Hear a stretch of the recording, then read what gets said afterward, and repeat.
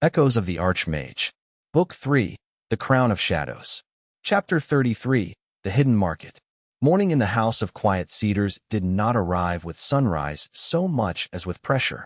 The hidden quarter beneath the capital had very little use for dawn as the surface world measured it. Light filtered down only in thin suggestions through iron gratings, drainage shafts, and cleverly angled vents disguised among the market stones overhead. Yet the refuge still woke on schedule, and it woke hard. By the time Graves came down from the freight stair after too little rest, the old cedar market was already alive with its own practical music. Healers crossed the tiled lanes with steaming kettles. Couriers in plain work coats knelt over maps laid on upturned crates. A baker who had been a magistrate's wife before the Rose confiscated her house was teaching two children how to cut stale loaves for broth without wasting the crust. Near the far wall, three smiths were turning bent hooks, hinges, and freight iron into spearheads, while Soraya Mirel dictated route changes to a runner who looked no older than 16 and carried responsibility as if it were simply another satchel. Nothing in the place was ornamental, yet nothing felt defeated. Graves stood still for a moment and let that sink into him. A kingdom did not survive only in palaces, charters, and battle lines. It survived wherever people refused to abandon useful habits under pressure. Down here, in a buried market the regent's ledgers treated as closed and empty, the realm had been preserving itself with broth, timber, ciphers, and stubborn hands.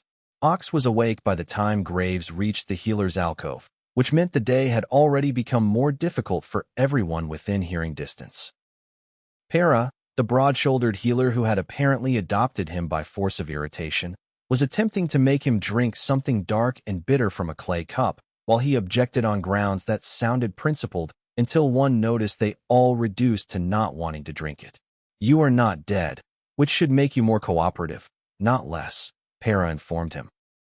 Ox, bare to the waist and stitched from shoulder to ribs with enough clean bandaging to alarm a lesser man, looked up at Graves with the expression of someone wronged by medicine itself.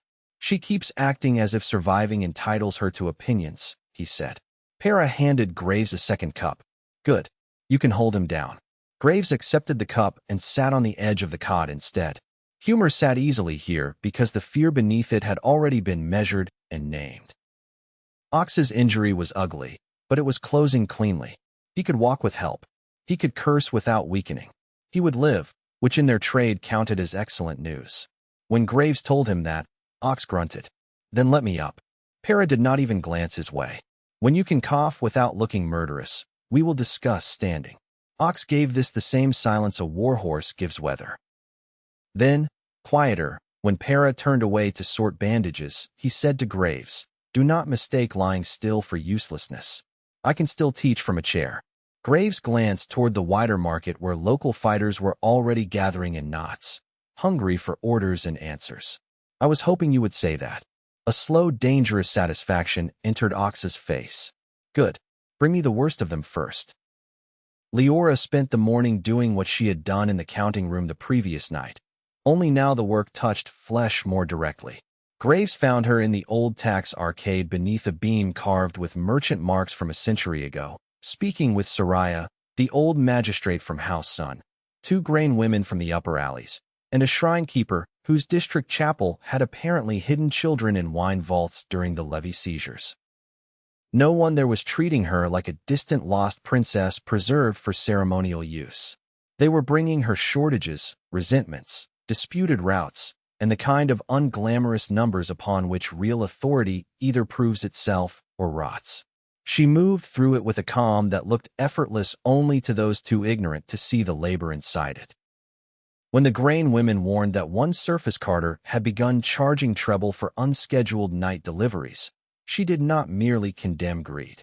She asked which street he served, whose ovens depended on him, whether his family had lost anyone in the last winter sweep, and whether coercion by city inspectors was likelier than sudden corruption. When the magistrate worried that several inner houses would demand blood proof before risking open contact, she answered without flinching that they would have proof, but that proof would not excuse delay in feeding the people already committed. When she saw Graves at the edge of the arcade, something in her expression changed, not weakening, but warming without surrendering focus. She crossed to him when the grain matter had been assigned. "You slept?" she asked. "Poorly. Good. I should distrust this place if it allowed comfort too quickly." Her fingers brushed his wrist once in passing, small contact hidden by motion. "Walk with Soraya when she is free. She wants to show you the lower lines. She thinks the market still remembers more law than the surface courts do." Graves looked past her toward the people waiting with their burdens. "And what do you think?" Leora's mouth curved, brief and tired and fierce. "I think the city is sick, not dead. I would like to know which of its bones still answer when called by the old names." Soraya Mirel took him through the lower quarter after midday, by routes no ordinary merchant would have guessed existed. The old cedar market sat atop a braid of structures from different eras, toll chambers from the first river expansion, storage crypts from a famine century, witness closets hidden inside drainage walls, and beneath all of them a legal underframe laid by rulers who had apparently believed administration should be designed to survive treachery. Graves approved of them on principle. As they walked, Soraya spoke in the dry, exact style of a woman who preferred useful truth over theatrical secrecy. The House of Quiet Cedars had once been a routine exchange district. After the Rose seized the Crown offices and began stripping local testimony from the system, it became a shadow registry and food tin house. Families thought erased by the capital had passed names through it. House claims declared extinct above ground had been kept alive here by ledgers copied at night and hidden inside spice crates. Even the children carried memory as labor. One little girl sweeping ash from a corridor wall paused to tap 3 stones with her broom in a pattern Soraya answered without breaking stride. "Signal drill," she explained. "If the sweepers ever stop noticing walls, we are already finished." Graves let his hand drift across the old masonry as they passed. The lawful current moved there in faint ribs.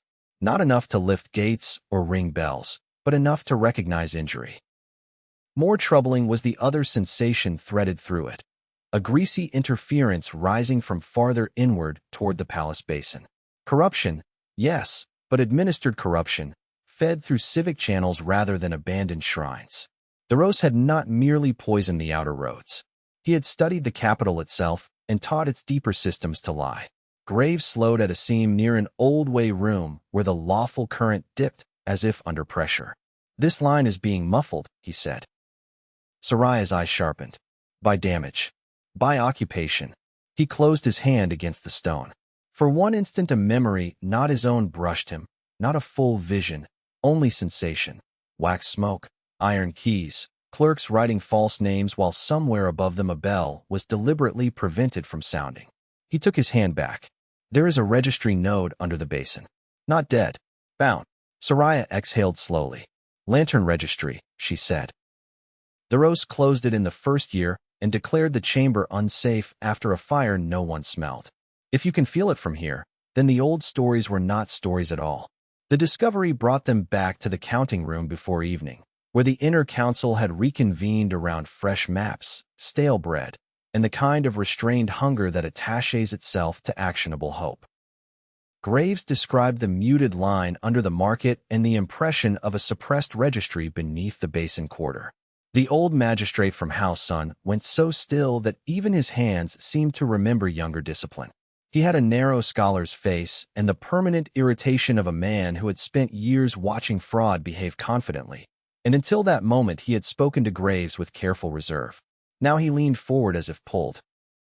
Lantern Registry handled emergency inheritance challenges, disputed cadet lines, and crown transit attestations when the upper courts were politically compromised, he said. If the Rose captured that chamber early, he did not do it only to hide records. He did it to control legitimacy itself. Around the table, the consequences opened like cuts. Soraya pointed out that several houses still sitting on the fence would not move without documentary proof that the regent's certifications were false. The shrinekeeper warned that every day the node remained bound, the city's ward logic would continue feeding corrupted instructions into drainage, storage, and bell routes. Tavin, who had appeared from nowhere smelling faintly of oil and bakery smoke, added with distaste that any man who controlled both grain tallies and lineage records could starve a district and then certify his chosen heir as rightful owner of the emptied properties. Leora listened until the room reached that familiar edge where fear begins disguising itself as prudence. Then she said, "We take the registry back." The magistrate opened his mouth, perhaps to object to the speed, perhaps merely to honor habit, but she did not stop. Not because symbols please me, because legitimacy, food, and movement are all being falsified through the same habit of control. If the chamber lives, we wake it. If records remain, we recover them. If nothing remains but proof of tampering, we use that. I will not ask people to rise while the city itself is still being forced to sign my uncle's lies. Graves felt the room shift. Not agreement yet. Alignment. It was enough.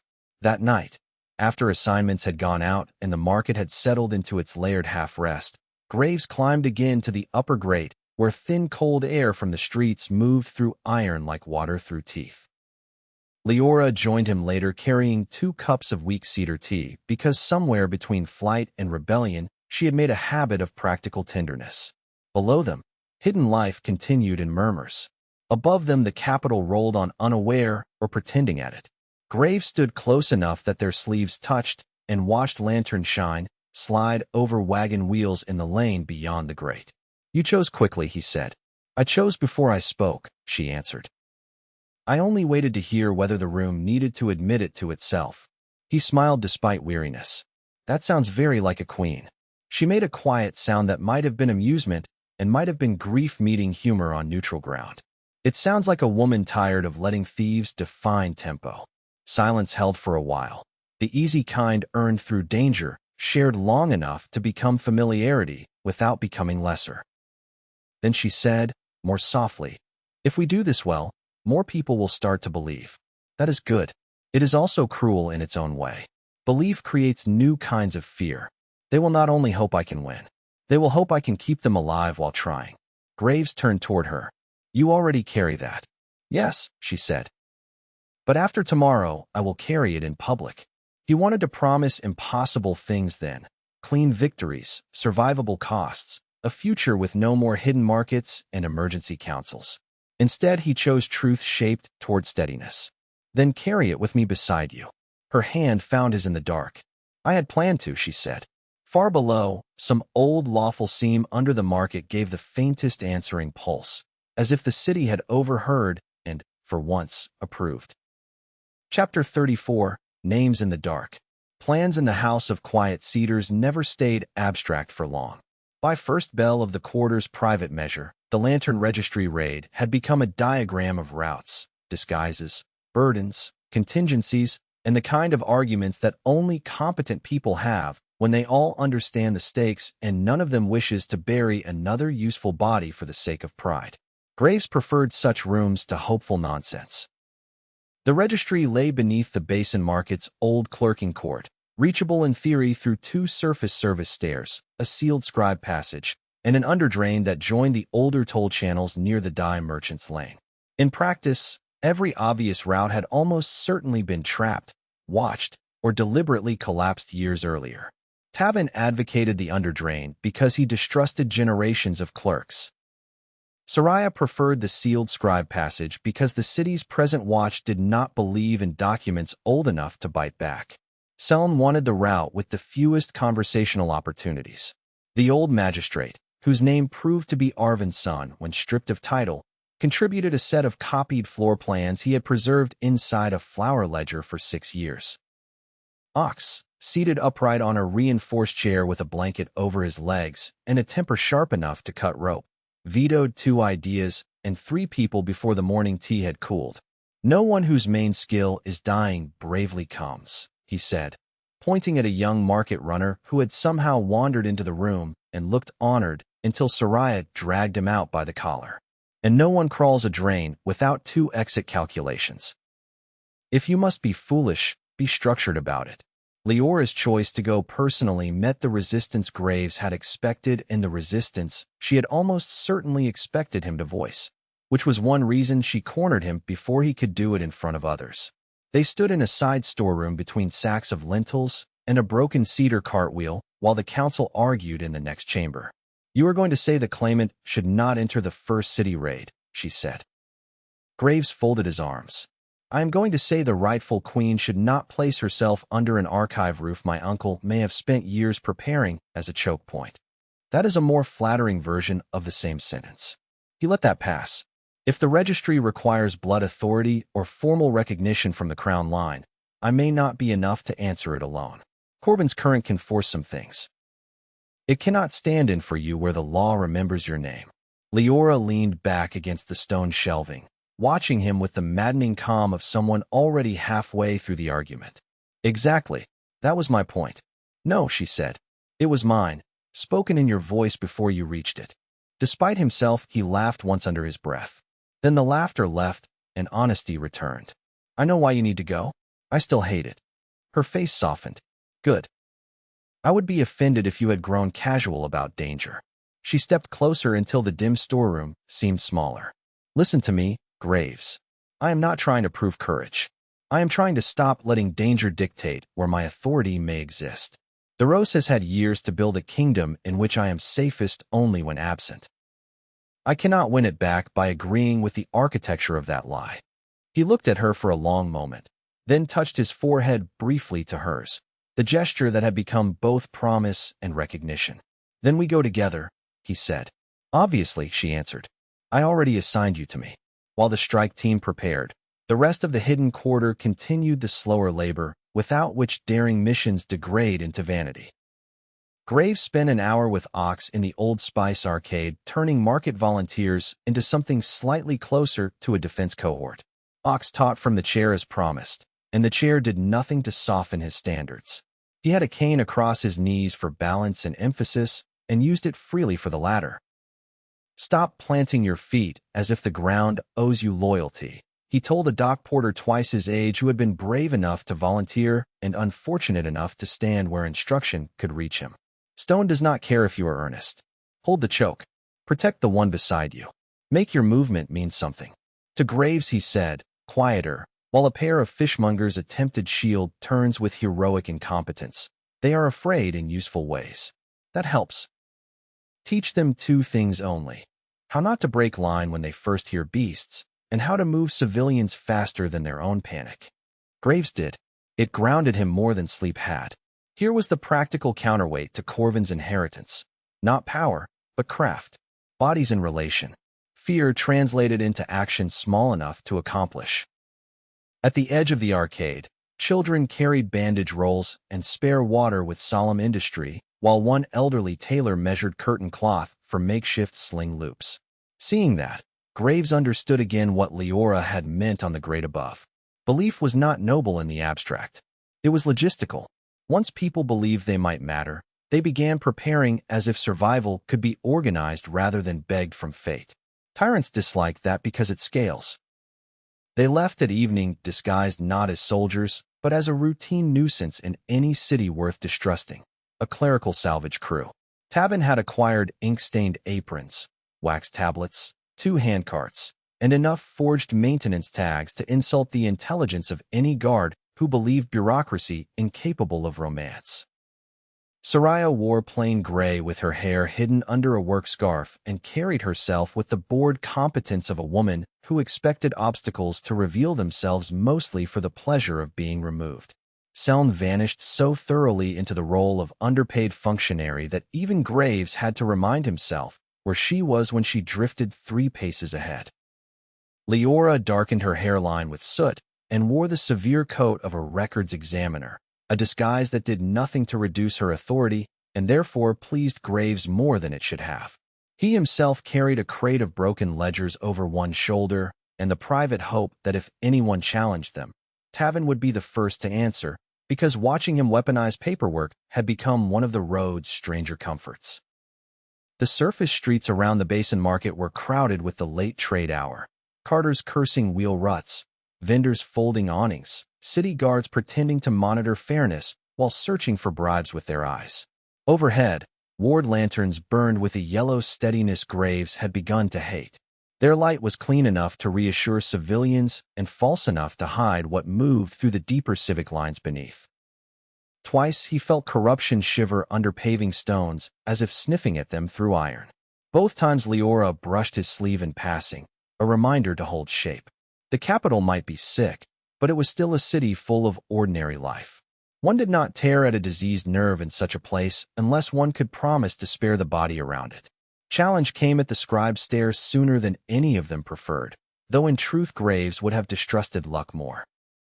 Two basin wardens in dark blue tabards stood by the side passage arch, where Arvinson's plans insisted only sealed clerks and fire inspectors once walked. One was bored. The other had the sharp little eyes of a man who enjoyed discovering technical faults in lives not his own. Tavin met them with offended professionalism before anyone else could speak. "Late seal review," he said, thrusting a wax tag so near the sharper warden's face that the man had to lean back to focus. "Flood rot and index salvage under chamber directive. If you delay us, you can explain to registry provisioning why 3 years of tariff reconciliations mold into paste." The board warden recoiled on principle from the thought of tariff reconciliations. The sharper one, unfortunately, could read. His gaze moved from the tag to Leora's coat to Graves' crate and stuck there half a heartbeat too long. Graves felt the man's suspicion gather. Then Leora gave an exasperated sigh of such exact administrative superiority that even Graves almost apologized to her. "If the past script is beyond you, summon a supervisor," she said. "But do it quickly. I have already lost one evening to men who confuse guarding a door with understanding why it exists." The sharper warden flushed. The bored one snorted and muttered that it all looked miserable enough to be genuine. Vanity did the rest. No petty officer likes exposing ignorance in front of someone who sounds born to record it. They were waved through with warnings about the lower steps being unsafe after old smoke damage. Soraya did not speak until the arch had taken them out of earshot. Then she murmured, "You missed your calling as an intolerable court official." Leora's answer arrived without looking back. "No. I merely met one often enough to learn the gate." The scribe passage descended in a slow corkscrew lined with soot stains no ordinary fire could have left. The old smoke damage had not burned downward so much as been sucked into the stone from below, which worried Graves more than open flame would have. At the second landing, he felt the lawful seam under the wall tighten around his presence and then shy away, as if something deeper in the chamber had been trained to punish recognition. They reached a sealed bronze door fitted with for clerks' locks and a dead bell tongue built into the frame. Arvin's copied key sequence opened 2 of the locks. Tavin cajoled a third. The fourth, which had once answered witness authority, pulsed black when Graves touched it. Corrupted, not broken, purposefully inverted. "Move back," he said quietly. Leora did not move far, merely to the side where his line of sight remained clear. Graves set his palm against the lock plate and let Corvin's current narrow instead of swell. That had become one of his hardest lessons. Strength was not only force amplified, but force reduced until it could enter the shape of the problem. He fed a clean thread into the twisted seam and felt resistance answer, old instructions wrapped around newer poison. For an instant the chamber beyond flashed through him in sensation. Shelves. Brass lamps gone cold. A bell suspended over a registry dais with black resin packed into its tongue. And under the floor, chained in civic stone, the same oily logic that had been whispering through the market lines. The lock fought him like a thing with a grievance. Then Leora set her hand on the plate beside his and spoke her name in full, not loudly, but with the calm of law reclaiming its own grammar. The black pulse broke. The fourth lock opened. The door withdrew inward with a breath of trapped dust and cold paper. The lantern registry, bound for years beneath the Capitol, waited in the dark like a witness whose jaw had only now been pried free. Chapter 35, The Lantern Registry. The first thing Graves noticed inside the registry was order. Even after years of theft, tampering, and forced silence, the chamber retained the proportions of a place built to distinguish one truth from another without confusing either for convenience. Desks stood in measured rows around a central dais. Ledger stacks remained strapped in color-coded bands that had outlived the clerks who tied them. Brass index cages lined the eastern wall, each cage labeled in a neat hand now furred with dust. The false fire story made immediate sense. Smoke scars blackened the vaulting overhead, but nothing below them had the char pattern of a room that actually burned. The smoke had been theatrical, perhaps fed into vents from elsewhere, meant to justify closure without damaging the records too visibly before the right thieves arrived. Tavin, seeing the chamber, whispered something reverent and profane at once. Arvin's son had followed despite every order to remain behind, and now stood just inside the threshold with tears in his eyes, so angry they seemed insulted to exist. They said it collapsed, he murmured. They said the beams went and the indexes were unsalvageable. Leora looked slowly around the room, jaw set not in surprise, but in the particular fury of finding one's enemy exactly as dishonest as feared. No, she said. They said whatever would make decent people stop asking where their names had gone. Proof waited everywhere once they knew how to read the arrangement. The outer shelves held ordinary tariff summaries and flood appeals, the kind of documents any seizure crew would leave behind because mundane suffering rarely interests high treachery. The inner cages were another matter. Whole sections stood empty where cadet inheritances, transport attestations, witness caravan rosters, and emergency dispute rolls should have been. On the central dais sat 3 locked chests stamped with the regent's interim seal from the months before his rule stopped pretending at temporary necessity. Those chests contained replacement ledgers written in a clerk's careful hand and false in ways only a patient villain could love. Dead heirs restored where they suited the rose. Living cousins erased. Transit lines reassigned to military oversight on grounds of security incidents that corresponded neatly to monster attacks arranged by his own people. Grain entitlements collapsed into arrears and then attached to crown-loyal houses that had suddenly become prosperous. The theft was not crude. It was architectural, each fraud supporting another until entire districts could be declared lawless and then rescued by the very system that had engineered the disorder. Arvin turned pages with increasing steadiness as outrage replaced grief. Here, he said, tapping one margin. This family was certified extinct 2 winters ago. Their daughter is alive under Mirel protection. Here, this levy exemption should have gone to the kiln ward because of flood loss. Instead, it was voided under emergency review and given to a troop granary. Here, his voice thinned. Here is the first certificate declaring Leora's mother died, without surviving recognized issue. The wording is wrong. It omits the 5th formality. A real chamber clerk would never have missed it. Leora's hand flattened against the page as if she might press the lie backward through time. The registry was not unguarded, only defended in a language different from swords. Selm found the first warning before anyone else. Crouched beside a clerk's, well where a line of black grit had been laid too evenly under the tiles. Graves knelt beside her and felt the disturbance at once.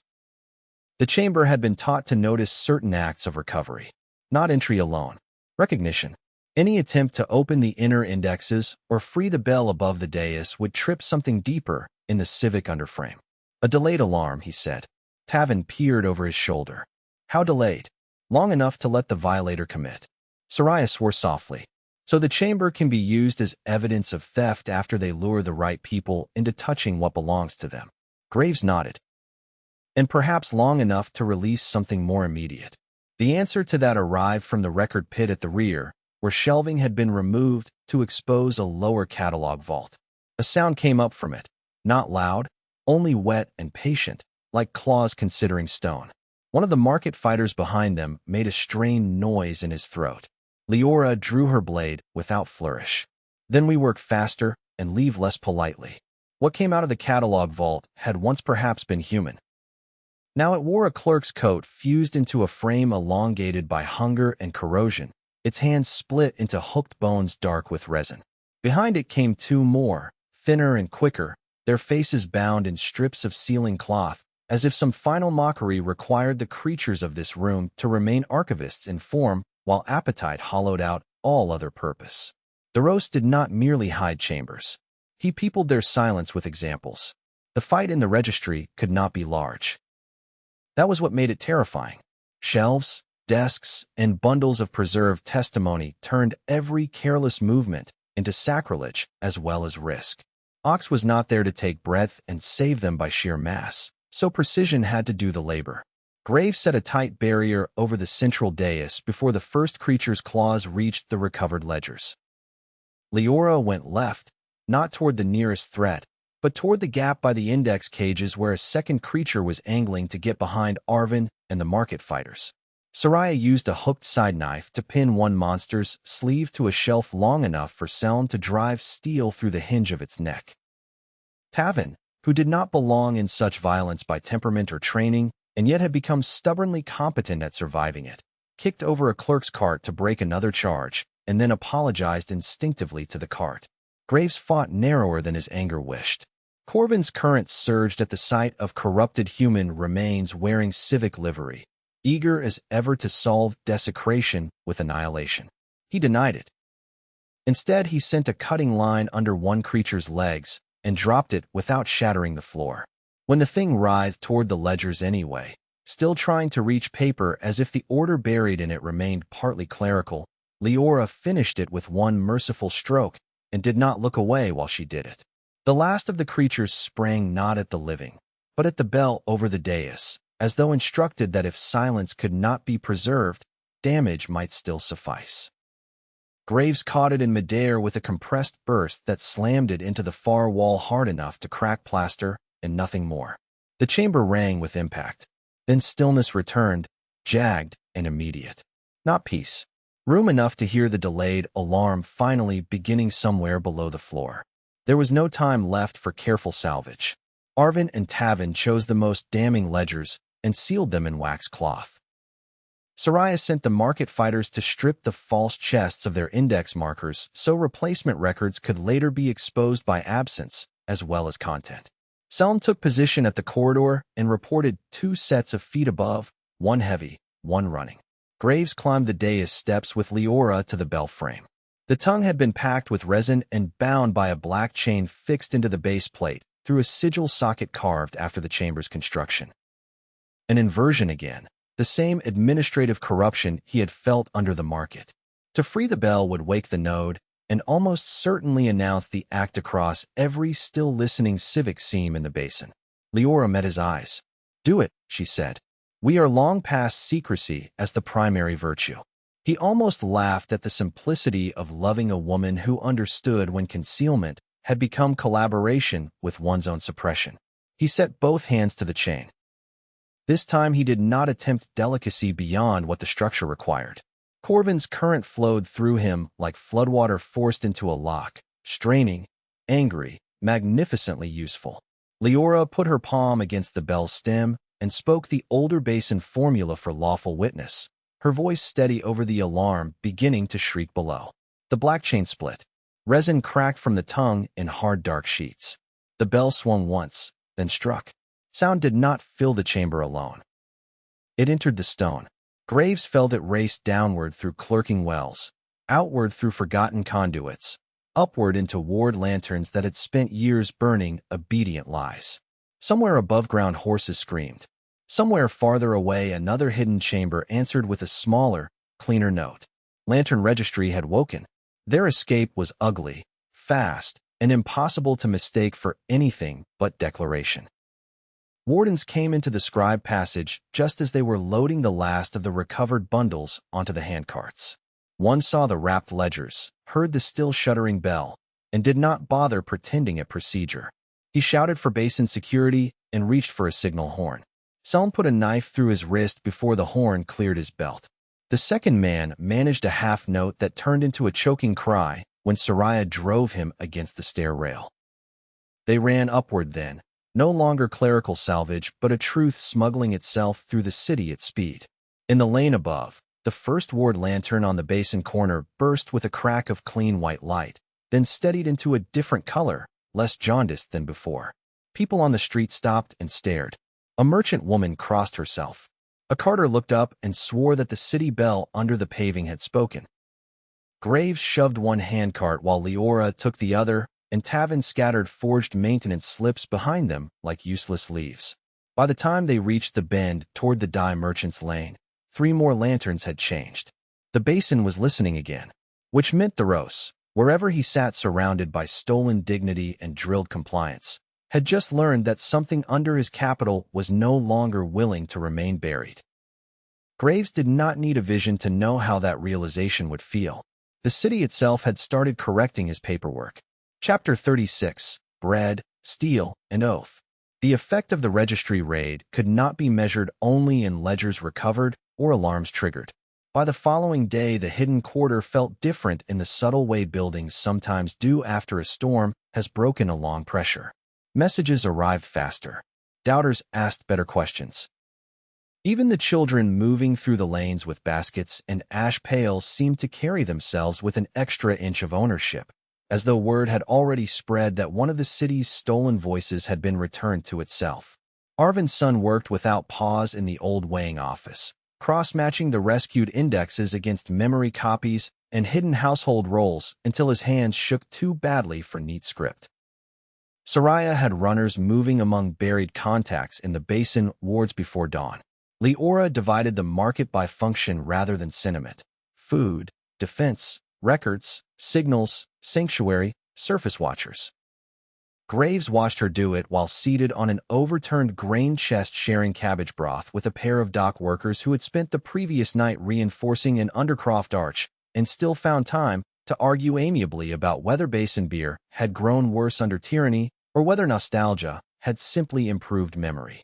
It was one of the things he had come to value most amid constant pressure, these absurdly ordinary moments that kept history from becoming too grand in the telling.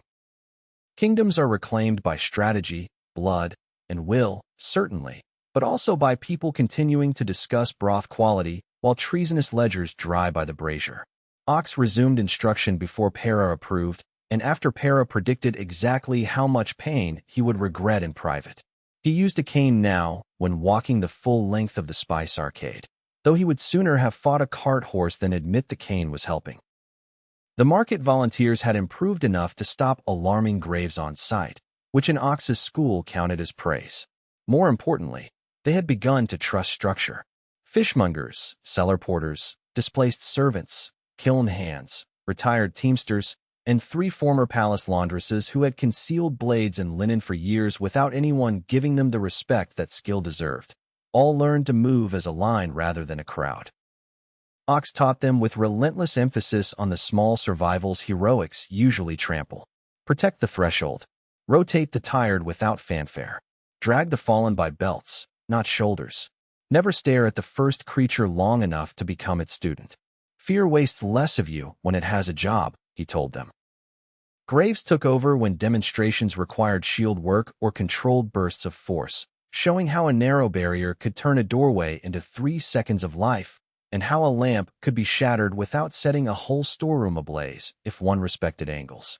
Several of the older volunteers looked at him at first with the unease he had grown accustomed to, the question beneath the courtesy always the same. Would the Archmage's heir keep his shape if pressed hard enough? He answered not by argument, but by consistency. No grand display, no crackling spectacle, only repeated proofs that power could be made to serve method instead of replacing it. By the end of the lesson, one of the palace laundresses nodded once and said, "Good, we can work with that." Graves treasured the approval more than he would have admitted aloud. Late in the afternoon, when the market quieted enough to let fatigue become visible again, Leora asked Graves to walk the upper freight gallery with her. The route took them past storage rooms now turned into nurseries, quiet wards, and map closets, then up a narrow stair to a roof slit where the city air came in carrying smoke, river damp, horse sweat, and the faint spice of roasted chestnuts from a surface vendor who had no notion his stall sat above a rebellion. From there they could see a slice of the basin quarter and, farther off, one pale edge of the palace rise. The ward lanterns nearest the old registry now burned with the cleaner tone Graves had noticed during their escape. To everyone else it might have looked like maintenance or weather. To those who knew the deeper grammar, it was a correction. Leora rested her forearms on the iron and watched the city with a gaze both tender and severe.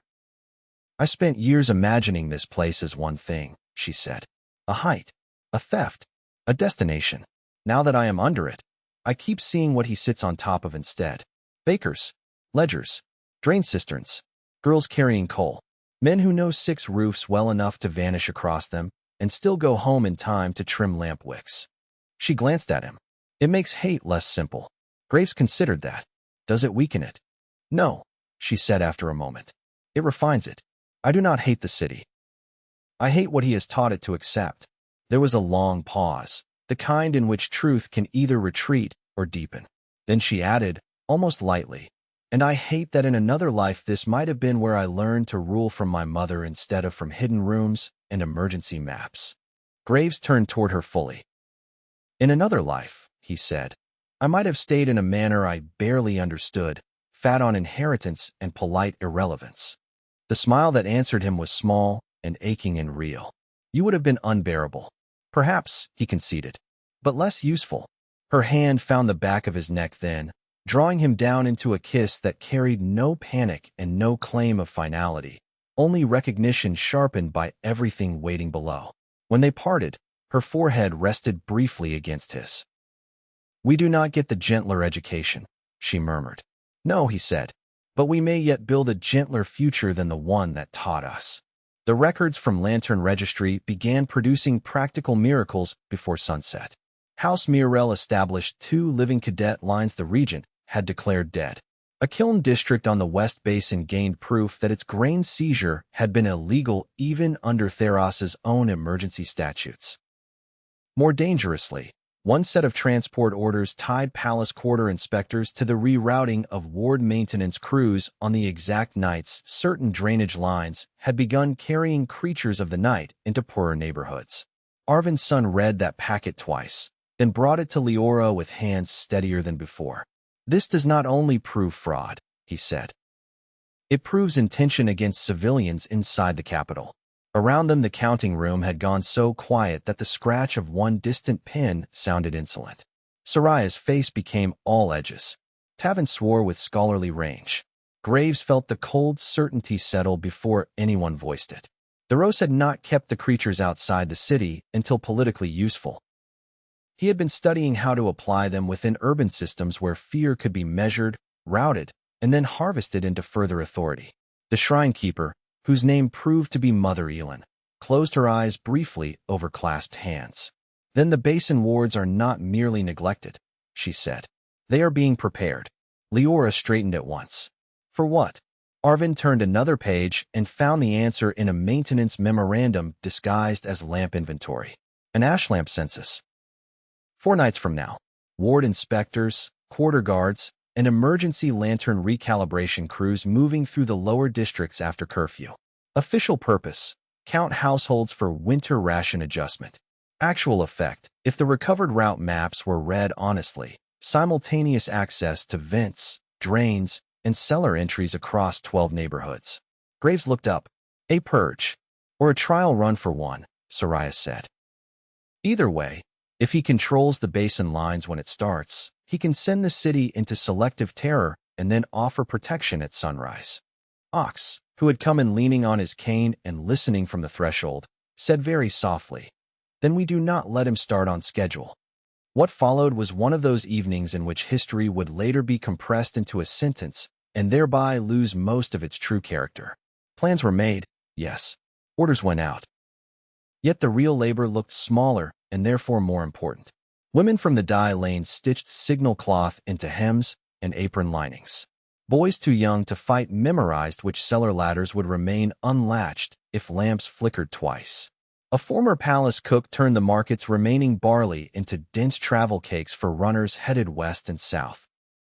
Ox reviewed defensive sectors with people who had never once imagined themselves responsible for holding a city quarter against royal inspectors and sewer horrors at the same time.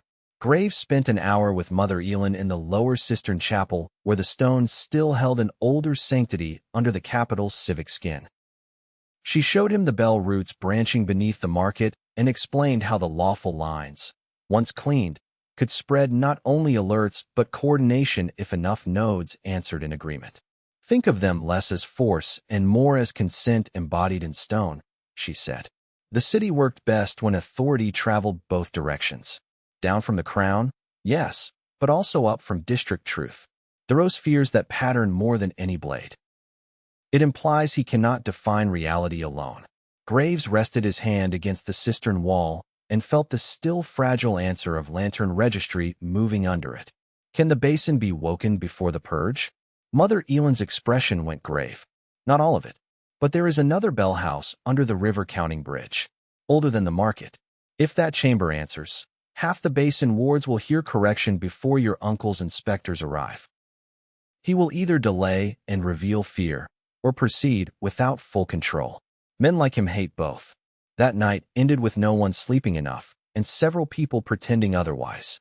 Graves found Ox at the end of the Spice Arcade after the lamps had been hooded low, sitting alone on a grain crate with the cane across his knees and his expression turned inward. It was rare enough to make Graves approach without announcing himself. Ox heard him anyway. "You walk lighter than when we met," he said. "That either means improvement or better boots." Graves leaned against the arch beside him. "You are awake late for a man threatened by healers." Ox grunted. For a long while he said nothing. Then, because silence with him had never meant emptiness, he spoke with the rough directness Graves trusted most. "You and she are changing faster than the war around you.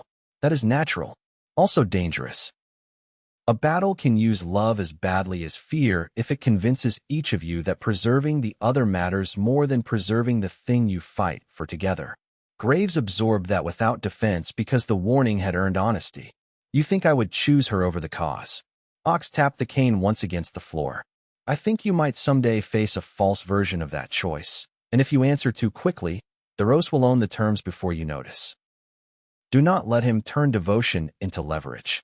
Graves looked out into the dim arcade where volunteers slept under blankets with spears stacked by the wall. "And what should I choose instead?" Ox's reply came without hesitation. "The world in which she gets to be fully herself. Sometimes that means pulling her out of danger. Sometimes it means walking into worse beside her. Learn the difference." It was the sort of guidance Graves knew would matter later in precisely the moment he least wished to remember it. He nodded. Ox rose with a hidden wince, disguising it by insulting the cane under his breath. "Good," he said. "Now go sleep before the city requires another miracle from your face tomorrow." Chapter 37. Bells Beneath the Basin. They reached the river-counting bridge before dawn, dressed again as municipal drudges, because in cities as in kingdoms the most effective disguises are often jobs everyone resents, but no one studies closely. The bridge itself spanned a canalized arm of the basin and looked harmless in the morning gray. Carved stone rails, water wheels below, toll niches sealed for the season, and a line of merchants' wagons already forming beyond the eastern checkpoint. Beneath it, however, according to Mother Elin's memory and Arvinson's begrudgingly elegant annotations, lay one of the oldest civic bell houses still connected to the basin wards. Not a grand court chamber, only a counting node where measures of grain, bridge passage, and emergency allotment had once been reconciled under public hearing. The Rose had no use for such structures unless he controlled them. That was why Graves distrusted the quiet around the lower maintenance hatch at once. Too clean. No drift refuse. No casual rot. Someone had been tending access while insisting publicly that the sublevel remained flooded. Ox came with them despite Para's objections and common sense, moving slower than before Ashenstair, but no less solid for the reduced speed. "You can lecture me after we survive," he had told the healer, which only proved he had spent too long around all of them because that sentence had the exact shape of collective vice. Soraya brought 6 of her best quarter fighters. Seln vanished ahead through the waterworks grating. Leora checked the seals on the satchel carrying copied registry orders and said, "If this chamber wakes, we warn the wards today. If it does not, we still know where the silence was enforced." Graves looked at the bridge stones glistening above the canal and felt the bell house below like a tooth clenched in pain. The lower hatch opened onto steps descending through damp ironwork into air that smelled of river moss, lamp ash, and old coin. Wheels turned somewhere beyond the walls with the patient complaint of machinery that serves whoever bothers to grease it. The bell house itself lay under a vaulted chamber supported by columns shaped as bundled reeds, each carved base worn smooth where generations of clerks and carriers had rested boots while waiting to be counted honestly. Graves liked the place on site. It had none of the sterile dignity court architects favored. This was a working chamber, built for voices raised over tariffs and shortages and bridge disputes, the sort of room that makes sovereignty answer to grain tallies and broken axles whether it likes the experience or not. That was likely why the Rose had half buried it. The dais remained in place, but the public benches had been ripped out to make room for maintenance crates and resin barrels. The bell itself still hung above, larger than the lantern registry bell and older by at least a dynasty. Its bronze stained dark where black runoff had been poured repeatedly over the tongue mount. More disturbing were the ward cages along the outer wall. Instead of clerical notes or service tools, they held glass canisters of ash-gray oil, horn relays, and rolled maps marking the 12 districts scheduled for the Ashlamp census. The purge would begin here as much as in the streets. Not by one roar, but by calibrated inputs into the city's nervous system. Tavin crouched by the nearest cage and read the labels with mounting disgust. He has scheduled panic by quarter and fuel demand. There are notes on recovery tempo. Soraya looked across the chamber as if she might kill the concept of administration with her hands. He counts fear like grain. The memory struck Graves when he touched the bell pedestal and came harder than the fragments he had felt before. No haze this time. No half-shapes. The chamber filled with another hour layered on top of the present so sharply that his knees nearly buckled. Leora caught his arm, but the vision had already taken him. He saw the bellhouse years earlier under bright official lamps and heard voices clearly enough to hate them afresh. The roast stood at the dais in the chain of regency, not yet crowned, not yet wholly sure the theft would become permanent, which perhaps made him more dangerous than the finished tyrant. Beside him was Lady Sorrel, thinner and older than in the Ridge memory, carrying a lacquer case filled with black resin stops. 2 municipal wardens and a palace registrar watched with the devoted discomfort of functionaries participating in something they knew to be wrong, but professionally valuable. The roast spoke without drama, which made every word land harder. The city does not need truth from every quarter at once, he said. It needs stability from the center and compliance at the edges. The registrar, timid enough to dislike his own courage, ventured that the basin bells had always answered district testimony bidirectionally. Lady Sorrel opened the lacquer case and smiled as if at a child describing an obsolete toy. Then teach them hierarchy, she said. What followed sickened Graves more than any battle memory. They did not smash the bell house. They taught it to distrust unsolicited truth. Resin in the tongue mount. Inverted sigils at the floor seams. Routing changes so only crown-authorized signals could travel freely while district alarms slowed, blurred, or arrived already interpreted. The roast watched the work with the satisfaction of a man discovering that governance could be made both more efficient and less accountable through the same act. Then he said the sentence that remained when all else began to smear. When the city learns to hear only upward, rebellion becomes a local accent rather than a national fact. Graves came back into his own body shaking with fury cold enough to cut. Leora steadied him until the chamber reassembled around the present. When he told them what he had seen, the effect was immediate and clarifying in the worst way. Soraya stopped looking angry and started looking certain, which was more dangerous. Arvin, had he been there, would likely have needed a chair. Mother Elin had predicted desecration, but even she had not spoken of anything this methodical. Ox listened with his face gone to that stony stillness that meant he was containing violence for later use. Then the capital has not merely been occupied, Leora said. It has been trained against itself. Graves nodded. And the Ashlamp census is not only to terrorize the districts. It is a systems test. If he can send creatures and ward orders through the basin cleanly under curfew, he will know the whole inner city can be managed the same way when open war begins. Tavin slapped a hand against one of the resin barrels. Then we deprive him of his practical demonstration. The work that followed required both speed and reverence. Soraya's fighters hauled the ash oil canisters away from the outer wall, while Seln mapped the signal lines feeding the purge routes. Tavin and Graves dismantled the inversion set at the bell base. Unlike the lantern registry, this chamber had been twisted deeper and longer. The corruption had sunk into civic habit, not merely blocked one mechanism.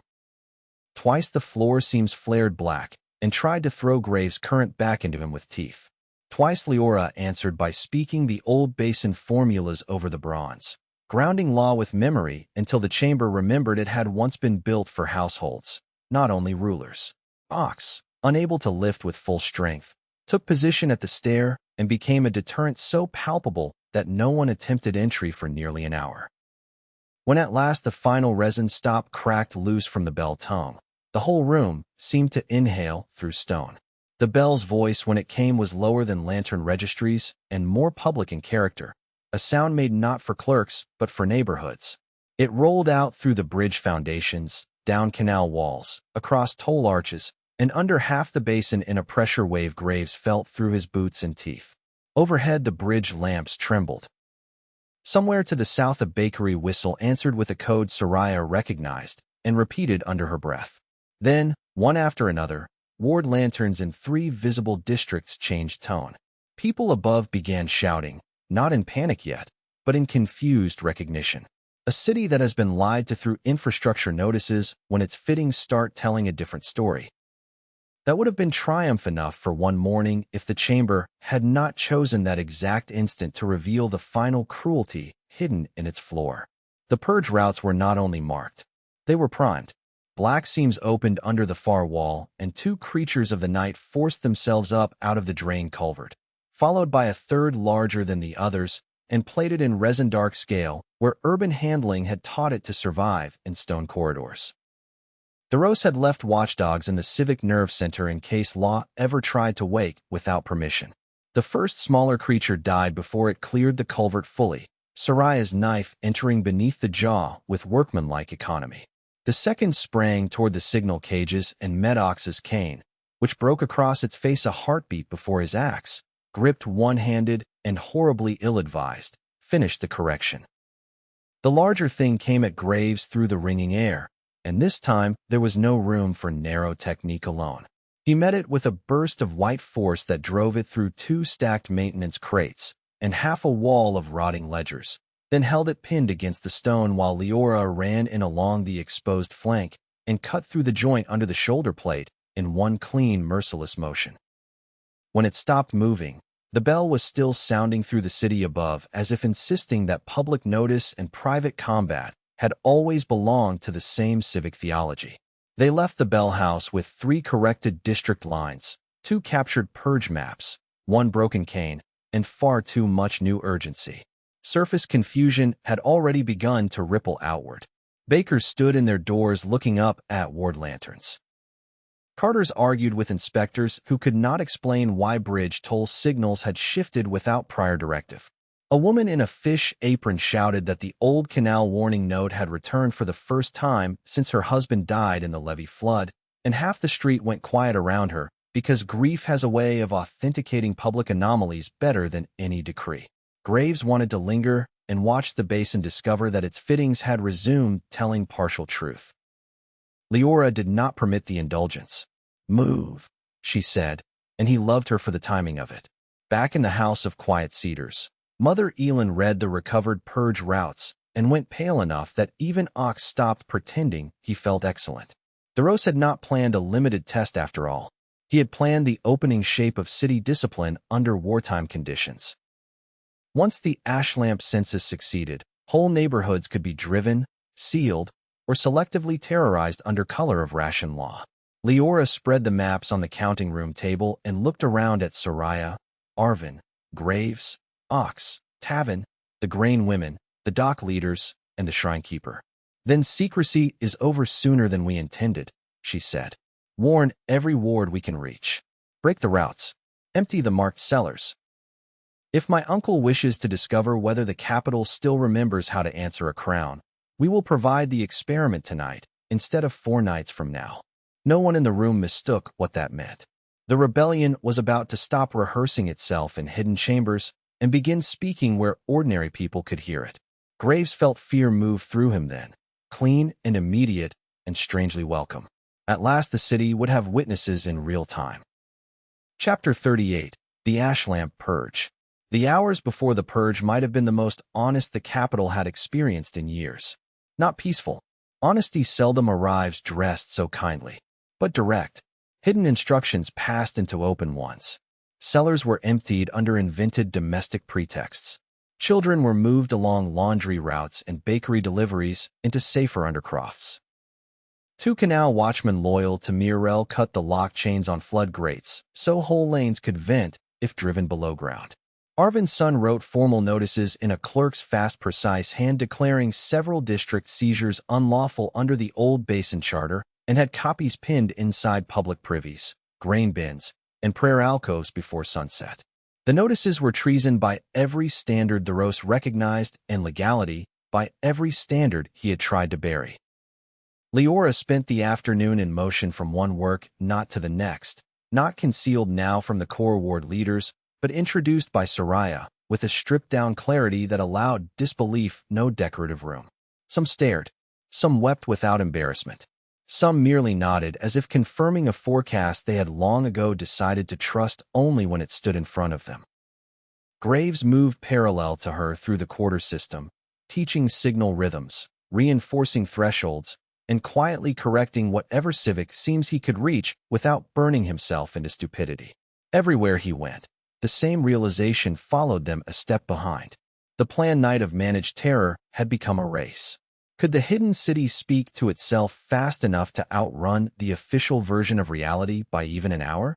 Sometimes history hinges on much less. The Rose moved before full dark, which told Leora two useful things at once. First, the bellhouse correction had frightened him. Second, fear had not made him cautious, only earlier. Inspectors entered the basin wards in double strength with quarter guards, oil carriers, and ward engineers bearing false maintenance seals. The first reports reached the House of Quiet Cedars by laundry girl, canal rope code, and one breathless courier from the lamp cutters almost simultaneously. West Kiln, cellar checks ahead of schedule. South Ferry, curfew advanced 1 bell. Iron Lane, guards accompanied by covered carts too small for ration tins and too heavy for paper. Mother Elin closed her hand over the signal slate and said, "He is committing." Leora answered at once. "Then so are we." There was no grand speech before the labor began, only distribution into prepared roles. Soraya took the outer lanes with Mirel fighters and basin workers. Ox commanded the market defense and interior evacuation because he could not yet hold a whole street, but could still turn frightened people into an organized force by glaring hard enough at chaos. Tavin and Arvin handled document packets, signal codes, and the blessedly boring miracle of making every runner leave with the correct satchel. Mother Elin and the grain women managed sanctuary flow. Graves stayed with Leora because both of them had already discovered that separating them under civic magic pressure was an excellent way to make his temper more dangerous and her options narrower. Before they broke, Leora caught Ox's forearm. No ceremony, no sentiment stage for onlookers. "Hold my people," she said. Ox's answer was rough and certain. "Bring them back worth holding." The first open clash came in a tallow lane north of the basin, where 3 inspectors and 8 quarter guards tried to force entry into a row of linked cellar houses marked on the purge map as high-density evacuation vectors. They found instead 5 laundresses with hooked poles, 2 fishmongers carrying delivery knives, a kiln crew with slag shovels, and Soraya Mirel standing in the middle of the lane, holding a legal notice high enough for the lead inspector to read before she struck him across the face with it. By basin charter and witness correction under lantern and bridge nodes, she announced in a voice that hit the bricks like thrown iron. "This search is unlawful and denied." One of the guards laughed in the reflexive way mediocre men do when official violence assumes itself unanswerable. Then the roofline above them lit with 3 shuttered lamps in the pattern Graves had taught that morning, and half the lane moved at once. The laundresses hooked weapons away from hands instead of flesh. The kiln crew drove the rear cart sideways across the exit. A boy on the roof dropped a sack of lime into the second rank's eyes. By the time Graves and Leora arrived at a run from the adjacent cut-through, the inspector lay on the stones spitting blood and outrage while Soraya had her knife under his chin and the neighborhood around them had already chosen its side. Graves felt the quarter's lawful seem answer not to title alone, but to local consent embodied in action. This was what the Rose feared most. Not merely opposition. Neighborhoods recovering the habit of refusing together. The purge widened quickly after that because control systems under stress almost always escalate rather than reconsider. Horns sounded from the upper basin. Ward lanterns in 3 untouched districts shifted toward the sick yellow tone Graves now recognized as corrupted routing. Covered carts at the South Ferry split open to release creatures of the night into alleys too narrow for mounted response. One such release almost reached a refugee chain, moving children from the dive vaults until Leora intercepted it in a rain of sparks and steel at the canal steps, her blade catching lantern light while her voice cut sharper than the metal. "Move them now," she shouted, and the chain moved, not because panic vanished, but because command met competence in the body of a woman the city had been told for years was dead, lost, or irrelevant. Graves fought beside her through the canal arch, holding force so tight it hurt. He shattered a culvert brace at exactly the angle needed to bury two creatures under falling stone without collapsing the stair the civilians still needed. He flung a white shield over a knot of fleeing families, while crossbow bolts hissed off it from the roofline above. He drove one inspector backward through his own ash oil cart after seeing the man try to kick a little girl toward the open drain for cover. Each act mattered. None solved the whole. This was city fighting under civic corruption, not a battlefield with one clean front, but a dozen local collapses prevented by hands that arrived in time by inches. More than once he felt the old hunger in Corvin's current, the temptation to open himself wide and sweep an entire district clean by force. More than once Leora's voice, or her hand at his back, or simply the sight of ordinary people holding lanes with kitchen tools and laborers' shoulders, brought him back from the edge where power becomes insult to those it claims to save. By full dark, the House of Quiet Cedars had stopped being merely a refuge and become a command heart. Couriers came and went under hooded lamps. Volunteers carried the injured in on doors ripped from abandoned storage cells. The Spice Arcade rang with Ox's voice and the scrape of barricades dragged into new positions. He had abandoned the cane after the first hour and moved now with a brutal economy that made Para swear under her breath every time she saw him, but did not slow him all the same. Graves returned once with Leora to report the Basin Lane actions and found the hidden market transformed into something between a fortress and a town refusing to kneel. Palace laundresses passed sling stones to retired porters. Children who could memorize signals but not yet run rooftops sat with Arvin learning which houses might open if shown the corrected seals. One old cooper hammered nails through plank braces while reciting, to no one in particular, the names of 3 kings he had outlived and 1 regent he still hoped to. In the center of it, Leora mounted an empty grain barrel so the quarter leaders could hear without rumor bending her meaning. She did not announce triumph. She announced reality. The purge had begun early because the enemy was afraid. Several wards were already resisting. More would join if shown proof, structure, and the certainty that they were not alone. Then, before any advisor could tell her the risk, she gave the thing hidden movements are always warned against and often require anyway. She gave her name, not to a council, not to a chosen knot of believers, to the room, to the market, to the dockers and bakers and quarter captains and frightened children listening from blanket nests. "I am Lura Ethrin," she said, voice carrying under cedar beams blackened by old trade smoke. "And I have returned for the city as much as for the crown." For one heartbeat, no one moved. Then the entire arcade inhaled as if a missing wall had just fallen away. The response was not simple acclaim, which Graves respected. Relief, yes. Tears, yes. But also the hardening of obligation in faces that understood naming changes stakes. An old die foreman knelt because his legs gave out, not because theater demanded it. A young teamster laughed once like a man seeing sunrise after a cellar month. Soraya bowed only her head because field habit had never needed more. Ox, leaning one hand on the barricade and bleeding lightly through the fresh bandage Para had just applied in fury, looked at Leora with the deep satisfaction of a man who had carried a future in fragments long enough to enjoy seeing it finally stand up and introduce itself. Graves saw in that moment how leadership makes witnesses of everyone nearby, whether they wanted the transformation or not. There would be no folding this night back into rumor now. The Rose would know. The city would know. The question had become not whether the rebellion existed, but how much of the basin would choose to admit it before dawn. Leora stepped down from the barrel and went straight to the map table to assign more routes. That, more than the name itself, fixed the quarter to her. She did not perform identity. She worked from it. Graves took his place beside her. Outside, horns sounded from the palace side, harsher than before. Somewhere, a ward lantern burst. Somewhere else, in one of the basin districts newly warned, another clean bell answered. The city had started arguing with its ruler out loud. Chapter 39, Roofs of Cedar Smoke. The Rose answered the open naming with the sort of retaliation that reveals more about a regime's fears than its strengths. Near midnight, while the basin wards were still redistributing civilians away from the marked purge routes, a coordinated sweep hit the neighborhoods, feeding the House of Quiet Cedars from above and below at once.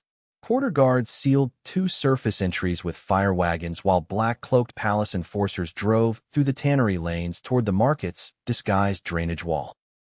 At the same time, creatures of the night came up through abandoned freight culverts under the East Arcade, more numerous than before and fitted with iron collar studs that flashed when ward lanterns overhead turned sick yellow. Tavin saw the signal inversion first from the upper grate and came down the stairs so fast he nearly broke his neck. He found the market spine, he said, breathless and furious. Not the exact door, but the pressure around it. He is trying to collapse our approaches and flush survivors into the basin courts. Leora did not waste a word cursing the development. She pointed. Soraya, roof teams. Ox, interior choke points. Mother Elin, children and non-fighters through the grain turn. Arvin, document burn triage only if capture is certain. Graves, with me.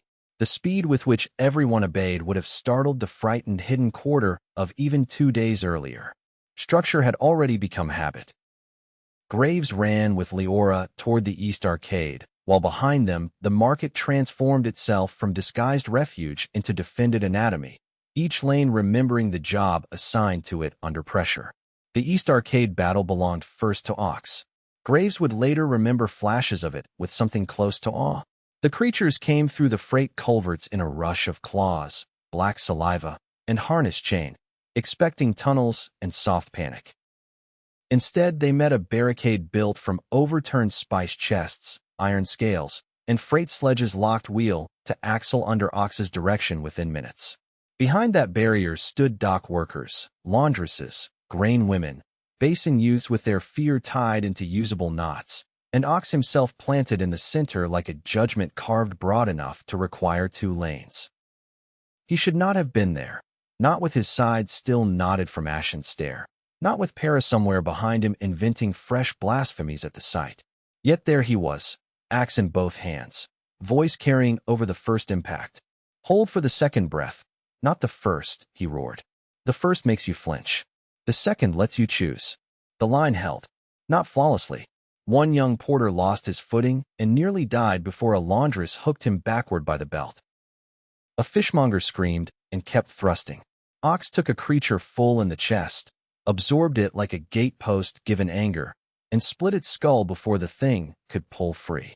When the second wave hit, Graves felt the lawful seam under the arcade answer the pattern of collective refusal as strongly as any spell. He wanted to help there and hated that he could not stay.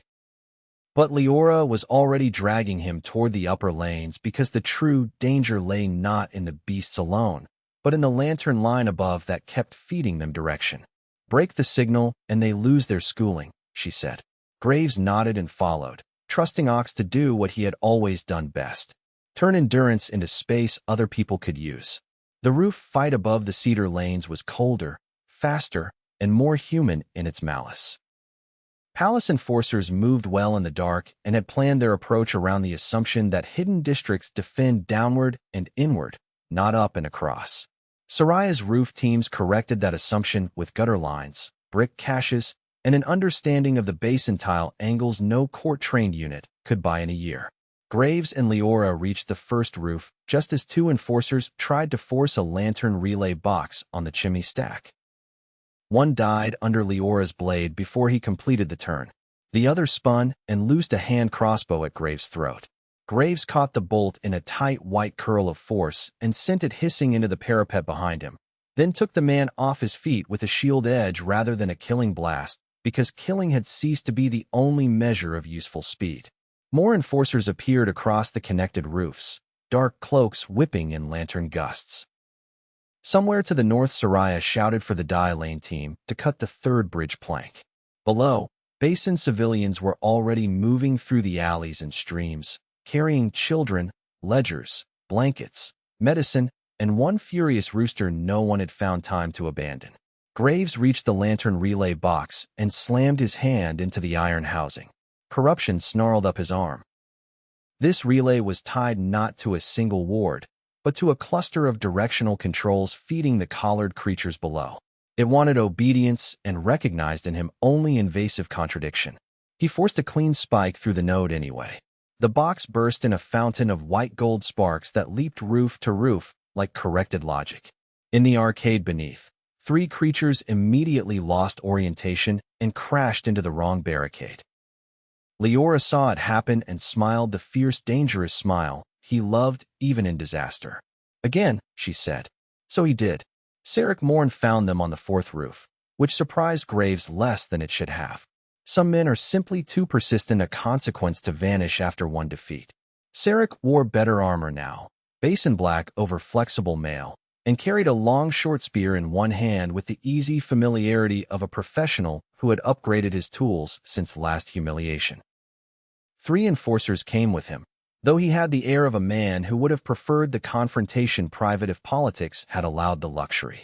You do enjoy reopening dead systems, he called over the clash and the smoke. My Lord Regent asked specifically whether you always ring before entering, or only when desperate to be noticed. Graves stepped forward before anger could choose for him. Tell your regent the city has begun checking his work. Sarek's smile did not reach his eyes. That is precisely what concerns him. The duel that followed was ugly in the way rooftop fights often are, too little room for elegance and too much for sudden death. Leora took 2 of the enforcers and turned the chimney corner into a geometry lesson they did not survive. Graves kept Sarek from the relay line, while Soraya's fighters closed on the 3rd man from the West Ridge tiles. Sarek was smarter this time about magic range, never giving Graves the full breath needed for a meaningful cast, if he could help it. He drove with the spear, retreated before the obvious counters, and used the slope underfoot better than any court brute had a right to. Twice he nearly forced Graves backward toward the roof edge. Twice Graves answered not with a wider blast, but with disciplined bursts into tile rather than flesh, fracturing Sarek's footing and changing the plane of the fight by inches. That seemed to offend the man more than raw force would have. Corvin's current, and you use it like masonry, Sarek spat. Graves met a spear thrust with a hard white brace, stepped inside the recoil, and slammed his forehead into Sarek's face with enough force to end the lesson. Tonight, he said through the man's stagger, masonry is what the city requires. Sarek retreated bleeding and laughing once with pure hatred before vanishing over the far parapet under cover from the remaining enforcer. He escaped. Graves did not like that. Yet the relay line behind him was broken, and below, the arcade beasts had begun killing indiscriminately rather than tactically. For once, the Regent's own management system was losing discipline faster than the people resisting it. The hidden market nearly fell anyway. That was the truth of the night, and Graves would not have trusted any memory that softened it later. While they fought the roofs, one of the surface fire wagons collapsed aside vent mouth and sent smoke and debris into the grain turn passage, where Mother Elan's sanctuary chain was still moving civilians. Panic flared. 2 creatures broke through the lower culvert after all and reached the weighing floor before Ox's 2nd line could close. Arvin San, of all people, saved the document room by striking one beast across the snout with an iron ledger press, and then shouting the location of the reserve oil pit so accurately that Tavin could ignite the channel behind it without burning the records themselves. Soraya came back over the roofs with blood on one sleeve and took command of the north barricade after the first dock captain went down with a torn leg. Leora reached the grain turn in time to pull a smoke-blind child out from under a fallen cart, while still issuing orders that rerouted 3 lanes of evacuees around the collapse. Graves arrived one breath later and saw, with the cold clarity disaster sometimes grants, that the entire market now depended on a single stone throat under the East Arcade.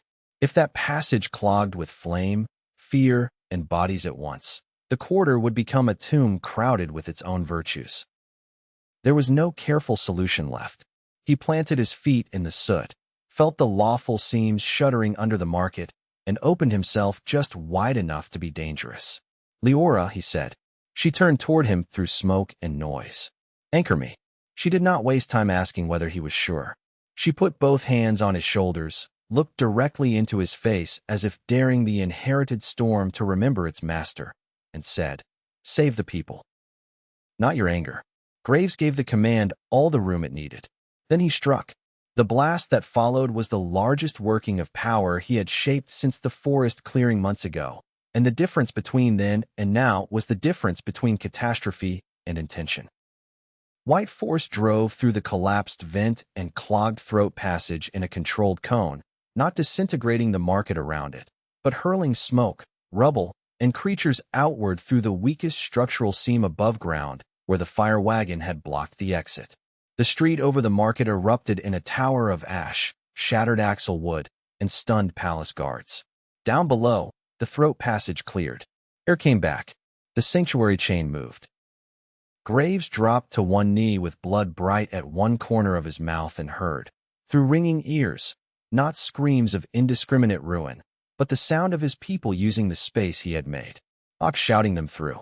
Para cursing them toward oxygen.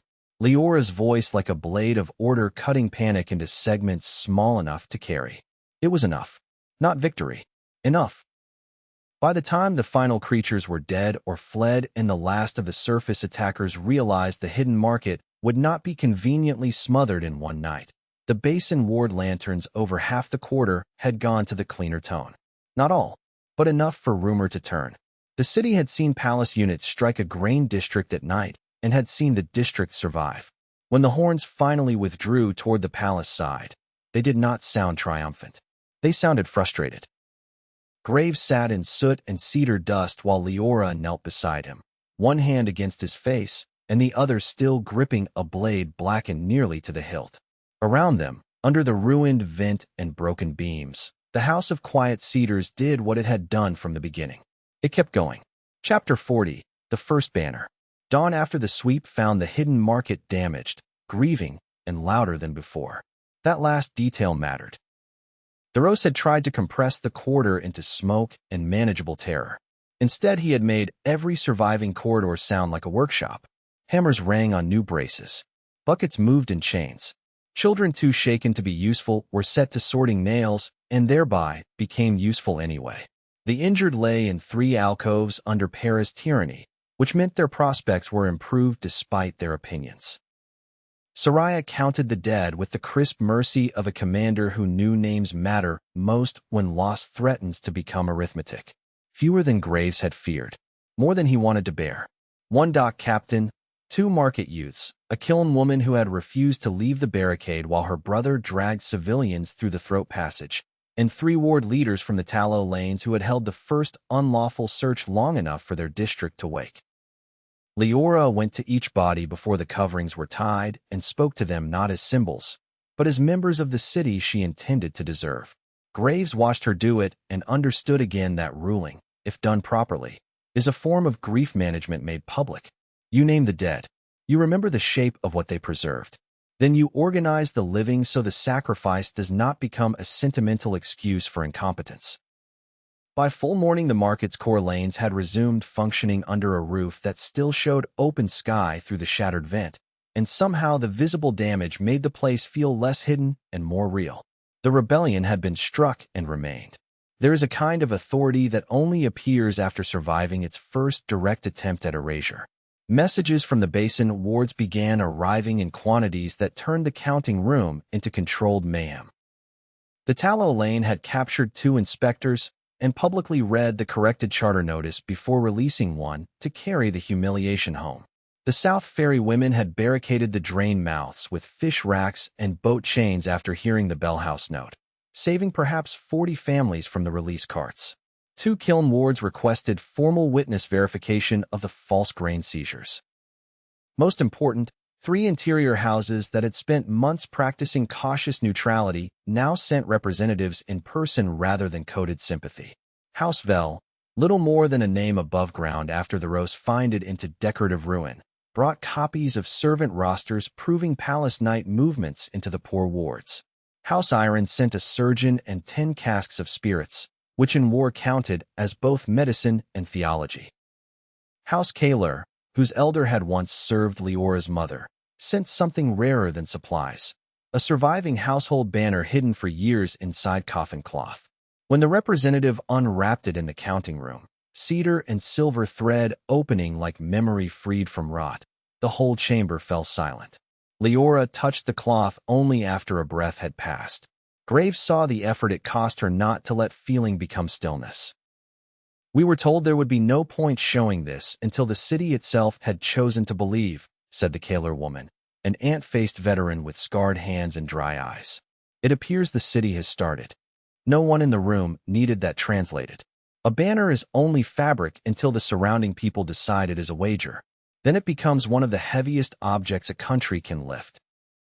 The formal declaration happened at noon in the Old Market Exchange Hall, because secrecy had lost its remaining tactical value, and because several districts had demanded not rumor, not copies, but sight. Sight of the claimant. Sight of the proof. Sight of whether the returned line and the hidden city could stand in one room without flinching from each other. Soraya placed guards in depth from the drainage gate to the upper grate. Ox stood at the side of the hall looking like a man held together by bandaging, rage, and bad patience, which was to say formidable enough to serve as architecture. Arvin's son arranged the recovered registry ledgers, corrected seals, false inheritance rolls, and purge route maps on a long counting table, as if assembling an indictment meant to shame not merely one ruler, but the whole culture of administrative cowardice that had enabled him. Mother Elin blessed no one in particular, and the room in general.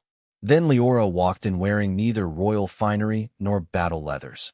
Only a clean dark coat belted for movement, and the Kaler banner carried behind her by 2 basin girls who kept their chins set with ferocious concentration. Graves went at her right shoulder because that was where he belonged now, not by accident, not by temporary need, but by choice spoken and repeated enough to become visible truth. The hall held ward leaders, house factors, labor captains, hidden clerks, canal workers, fugitives, 2 old officers from the east, 1 ashamed palace accountant, and a number of ordinary citizens who had simply refused to stay home after the night's events. Some bowed, some stared, some stood with the wary posture of people determined to be convinced only by competence. Graves respected them most of all. Arvin's son read first. That was Leora's decision, and a wise one. Let the clerk indict the forgery. Let the law speak in its own dry voice before charisma enters the room. He did so with a fury honed by years of disciplined syntax. He named the false extinction certificates, the rerouted grain entitlements, the unlawful emergency decrees, the manipulated ward schedules, the seized bridge rights, and the maintenance orders that tied palace agents to creatures released into civilian districts. He held up the purge maps recovered from the Bell House and described in merciless detail how an ash lamp census would have turned half the basin into a laboratory for terror under bureaucratic cover. Murmurs gave way to open anger then. A cooper near the rear swore loudly enough to improve the room. One of the old officers began to cry without sound. When Arvin finished, Leora stepped forward and the hall changed shape around her. She did not promise painless restoration because she was too intelligent for that insult. She said the crown had been turned against its own city and would continue to be until enough people refused together in structures strong enough to last past first courage. She said the basin had already begun that refusal. She said the outer districts were waking, the witness roads were answering, and the houses that joined now would not be asked for flattery, only labor and steadiness. Then she said, in the voice Graves had heard steady frightened councils and battlefield lanes alike, I do not ask you to remember me as a child. I ask you to judge me as the woman standing before you and decide whether I am fit to carry what my uncle stole. No room survives that question unchanged if the answer in front of it is good enough. They did not answer with one shout, as songs would later prefer. Real allegiance sounds messier. It came in layers. A basin labor captain stepping forward to pledge the ferry ward if the routes remained coordinated through market and bridge nodes. One of the old officers kneeling and offering the names of 6 retired line sergeants who would serve if called. The Kaler representative raising the banner, and saying her house had delayed too long already. A laundress from the North Lanes announcing that her district had no noble line to offer, but had 6 rooftops, 20 women with hooks, and a hatred of palace inspectors broad enough to be useful. Laughter broke tension there, then agreement, then something like collective relief. Graves felt the lawful seam under the exchange hall answer, as if every spoken commitment added weight to a beam that had been waiting years to bear load again. Ox caught his eye from the side of the room and gave the smallest of nods, which from him counted as a speech. When the old forms had been spoken and the banner fixed temporarily to the blackened cedar post behind Leora, Arvin's son turned, unexpected mischief entering his severe face. "One matter remains," he said. "The hall should hear clearly the standing of the man at her grace's right, lest gossip invent marriages, claims, and calamities more quickly than we can bury them." A ripple of hard-earned humor ran through the room. Graves, who would rather have faced 3 rooftops of enforcers than 40 curious loyalists, felt Leora's shoulder brush his once in wicked sympathy. He stepped forward anyway. "I am Graves Arden," he said, voice steadier than his pulse. "I carry the Archmage's gifted current and the witness blood of parents your regent murdered. I claim no throne. I stand where I stand because I chose it. If you require a title, use the one already given. I am Leora's chosen protector." This time the answer did come closer to one sound, not because the room loved romance, though some undoubtedly did, but because plain chosen loyalty in an age of stolen loyalties has its own force. By evening, the House of Quiet Cedars no longer concealed a hidden movement. It housed a declared one. Runners went out under banner strips cut from coffin cloth and old market awnings. 3 more wards answered before dark. The Basin Lantern Network, imperfect but improving, began carrying agreed signals independent of palace routing. Soraya drafted the first city defense schedule under Leora's seal while Arvin prepared copies of the corrected indictments for distribution through bathhouses, prayer alcoves, bridge posts, and tavern privies, where revolutions often find their most committed readers. Ox finally sat because Para and Leora together can accomplish feats armies cannot, and even then he did so while growling tactical objections at everyone within range. Graves climbed once more to the upper grade at dusk, and this time the slice of city beyond felt changed even before the first visible sign appeared. On a roof 3 lanes east, a small silver cloth lifted and settled in the wind. On a canal post south of the bridge, another. Not banners for parade, marks for eyes that knew what to look for. Leora joined him in the fading light, tired enough to lean, but still holding herself with that impossible gathered focus. Below them, the market worked. Above them, the capital was beginning to answer back to itself. "He will hit harder now," Graves said. "Yes," she replied, "and more openly, which means more people will finally see what he is." He turned toward her. "And what are we?" Her gaze went to the distant palace rise, then back to the rooftops where new silver strips moved in the evening air. "Not hidden anymore," she said. "Not nearly ready enough. But no longer hypothetical." He laughed softly because truth sometimes arrives dressed like understatement. They stood together in the deepening dusk while the city gathered itself around their name and its own. Part 1 of Book 3 ended there, under cedar smoke and the first honest banner, with the capital awake enough to argue and the war at last ready to be fought in the open heart of the realm.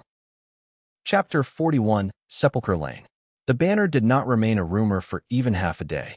By the second market bell, 3 different versions of Leora's appearance on the cedar roof had already begun breeding across the hidden quarter and the streets above it. In one telling, she had stood in white armor before a lawful seam and called the city itself to witness. In another, she had crossed the tiles with a silver flame in each hand while the regent's ash lamps dimmed out of shame. Tavin, who had spent half his life moving information from one frightened person to another without letting it get either prettier or duller than the truth required, said that all political stories improved by sunrise and worsened by noon. Graves thought that sounded less like cynicism than professional literacy. The useful version came from Soraya Murrell before breakfast was finished. She entered the lower council room carrying 2 ledgers under one arm and a face sharpened by the kind of anger that had long ago given up waiting for permission. "Sepulchre Lane," she said without greeting. The ash collectors sealed 3 houses before dawn, and they did not use the public warrants. They used interior lists. She put the ledgers down on the map table with enough force to make the ink cups jump. The first ledger held names from the Lantern Registry raid. The second held district notations, coded holdings, inheritance markers, and older clerk initials from a system Theros had never fully understood because it had been built before his kind learned to mistake theft for administration. Graves looked from one page to the next and saw it clearly. The regent had started pulling families by bloodline and trade skill, not for open arrest, but for quiet removal. Witness families, Arvinson said, reading over Soraya's shoulder. The old magistrate's voice had the dry gravity of a man who had spent years using caution as a second skeleton. Archivists, basin measurers, seal keepers, north wall rope wardens, toll clerks, bellhouse kin. He is not only pruning dissent. He is stripping out the people who know how the old city still functions when frightened nobles lose control of it. Leora stood at the head of the table with one hand resting on the cedar edge. The room always changed when she chose stillness instead of motion. People leaned toward it. Fear arranged itself into listening. Who remains in the houses now? She asked. Soraya opened the ledger to the marked page. A widow named Ivina Sorrel, her 2 grandsons, a retired records mistress called Yoldver, and 3 apprentices who served the bell warehouses before the ash lamp purge closed the district offices. The collectors took others in the night. These names stayed because they were hidden in the cellar channels when the first knock came. A market runner saw the ash crews post false plague signs on the doors afterward. The lane is watched from both ends. She looked at Graves then, as if his presence had become part of the arithmetic by now, whether anyone admitted it aloud or not. If the watchers hold until full dark, the hidden people inside will either starve, surrender, or be smoked out for convenience. Ox, propped upright on a chair whose proportions had been insulted by his existence, folded his arms over a blanket and studied the map in silence. Hera had allowed him this appearance only because he had argued until she threatened to dose his tea with sleeping herb powerful enough to flatten a horse. He looked pale under the beard and broad as ever despite the enforced stillness. Injury had stolen speed from him, not authority. What are the lane exits? He said. Arvin indicated the sketch. Main mouth to the old morning court. Narrow service cut toward the dye market. 2 roof paths if the hooks still hold. Cellar drains into a funerary cistern beneath St. Alan's old shrine. Tavin's brows rose. You neglected to mention the cistern because you wanted us cheerful. I neglected nothing, Arvin said. I simply waited for the room to deserve the full misery of the layout. Leora looked to Graves. They had developed, over the long road and the harder books after it, a way of asking one another large questions without letting every observer hear the shape of them first. He knew what sat under her gaze. Could he do this inside a tight city district without becoming the loudest disaster on the street? Could he cut a lane open precisely enough to save people instead of teaching the stones another tragic lesson? He answered honestly, which was one of the reasons she trusted him at all. Yes, he said, if I keep the current narrow, and if someone sensible remains near enough to correct me when my judgment grows theatrical. Convenient, Ox said. The room is full of women qualified to correct you. That pulled tired laughter through the chamber and broke the worst of the pressure. Leora's mouth shifted just enough to count as a smile before command returned. Then we do not wait for full dark. We move in the gray between work change and evening count, when the ash crews grow bored and the honest streets start pretending they have seen nothing. Grace with me. Selnon roofs. Soraya and Tavin through the dye market cut. Arvin to meet the cellar survivors and guide them to the cistern line. Ox stays here and makes himself useful by insulting the plan from a chair. I object to the wording, Ox said. You may refine it after we return with people alive, she replied. They moved at the hour when lights softened and the city began changing uniforms. Porters became fathers again. Bakers became listeners. Clerks stopped writing the day's lie and started trading the evening's more useful truths. Sepulchre Lane lay in one of the older inner districts where stone had been carved with more patience than imagination, and every third doorway seemed designed by someone who believed grief should wear masonry. Statues with weathered faces watched from alcoves over the lane mouths. Ash lamps hung dark under iron brackets because the purge wardens preferred fear in that quarter to illumination. At both ends stood the watchers, just as Soraya had promised. Not city guards in open colors.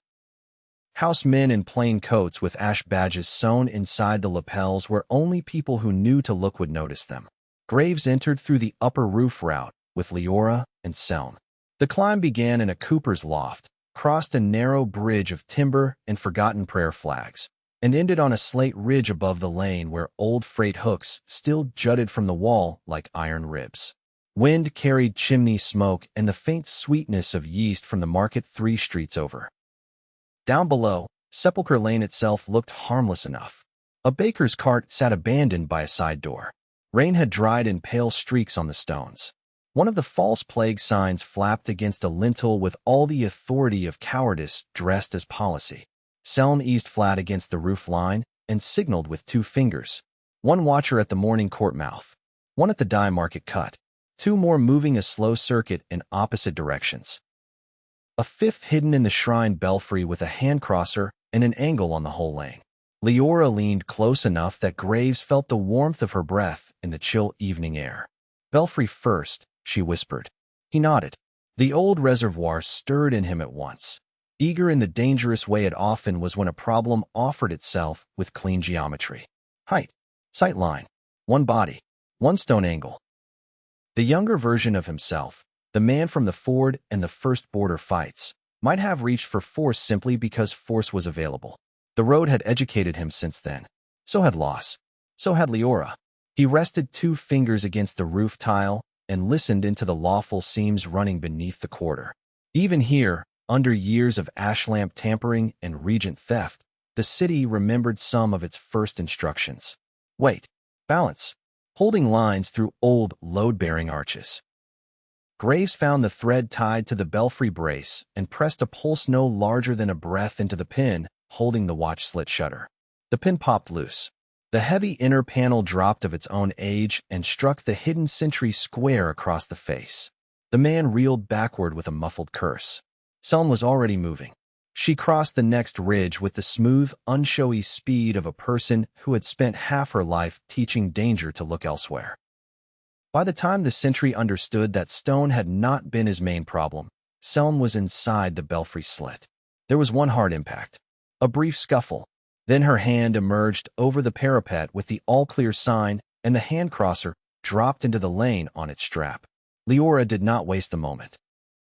She rose in 1 deliberate motion on the roof edge and called down the old witness phrase for false plague declaration, not loudly, but with exactly the right tone to make anyone trained in district law feel the words in the spine. The 2 circling watchers froze. 1 looked up. Graves saw recognition hit too late.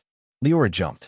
She landed on the lower awning frame in a crouch, slid from cloth to stone, and struck the nearest man across the wrist before he could draw properly. His blade spun away. Graves came off the roof a heartbeat later and took the second watcher through the knees with a pulse of compressed air that dropped him face first into the lane. The man at the dye market mouth shouted for reinforcement. Soraya answered by driving a fishmonger's cart through his legs from the side alley with Tavin hanging off the back like delighted bad judgment wrapped in a coat. The whole lane woke at once. A shutter opened above them. Someone gasped and closed it again. A child cried from somewhere deeper in the district. Graves caught the movement of a 6th ash man coming out of the shrine steps and met him before the man reached Leora's blind side. Steel rang. The ash man was competent enough to be troublesome and frightened enough to be cruel, which Graves had learned was a poor combination for anyone standing opposite him. 3 exchanges. A shoulder feint. A low-cut Graves turned with the flat. Then Graves used the lawful seam under the lane stones to tug the man's footing 1 inch farther than expected. That inch was enough. The ashman stumbled. Graves trapped the blade arm, struck the hilt from his hand, and put him against the shrine wall hard enough to empty his appetite for heroics. Keys, Graves said. The man spat blood near his boot. Leora stepped in, calm as winter. You place plague boards on witness homes, she said. That reduces the amount of patience available to this conversation. She took the key ring from inside his coat herself, as if his refusal had become administratively irrelevant. Arvin emerged from the cellar stair within moments, pale from stale air and furious from the sort of indignity only honest old men truly appreciate. Behind him came Ivina Sorrel with one grandson on either side and Yoldver carrying a canvas packet to her chest, as if it contained the last decent map in the world. 3 apprentices followed, ash on their sleeves, eyes too large, courage plainly operating on habit because the alternative had become unbearable. "Move," Soraya said. "No speeches.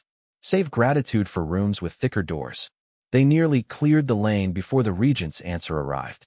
It came from the morning court and in the form of 6 black-coated house blades, and a horn note cut short halfway through, because Seln put a knife into the caller's throat before the second breath. The blades came on regardless, using discipline to replace surprise.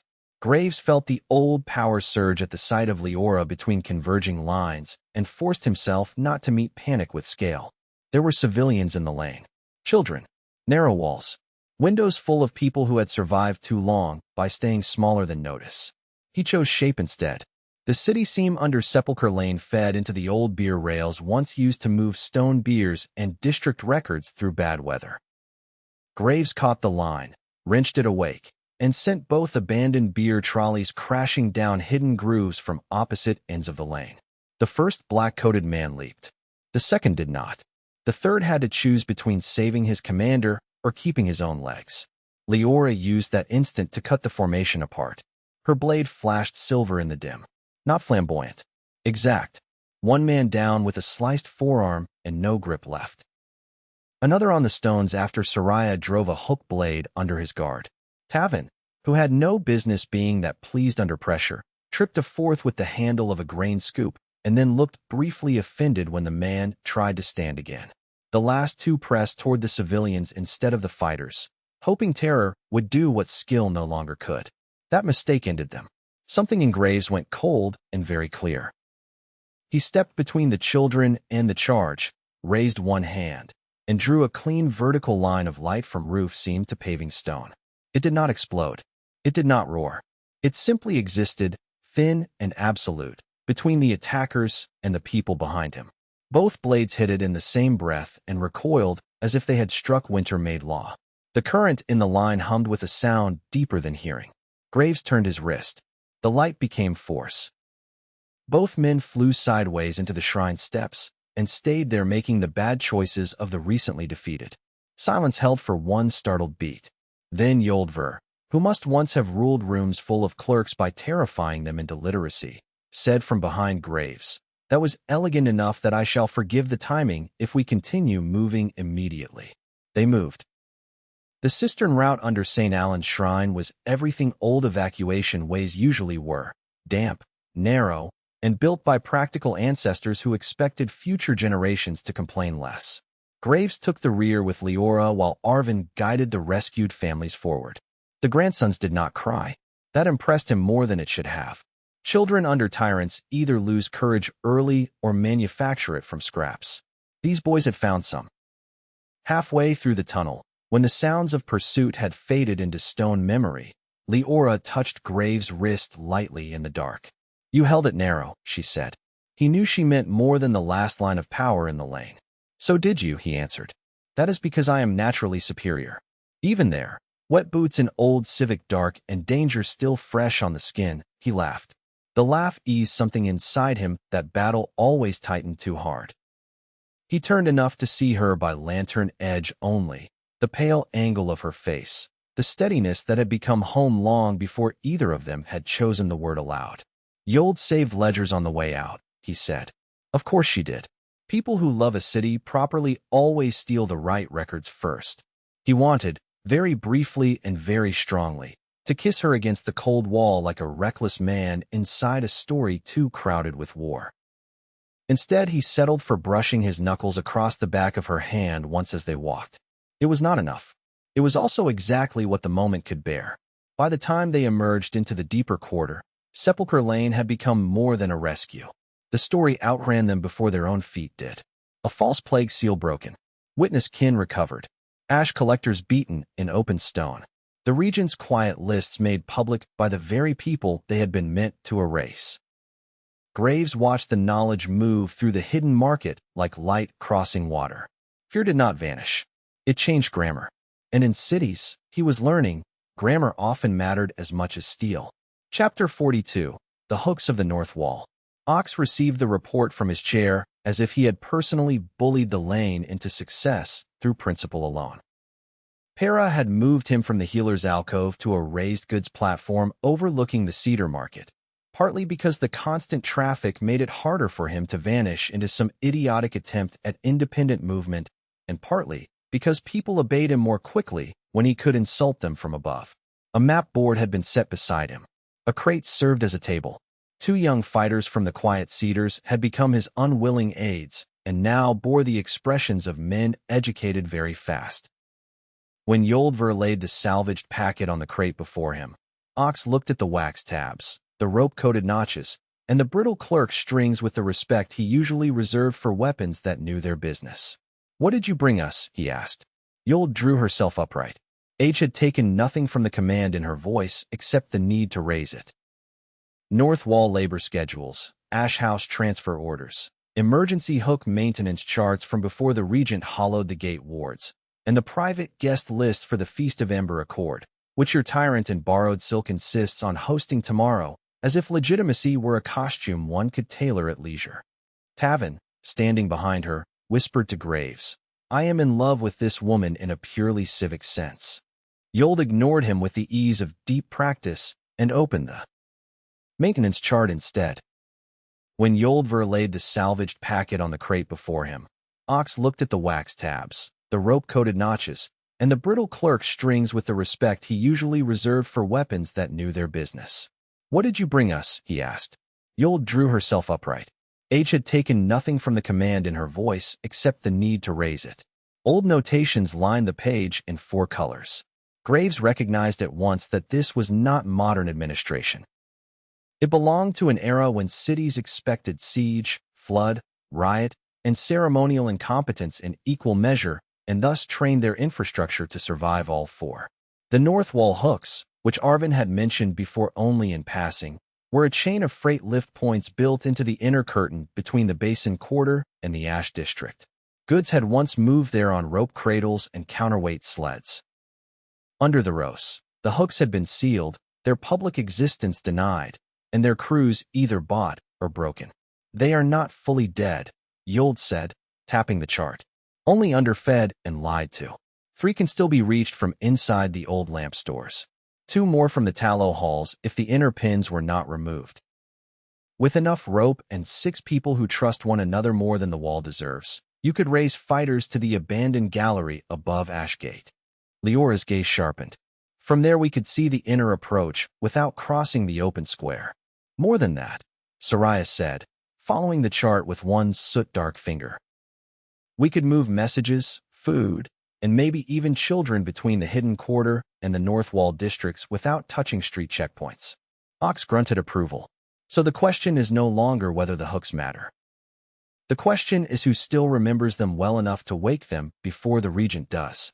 The answer arrived in the form of a narrow woman with white in her braids and scarred palms, introduced by Yold as Mistress Diren Howe, former rope warden of the North Wall freight chain. She had lost 2 sons to levy drafts and 1 workshop to ash seizure, yet none of that had persuaded her to become less exact. She took one glance at the chart, one at Leora and one at Graves, then said, "The 3rd hook arm by Lantern Well will shear if anyone hangs more than 5 full-grown fools on it at once. The 4th is honest. The 5th answers a counterweight in the grain cellars. And if you wake that without warning, the whole lower district will think the dead are dragging chains. Which might help, depending on your standards."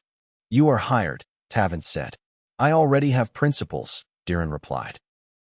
By dusk, the plan had divided into 3 moving bodies. Soraya and Diren would enter the lamp stores through a dry oil merchant's cellar and see whether the first hook chain still obeyed competent hands. Tavin and a team of market porters would collect rope, tackle, and enough ballast to fake a supply transfer if spotted. Leora, Graves, and Selm would take the first ascent to the gallery above Ashgate once Diren judged it survivable. Ox, imprisoned to his chair by injury and Para's threats, would coordinate the market floor and relay the developing maps from Yold's ledgers. He appeared almost cheerful about the arrangement, which made Graves suspicious until he realized the large man simply enjoyed directing dangerous work while other people performed the climbing. The lamp stores smelled of old fat, dust, and memory. They entered through a flower door behind a cooper's yard, down 2 cramped flights, and into a vaulted chamber full of iron brackets and long-disused tallow bins. Rats had done their best with the place and failed to make it less solid. Deeren went straight to the wall recess on the north side and pried away 3 thin stones with a flat crowbar. Behind them lay the chain housing, black with old grease and neglect but intact in the essential places. She laid one scarred hand against the iron as a priest might greet a stubborn shrine. "You poor insulted thing," she murmured. "Let's see whether you still remember trade." The first pull did nothing. The second produced a noise like a giant clearing its throat after a decade of refusing help. On the third, the inner chain jumped, settled, and began to move. Dust fell from the ceiling in offended sheets. Somewhere far above, heavy metal answered with a dull traveling knock. Graves felt the north wall seem stir through the old stone. It was not magic in the shaped sense he carried inside him. It was design remembering load. He loved it instantly. "Do not look sentimental at machinery," Deeren said. "It grows arrogant." Leora's mouth twitched. "You are going to fit in here magnificently." The first cradle was little more than a timber platform with chain eyes and a waist rail, but it held. Graves stepped aboard with Leora, Seln, and 2 porters while Deeren checked the locking teeth one final time. The platform rose through the dark shaft with the slow, stern certainty of old civic work. Chain scraped. Counterweights thudded somewhere below. Cold air filtered through slit openings as they climbed past forgotten service ledges, bolt niches, and maintenance marks carved by hands dead long before the regent's father learned ambition. Halfway up, the left wall opened in a narrow view onto the city. Graves saw rooftops under evening haze, the long line of basin chimneys, and farther east the upper palace quarter glowing gold with needless lamps while whole lower streets lived by kitchen fire and habit. He felt Leora beside him, quiet in the lifting dark. "Tomorrow's feast," he said. "Yes. You intend to do more than let it happen." She did not pretend not to understand. "Yes." He turned toward her as much as the cramped platform allowed. Publicly. There was no fear in the answer, which somehow made the danger larger instead of smaller. Graves looked up into the black shaft above them and then back at her. In the weak lantern light her face seemed carved from the same patient force as the old city under their feet. Not hardness. Not exactly. A form of fidelity sharpened by long misuse. "Then I will stand where the room can see me beside you," he said. She held his gaze. The chain groaned. The platform rose another hand's breadth. "I know," she said, and the quiet certainty of it undid him more than praise would have. The gallery above Ashgate ran behind a row of blind arches and overlooked the inner square through murder slits never meant for peaceable architecture. Dust lay thick over the stone. Broken tackle and rotted cordage hung from pegs. Yet the sight line was magnificent. The square below showed ash patrol routes, gate shifts, delivery patterns, and the exact position of the balcony from which the regent's heralds announced ration punishments to the north districts. Seln mapped every angle in her head before her first full breath. Leora studied the open ground with the expression of a commander already rearranging it into future memory. Graves did not look at the square first. He looked at the hooks bolted into the gallery ceiling and then at the old rope channels cut through the wall. Deeren had been right. They were ugly. They were neglected. They were also the sort of forgotten mechanism empires lose to when they start believing power only travels on roads with banners. They spent the whole night waking the chain. By dawn, 2 hook lines could carry fighters in small numbers between the hidden quarter and the north gallery. A third could move sacks, water, or spare bolts if one accepted some squealing from the upper axle and the possibility of inventive death. Soraya marked new courier routes on Yold's copied map. Tavin built 3 false manifests for lamp oil and grain transfer in case anyone intercepted the porters below. Deeren, after insulting all of them in proportion to necessity, finally admitted that the wall might yet earn the right to call itself useful. The greatest change, however, was not mechanical. Word of Sepulchre Lane and the North Hooks had spread together now. District women began arriving in the hidden quarter with rope they had concealed for years in bread bins and widow chests. Old porters volunteered names of cousins still working gate pulleys under duress. A boy from Lantern Well brought a wrapped iron brake tooth and announced that his grandmother said it belonged to the city, not the Ash Men. Graves watched the rebellion take on weight and texture through objects, not slogans. That mattered to him. Corvin had taught him power. Ox had taught him function. Leora had taught him purpose. Here, under the city, all three seemed to be entering the same sentence. It was near noon, after the last line had been tested and the council broken for a meal nobody had time to enjoy, that Leora found him alone beside the upper gallery slit. The city lay beyond them in pale winter light. Somewhere in the palace quarter, cooks would already be preparing the Feast of Ember Accord with all the obscene confidence of regimes that mistake ceremony for permanence. "You are thinking too loudly," she said. He glanced back. An impossible accusation in a silent room. "Not with you." She came to stand beside him, shoulder almost touching his. "You make weather out of concentration. That sounds inconvenient for domestic life." "It may be. I am prepared to suffer nobly." He looked at her fully then. She had changed since the road. So had he. The early attraction between them had been sharpened by fear, respect, rescue, and all the unstable things that make young devotion feel like a blade one is proud to bleed on. What stood between them now was deeper and more dangerous. Knowledge, shared burden, deliberate choice repeated under worse conditions instead of merely promised under stars. "Tomorrow," he said, "when you challenge him in public, the city will stop treating this as rumor and begin treating it as decision." "Yes, you are not afraid of the challenge. You are afraid of what belief will require from the people after it." She turned her head, surprised into stillness by accuracy. "That is annoyingly well observed. I am trying to earn my keep." For a long moment neither spoke. Then she placed one hand lightly over his where it rested on the stone slit. "I do not fear standing before him," she said. "I fear opening hope in people I cannot yet shield fully. There is a cruelty in that." Graves turned his hand and linked their fingers. "Then let us be cruel in the useful direction." Her laugh came soft and startled. She stepped closer. "That is almost romantic." "Almost. You should continue practicing. Practical corrections from a princess." "How fortunate." Her mouth touched his then, brief at first, then deeper when neither of them moved away. The city beyond the slit remained hard, hungry, and full of men who deserved ruin. None of that vanished. Yet for a few breaths the whole struggle narrowed into the human truth beneath it. She trusted him enough to set her hope against his mouth. He trusted her enough to keep the vast inherited power inside him from trying to speak louder than his own heart. When they parted, her forehead rested briefly against his. "Tomorrow," she whispered. "Tomorrow," he answered. Chapter 43, The Feast of Ember Accord. The regent hosted the feast for the same reason lesser men by larger mirrors after their first public failure. He needed to see himself reflected by people too frightened or too invested to contradict the image.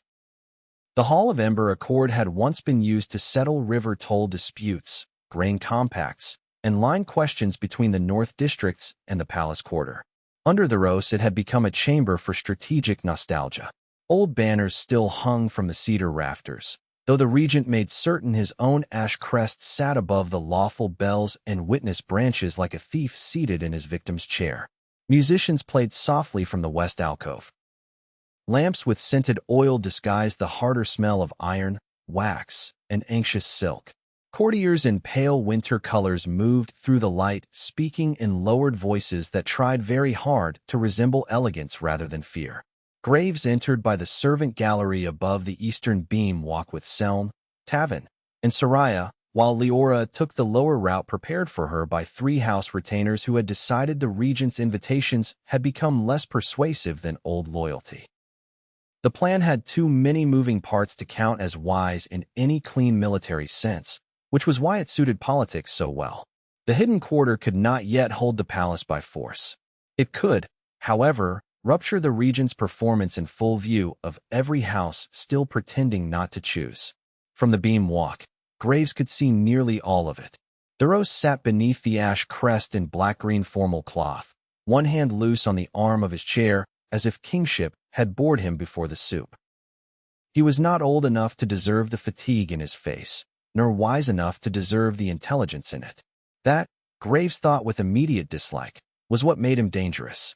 Around him clustered house lords, debt-bought magistrates, ash captains, and two of the shrine adepts who had spent years teaching Fear how to wear etiquette. Near the south doors stood the regent's personal hush guard in dark coats, visible enough to reassure allies, restrained enough not to insult them by honesty. Tavin, crouched beside the beam pillar, whispered, "The man does everything as if he expects history to apologize later." "History may be busy," Graves said. Below them, the herald struck the floor with the staff of courtesy and began praising the regent's steadiness through the recent disturbances. The room listened the way rich rooms often do to lies that flatter their investments. One duke nodded. A magistrate dabbed his lips with a cloth he had not needed. A thin woman in winter pearls watched the south in trance with the expression of someone keeping score rather than faith. Then the east lamps went out. Not all of them. Only the line nearest the witness alcove, where the old lawful seam ran under the mosaic. Graves had touched that seam moments before with the smallest possible pulse through the beam stone, just enough to remind the circuit that Ash authority had been spliced over an older grammar and that older grammars sometimes woke inconveniently. Heads turned. The herald faltered, and Leora walked through the dim. She wore no crown. That was the first brilliance of it. No jewel could have competed with the authority of choosing restraint where pageantry was expected. She came in a deep green-fitted coat over traveling leathers darkened to court dignity, a silver branch clasp at one shoulder, her hair bound back from her face in the old Eastern claimant style none of the older witnesses could mistake. At her side hung the sword the regent's own assassins had failed to keep from becoming legend. She did not hurry. She did not pause. By the time the hush guard understood they were looking at not rumor but embodied claim, half the room had already risen. The roast did not. Interesting, Graves thought. Fear had not robbed the man of discipline.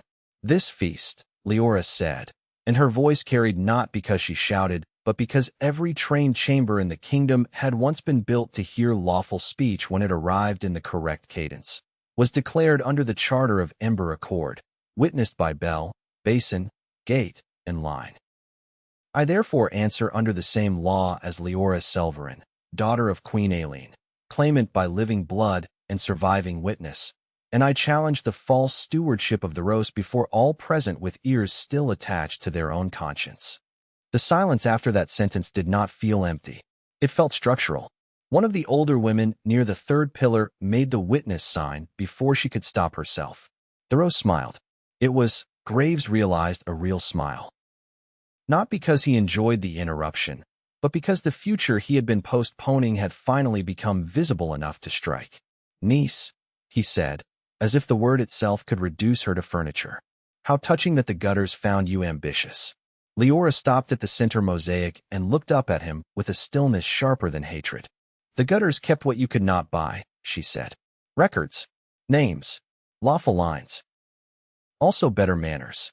The thin woman in pearls laughed once before catching herself. The regent's gaze flicked toward the sound, then back. "You arrive with criminals, dead infrastructure, and tavern stories. Is that what rebellion calls legitimacy now?" "No," Leora said. "This is..." At that cue, Soraya released the ledger case from the gallery line. It dropped on a hidden cord, swung once over the center aisle, and landed at Leora's feet with enough force to split the latch. Copies of witness pages spilled across the mosaic. Arvin's son, standing from the side bench where he had entered under borrowed house colors, named the seals aloud before anyone could claim forgery. Yoldver, hidden among the serving line in a cook shawl that did nothing to disguise the violence of her administrative standards, called out the registry numbers of 3-line proofs and the transfer fraud tied to the Ash House purges.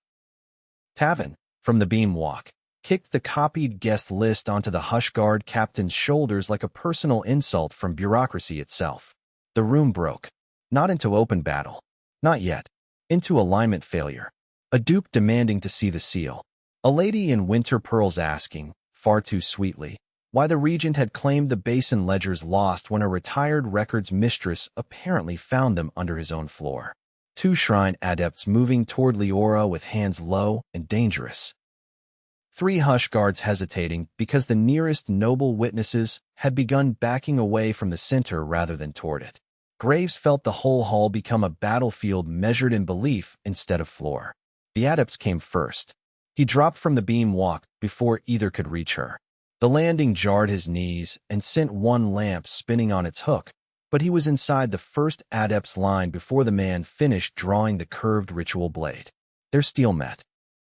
Graves turned the cut aside, struck the man's wrist against the banquet post, and fed a narrow burst of force through the bronze fitting into the man's elbow.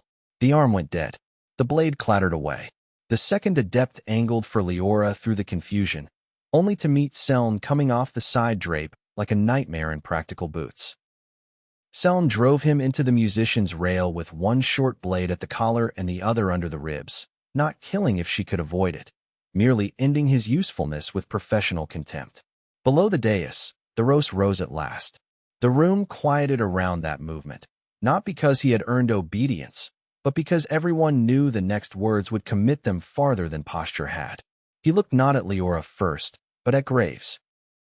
That, more than anything, told Graves how accurately the man had read the deeper danger.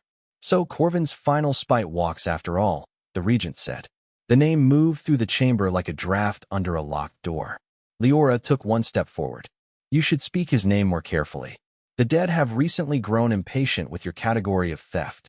The regent's expression altered then, very slightly, at last admitting personal feeling beneath policy. He mistook line duty for moral superiority. No, Leora said. He mistook you for a temporary problem. Something almost bright, with fury crossed Theros's face. He raised one hand. Graves felt dark current gather in the upper hall beams, not from the lawful seams of the room, but from the ash lamp network Theros had been feeding all winter with beast-tainted command work. Hidden shutters slammed back along the west wall. Black archers stepped into view. Everyone down, Graves shouted. The first volley flew. He had prepared for steel. He had even prepared for treachery. But the archers had been waiting inside the decorative wall, as if the whole feast existed solely to become murder on command. Graves did not think. He moved. The old reservoir inside him surged toward annihilation and found, by the grace of road-learned restraint and the memory of Leora's hand on his wrist 100 times before, a narrower form instead. He drove both palms toward the floor. The lawful seam under the center mosaic answered like a bell struck in the dark. A dome of force rose over the open aisle. Arrows hit it and broke into spinning rain. Gasps erupted across the hall. Nobles who had spent 10 years funding ash decrees with tidy signatures suddenly discovered strong opinions about being targets. Leora used the chaos perfectly. She mounted the center step below the dais and raised her voice above the panic. Witness what he chooses under challenge. Not law. Not answer. Hidden murder inside a lawful feast. Every house still standing in this room may keep him after this if it wishes. But do not lie to yourselves about the cost of the preference. The woman in pearls turned and slapped the nearest hush guard captain across the face for trying to drag her toward the west exit. The duke with the trembling hands called for neutral witness and was answered by 3 voices at once. Arvin's son shouted the old chamber breach formula.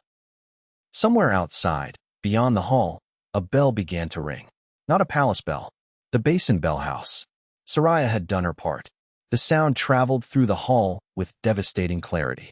Everyone in the room knew what it meant. Not victory. Not yet. Witness activation. A public civic claim running faster than private suppression. Theros saw the same realization cross too many faces at once. He abandoned courtesy then and reached for the darker work beneath the feast. Graves felt it gathering not only in the hall, but in the ash network under the north districts, as if the regent meant to answer the loss of social control with raw terror on the streets. He is calling the ash houses, Graves said. Leora met his eyes. Understanding moved between them in one breath. The feast had become impossible for him to salvage. The next strike would fall not here, but at Ash House and Ash Gate, where ledgers, gates, and district obedience still touched. Then we leave him as guests, she said. They did not flee. They withdrew with the dignity of people who had already changed the room and knew the larger fight waited elsewhere. Selm and Soraya collapsed the east service drape behind them. Tavin released a powder vial into the lamp trough that filled the beam walk with bitter smoke. Graves held the force dome 3 breaths longer than comfort allowed, then cut it inward in a blinding silver fold that sent the archers stumbling. By the time the Hush Guard forced the south door, Leora, Graves, and their chosen handful were already crossing the roofline above the Spice Court, while the Basin Bell House rang the challenge to half the city. Behind them, the Feast of Ember Accord continued in the way all broken ceremonies do, not as a ritual, but as evidence. Chapter 44, Ash House.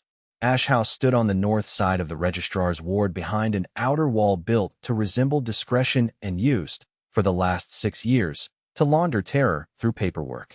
It had once been a tax annex. Under the Rose it became something more poisonous. Purge orders, transfer lists, beast feed allotments, hush warrants, district seizure notes, and the quiet arithmetic of controlled hunger all passed through its lower vaults before finding a public name elsewhere. Yoldver said that destroying a tyrant's records without copying the right pieces first was merely vandalism with excellent publicity. Soraya agreed. Thus the strike on Ash House was not a simple fire. It was a theft, an exposure, and only then, if fortune smiled, a ruin. The Basin bell still rang when they reached the lane behind the annex. City noise had changed with it. Not open revolt yet, but fracture. Doors staying open longer than caution preferred. Foot traffic moving in clumps instead of isolated fear. Ash patrols running too quickly because command had become urgency rather than routine. Somewhere west, a woman had begun singing a milling song modified to include an insult about false stewards and weak blood. Graves admired the speed of civic creativity under pressure. They entered Ash House through the coal hatch because Tavin claimed all morally offensive architecture deserved equally offensive access. The hatch dropped into a service corridor beside the furnace room where clerks had once dried seal wax and now burned confiscation scraps, too revealing for ordinary bins. The heat below rose in greasy waves. 2 ash factors sat at a side table arguing over altered district tallies. Soraya put one down with the weighted edge of her ledger case. Selm dealt with the second before his chair finished tipping. That remains one of the less academic uses for paperwork I have seen, Graves murmured. Soraya did not look up from checking the bodies for keys. The day is young. Ash House went downward in 3 levels. The upper clerking floor held public-facing books and enough lies to keep merchants tired. The second held seizure registers, coded dispatches, and the private transfer logs. The third, according to Yold's recovered notes, contained the real rot, command ledgers connecting ash distribution, shrine directives, and the supply channels for the regent's night creatures. If they could seize those pages and send copies through the Bell House chain, entire district loyalties might crack by morning. They found the second level first. Rows of shelves filled the room from wall to wall, broken only by narrow aisles, and the glazed office at the center where the supervising factor sat with his back to the door copying names into a red-lined book. He looked up only once, saw Leora, and reached immediately not for alarm, but for the ledgers at his left hand, as if his instinct was to preserve crime before self. Graves respected the professionalism and disliked its purpose enough to vault the desk and stop him with one hand at the throat. "Keys," Graves said. The factor smiled with dry lips. "You are late. The palace already ordered the cleanse. Then we shall steal from haste as well as greed," Soraya said, taking the key ring from his belt. The cleanse proved real. Moments after they opened the third-level stair, a deep metallic strike sounded through the walls. Not a bell. A furnace lock. Tavin swore. Yold's notes had mentioned a final contingency under the Rose. If Ash House faced breach, the lower vault could be sealed and fed to the furnace draft from 3 directions, destroying its own records before enemies could seize them. "How long?" Leora asked. Tavin listened, face going unpleasantly bright. "Long enough for courage if anyone brought some. Not long enough for comfort." The lower vault door required 3 keys in 2 chambers and a lawful catch in the hinged stone because tyrants, Graves had noticed, always trusted complexity more than virtue. Soraya and Seln took the side locks. Graves placed his palm against the hinge block and felt the command work threaded through it. It was not older law. It was newer corruption forced to imitate older law because true legitimacy had never consented to it. He pushed clean current through the seam and nearly lost his balance at the ugliness that answered. Beast taint, ashlamp feed, shrine geometry, and one signature he recognized at once from the hidden court and the ruined bells. The Rose. The regent had written himself directly into the city's violations. Open it, Leora said quietly. Not because she doubted he knew. Because she knew he needed the sentence. Graves opened it. The vault beyond was hotter than it had any right to be. Shelves stood in concentric rows around a central copying table where 4 red ledger books lay ready for transit. Pipes in the ceiling had begun coughing draft heat into the chamber. 2 clerks were still inside, not fleeing, but shoveling bundles into the nearest burn cart under orders that must have sounded heroic to cowards. When they saw Leora and the others enter, one dropped the packet he was holding and sobbed. The other reached for a side knife like a man trying to achieve dignity late. Seln relieved him of the attempt. Soraya and Yold, who had insisted on coming this far despite everyone's protests because records were apparently a species requiring elder supervision, attacked the shelves with ravenous purpose. Take the red lines first, Yold snapped. Then district feeds. Then transport numerals marked with shrine glass. Ignore tax duplication, ignore grain fiction, ignore the outer receipt copies unless they carry beast grease on the tab. It was perhaps the most romantic thing Graves had heard all month. He and Leora tore the burn cart away from the furnace mouth, while Tavin attacked the pipe valves with a wrench and several concentrated insults.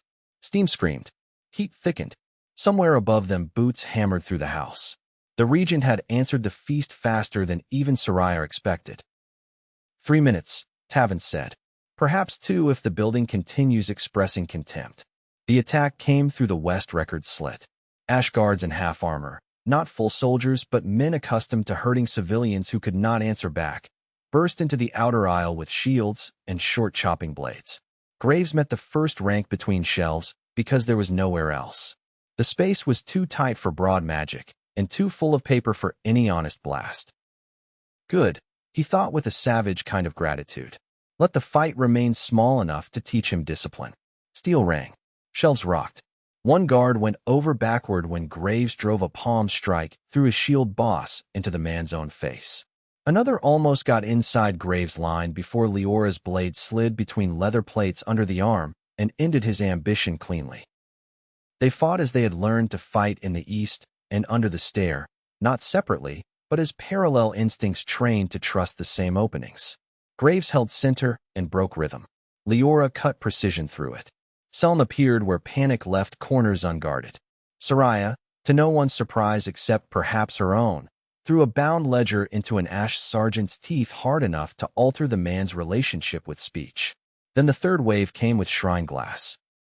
One of the ash adepts from the feast had survived the haul and brought with him a rack of black glass tubes mounted in a carrying frame. Graves knew at once what they held. Feed concentrate. Beast lure. The stuff Thoros had been using to bend night creatures toward command pulses. The adept smashed one tube into the far shelf line. The chamber filled with a smell like burnt meat under winter herbs.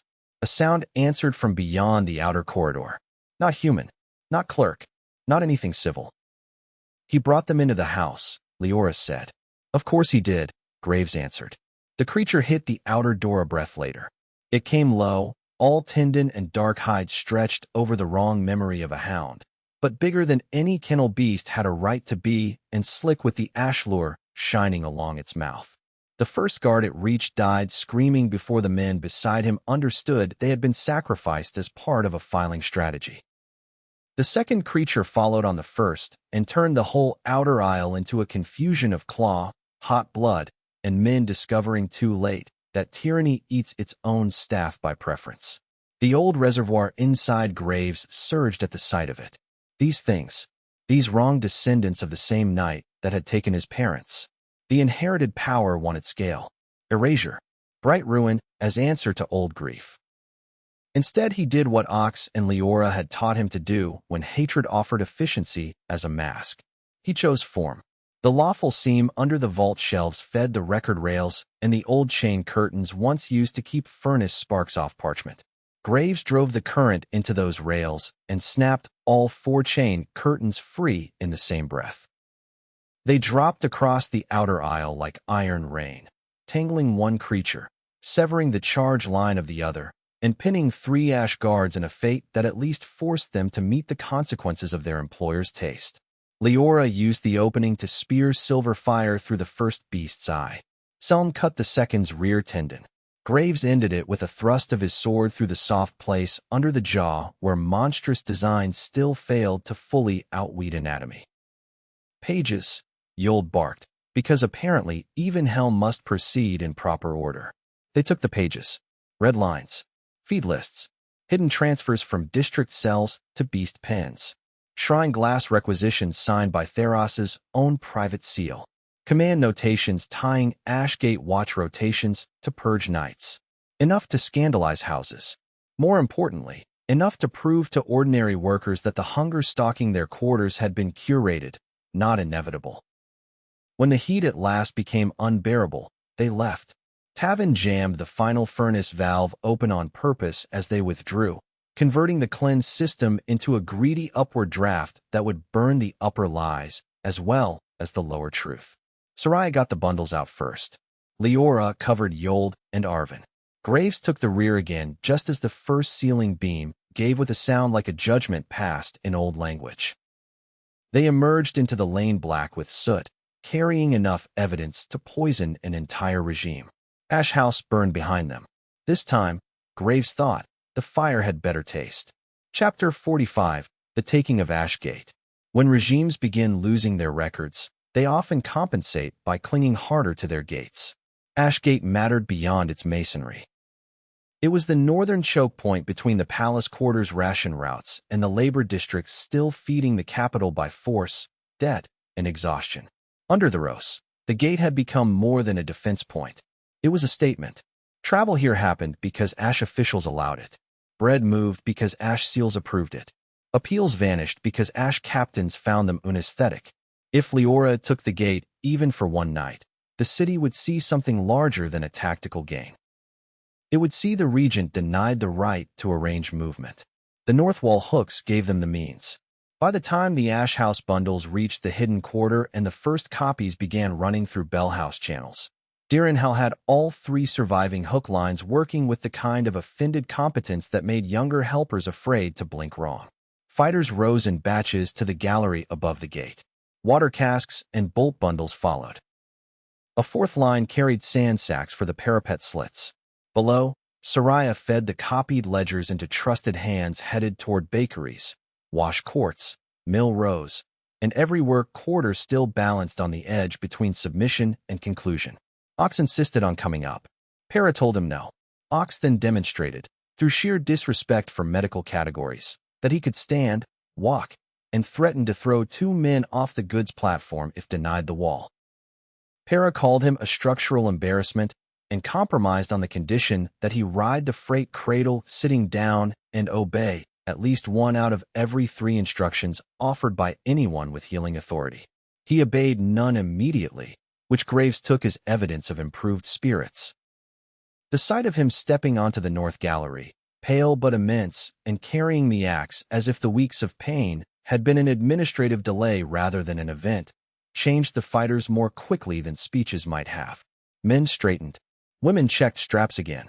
One of the younger basin guards whispered, with profound admiration, "I thought he had been stitched into bed." Tavin answered, "So did bed." It lost. Leora met Ox halfway down the gallery. For a brief moment command fell away, and what remained between them was older than war plans. He looked at her not as claimant, but as the child he had once smuggled through bad roads and taught to hold a blade without treating it like an ornament. She looked at him not as bodyguard, but as one of the pillars of the self she had survived into. "You should still be horizontal," she said. "I am horizontal whenever someone knocks me down," he replied. "Until then, spare me the lecture." Her eyes brightened with frustrated affection. "If you die out of stubbornness now, I will drag you back and kill you for inefficiency." "Good. That means morale remains adequate." The attack on Ash Gate began from above and below at once.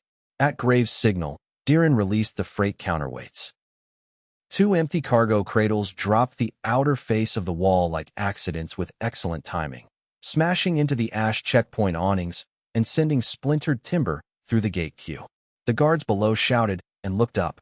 That was when the hidden porters in grain carts cut their harness lines, rolled the loaded carts sideways into the inner barrier teeth, and ignited the lamp oil packed beneath the sacks.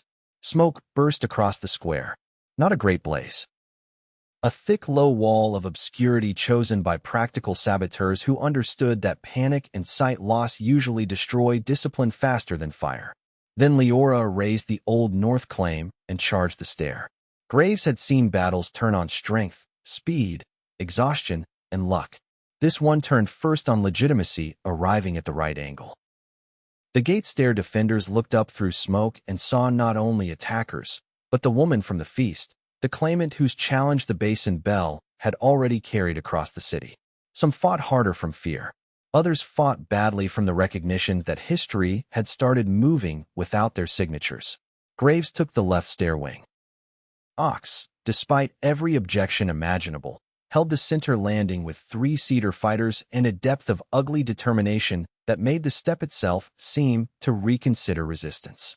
Leora drove the right with Seln and the house retainers who had chosen her openly after the feast. Their objective was not merely to seize the parapet. It was to reach the gate chain room before the Ash captain could deadlock the whole assembly from within. The captain nearly succeeded. He was a broad-shouldered veteran named Miros Keld, and unlike many of the Ash men who had learned cruelty as an office habit, he understood actual fighting.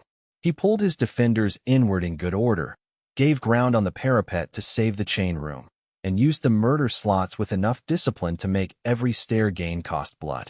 Graves lost one fighter to a throat cut from above and another to a bolt through the lung before they reached the landing wall. The old reservoir inside him rose in wrath at each fall. Each time he forced it narrow again. Lift latches, hinge pins, stair treads under enemy boots. Tactical cruelty, not cataclysm. The city was too crowded with the wrong innocents for grand gestures now. They broke the chain room by using the wall against it. Diren, blessed the dark instincts of old rope wardens, shouted up the gallery that the secondary counterweight line still connected to the inner chain housings through an emergency release pin no honest architect would have expected anyone to trigger during live occupancy. Graves understood at once. He sent a pulse through the wall seam. The secondary pin cracked. The whole counterweight assembly lurched sideways and tore the chain room doors inward off their runners. Miros Keld turned at the sound just in time to see his own machinery betray him. Leora reached him first. Their blades met in the broken doorway while smoke crawled under the lintel and the shouts of the square rose through the parapet slits. Keld was strong, trained, and loyal to the wrong shape of order. Leora was faster, angrier, and carrying not only skill but history sharpened to a point. Graves moved to intervene when the captain's second cut came too close to her collar. She did not need him. She turned the strike, let Keld's weight overcommit, and drove him backward into the bent chain drum. Her blade stopped at his throat. "Yield the gate," she said. He laughed once, raw with smoke and disbelief. "To gutter witness and market rats. To the city you have been renting back to itself," she answered. His eyes flicked toward the square below where the first district workers, seeing the parapet crest change hands, had begun turning on the Ash Toll clerks instead of cowering from them. Something in his face shifted then. Not repentance. Recognition. He knew what it meant for the myth to fail in public. He still chose badly. Keld reached for the deadlock lever instead of surrender. Ox's axe took his forearm off at the elbow before the hand found the grip. The captain went down screaming. Ox, white-faced from the cost of even crossing the room, planted one boot by the lever and said in a voice rough enough to file stone, "Yield was the better administrative option." The chain room belonged to them. Graves threw the gate release with both hands because the iron resisted like a vice grown proud of itself. Below, the great inner leaves of Ash Gate groaned and opened a hand's breadth, then a full pace, then enough for the labor district crowd outside the square to see daylight where there had been command. The sound that answered from the north streets did not resemble court applause or soldiers' triumph. It resembled hunger finally finding an object more concrete than fate. Workers poured into the square carrying nothing nobler than hammers, grain scoops, pry bars, rope hooks, and years of insult. Not a mob. Something more consequential. A city tier deciding the gate had ceased to be sacred. Leora stepped onto the parapet above the opening and lifted the old branch sign. Ashgate is under lawful claim, she called. No burning of homes. No killing of surrendering clerks. Take the stores. Seize the lists. Hold the square. Any hand that turns now to plunder against its own district answers me first. The order traveled. Not perfectly. Nothing human does. But enough. The first wave below changed shape from riot toward occupation. Porters seized ration keys. Bakers hauled flour carts clear of the checkpoint fire. 2 women from Lantern Well dragged the ash toll book into the open and began reading names aloud to the crowd with devastating enthusiasm. Graves stood beside Leora on the parapet and felt the city tilt. Not won. Not saved. Tilted. It was the most dangerous kind of success there was. Chapter 46. The First Night of Siege. Daros answered the fall of Ashgate with exactly the combination of intelligence and depravity that had allowed him to remain dangerous this long. He did not waste men trying to retake the square immediately through straightforward force. He knew the gate's symbolic loss had already outrun any quick tactical repair. Instead, he reached deeper into the Ash network and the shrine stores and chose terror meant to dissolve structure rather than merely break bodies. By full dark, night creatures were being driven from 3 directions toward the north districts. The first reports came through the bellhouse relays in short, brutal phrases. 2 loose in Tallow Row. For larger shapes breaking the Cooper lanes. Shrine glass seen at the mill stair. Ash guards withdrawing from some streets and sealing others. Fire in the old ration court. Children trapped near the basin kills. Graves heard each message and felt the inherited current inside him strain toward huge solutions. Burn the lanes clean. Break the streets open. Level the choke points and let fear die screaming in brightness. The old reservoir had always loved simplification. He hated that part of himself more clearly now because he finally understood its temptation. Leora refused simplification by command presence alone. They turned the North Gallery into a living nerve line. Diren and the porters kept the hooks moving with water, sand, bolt bundles, and runners. Soraya used captured ash desks to organize district claims by block and trade rather than family name, because she said panic sorted itself into use faster that way. Yold and Arvin copied the Ash House ledgers under lantern light until their hands cramped, then sent pages outward with bellhouse boys and mill women who knew how to carry scandal like sacred burden. Ox sat on a crate in the chain room with a blanket around his shoulders, his axe across his knees, and commanded the parapet like an irritated fortress spirit refusing retirement. No one dies poetically on my gate, he informed the assembled defenders. If you feel inspired, climb down and become practical instead. Spears in front. Hooks for the beast's legs. Sand on blood before the next fool slips. If you cannot fight, carry water. If you cannot carry water, carry news. If you can do neither, then kindly stay out of better people's geometry. The speech worked because it refused grandeur. Graves took the first response team into Tallow Row. The district had once processed lamp grease and winter candles. Now it was a maze of vats, narrow plank bridges, and smoke-dark sheds where the regents released creatures moved with sickening ease. One had already torn through a cooper shop and dragged half a man into the gutter. Another prowled the vat line, while ash handlers tried to drive it forward with black glass chimes from behind cover. Graves saw at once what the roast meant to do. Not simply kill. Turn every district defense into a choice between fighting the beasts and chasing the men controlling them. Handlers first, he said. Leora, moving beside him under the lantern haze, nodded once. Always. They attacked along both edges of the row. Graves went through the vats, feet slipping on rendered fat and old ash, while Leora took the plank line with 2 mill guards and Seln vanished entirely from civilized geometry, as was her custom.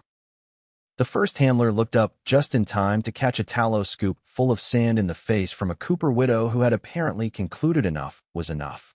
Graves followed the distraction, broke the black chime with a force pulse through the iron frame, and drove his sword into the man's side before the second note could sound. On the planks above, Leora cut a second handler's brace cord and sent him into the vat bridge rail hard enough that he forgot theory. Freed of the command chime, the nearest creature turned on the ash guards who had been helping drive it. One of them screamed for mercy in the same lane where he had spent a year collecting children for ration punishments. Graves felt no inclination toward philosophy about it. The real problem came from the larger shape at the far end of the row. It had once been one of the kennel alphas from the east, perhaps bred further, perhaps simply fed better on evil until growth felt logical. It moved on 4 limbs when speed mattered, and on 2 when killing required reach. Its hide shone wet black under the lamps. Its jaw opened too far. When it hit the Cooper sheds, whole boards burst outward as though the building had merely offended it. Graves stepped into the lane and knew at once that anything small might fail. The old power rose in him like a storm recognizing open country. He almost let it. Then he heard Ox's voice from 100 trainings ago, and later from the underroad, and later still from the gate that same evening. Anger with object, not anger looking for a country to burn. Leora moved to his left and touched his arm once. Only that. A reminder, not a restraint. With me, she said. So he built shape instead of catastrophe. The lawful seam under tallow row fed the vat braces and the chain hoists used to move rendered casks. Graves sent current through those hoists and ripped all 4 suspended vat frames loose at once. The first crashed across the lane in front of the charging beast. The second clipped its forelimbs and sent it low. Leora was already there, blade bright with a narrow silver edge, carving across one eye to turn the head.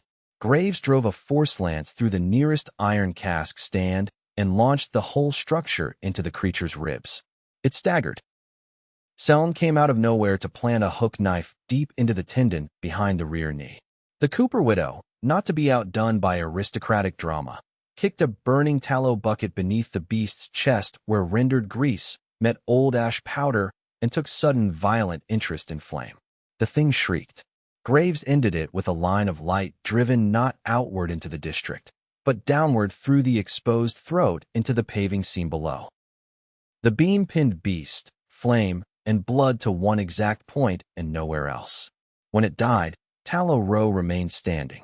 He stood over it breathing hard, the old reservoir still surging for more, and understood with fresh bitterness how little triumph there was in mastering destruction one decision at a time. Heroic songs never mention the administrative labor of not becoming a monster simply because one has excellent reason. Leora saw the edge in him and took him by the face with both hands before the current could turn introspection into madness. "Stay here," she said. "Stay yourself." He covered her wrists with his hands and bowed his head once until their foreheads nearly met. "I am trying." "Good. Continue." They continued all night. Tallow Row. Basin kills. The mill stair. Lantern well where children had been hidden in a dry cistern while ash handlers tried to flush the district with chimes and command fire. Every street required a different mixture of courage, local knowledge, and refusal to let panic become governance. Workers who had never held formal ranks started forming bucket chains, hook teams, roof lookouts, and shift boards because Leora's claim and the Ash House pages had finally given shape to their fury. Graves watched the rebellion become logistics in real time and loved the city for that more than he expected possible. By dawn they still held Ash Gate. The square below it was ugly with smoke, broken carts, blood, and slept in armor, but it was theirs. District banners had appeared overnight from windows and roof poles as if houses had been storing color for years waiting only for the first honest excuse. The Basin Bell House still answered. The north wall hooks still ran. Ash patrols controlled parts of the palace quarter and the southern bridges, but the regent no longer possessed unbroken movement through his own capital. On the parapet, with the first pale light touching the eastern roofs, Leora stood beside Graves and Ox and looked over the city that had finally stopped pretending the argument was private. "This is only the opening," Ox said, because optimism offended him on principle. "I know," she answered. "He will hit harder next." "I know." Graves looked from the battered square to the palace quarter beyond, where towers still rose above the smoke with all the ugly serenity of power not yet forced to kneel. Somewhere in there waited the Rose, ash stores, shrine glass, and whatever deeper bargain he had made with the creatures of the night to keep his stolen seat. The next part of the war would be worse. He knew that as certainly as he knew his own name. Yet below them, the city had changed in a way that could not be fully put back into fear. A baker from Lantern Well was handing out hard bread to armed mill workers from a ration cart seized in the night. A child on a parapet post was helping Diren sort signal flags by color while pretending not to be proud. Yoldver, soot on her cheek and fury undimmed, was lecturing 3 captured toll clerks on the ethical requirements of ledger truth with enough violence in the phrasing to count as a weapon. And on the inner gate leaf, painted during the last hour of darkness in flour paste, ash soot, and basin blue, someone had written a sentence large enough for the square to read. The city remembers. Leora saw it and smiled, tired and fierce and more beautiful to Graves than any piece he had ever imagined. Good, she said. Then she turned to the waiting runners, the half-slept captains, the wounded porters, the market women with hook staffs, the mill boys with stolen ash belts, and all the accidental citizens who had become an army simply by refusing to remain inventory. Send word to every quarter, she said. Ashgate holds. The ledgers are real. The siege has begun. The city answered not with one cheer, but with many different sounds rising from many different lives. That was how Graves knew it was real. Chapter 47. Lines of Bread and Iron. The city did not become brave all at once. It became busy, which in Graves' experience was the more dependable form of courage. Morning after the taking of Ashgate arrived gray and cold over a square that still smelled of lamp oil, smoke, animal musk, and hard bread broken by dirty hands. The fighters who had not slept stood beside carts that had once belonged to the regent's quartermasters and were now being used to move water casks, paving stones, and sacks of seized grain into better alignment. Women from the basin lanes argued over barricade placement with the authority of people who had raised children, managed market books, and survived bad rulers long before any uniformed fool thought he understood control. The north wall hooks creaked in their revived housings overhead, carrying rope cradles with messages, bandages, and once, to Ox's disgust, a crate of pickled onions that some district had judged essential to the continued health of rebellion. Graves moved through it all with Leora at his side and understood that the city, once it stopped begging power to behave decently, had no shortage of intelligence. What it had lacked was permission to coordinate. That was what Leora was doing now, and it was more impressive than any battlefield entrance. She did not stand above the square and demand admiration. She walked the lines. She heard 3 arguments at once. She accepted correction from people who knew their own lanes better than she did, and then made decisions none of them could make alone, because she carried the whole shape of the struggle in her mind. By noon she had turned the captured gate into a living hinge between the hidden quarter, the north districts, and the open challenge to the palace. Soraya ran shift boards from a cooper's table dragged into the square. Arvin's son and Yoldver turned one ash office into a witness chamber where false seizures, missing kin lists, and oath names could be recorded before rumor scrambled them. Tavin moved through every layer with that light-footed practical grace of his, taking messages, swapping routes, smiling at frightened people exactly enough to keep them steady without insulting them. Even Para contributed to military order by terrifying anyone who bled in an inefficient manner. Ox, finally permitted to stand for short stretches under threat of strangulation if he lied about pain again, took command of the parapet drills with the joy of a man returned to his native weather. The trouble was that Theros had resources the people did not. He held the upper granaries, the shrine glass stores, the formal river crossings, the kennel yards beneath the palace ridges, and enough frightened lesser houses to produce a steady crop of clerks willing to call theft law if it preserved their leaseholds another week. Worse, he understood something ugly and true about capitals. People can fight hunger, and they can fight terror, but forcing them to fight both at once frays even honest courage. By the second council meeting after dawn, reports arrived from the South Milling Ward that palace agents had started turning grain carts back toward the upper hills. Two canal districts said Ash officers were trying to relabel ferry stores as emergency noble reserve. A lamp foreman from the West Ridge claimed the regent meant to cut bread first, then light, then water, so every resisting lane would spend its strength merely staying alive. Leora listened to each report without interruption. Graves watched her face become still in the way it did when feeling was being transformed into sequence. "He wants us trapped in the posture of rescue," she said at last. "If all we do is answer his next cruelty, then he defines every day of this war." Arvin adjusted the copied ledgers stacked at his elbow. "He also assumes the lower city still thinks in neighborhoods only. His office has always depended on that. Suffering compartmentalized is easier to govern than suffering introduced to itself." Ox folded thick arms across his chest and grimaced because breathing still cost him. "Then make the compartments talk faster than he can starve them." They were in the Old Way Hall above the seized gate, a room with blackened rafters and warped counting boards, and Graves felt the simple force of the suggestion settle over everyone present. Not merely hold the districts. Find them. Bread routes, signal routes, witness routes, relief routes, strike routes. Leora turned to Yold, then Direnhal, then Soraya, in sequence. "What connects north to Basin if the open squares become kill ground by dusk?" "Not the palace roads," Soraya said.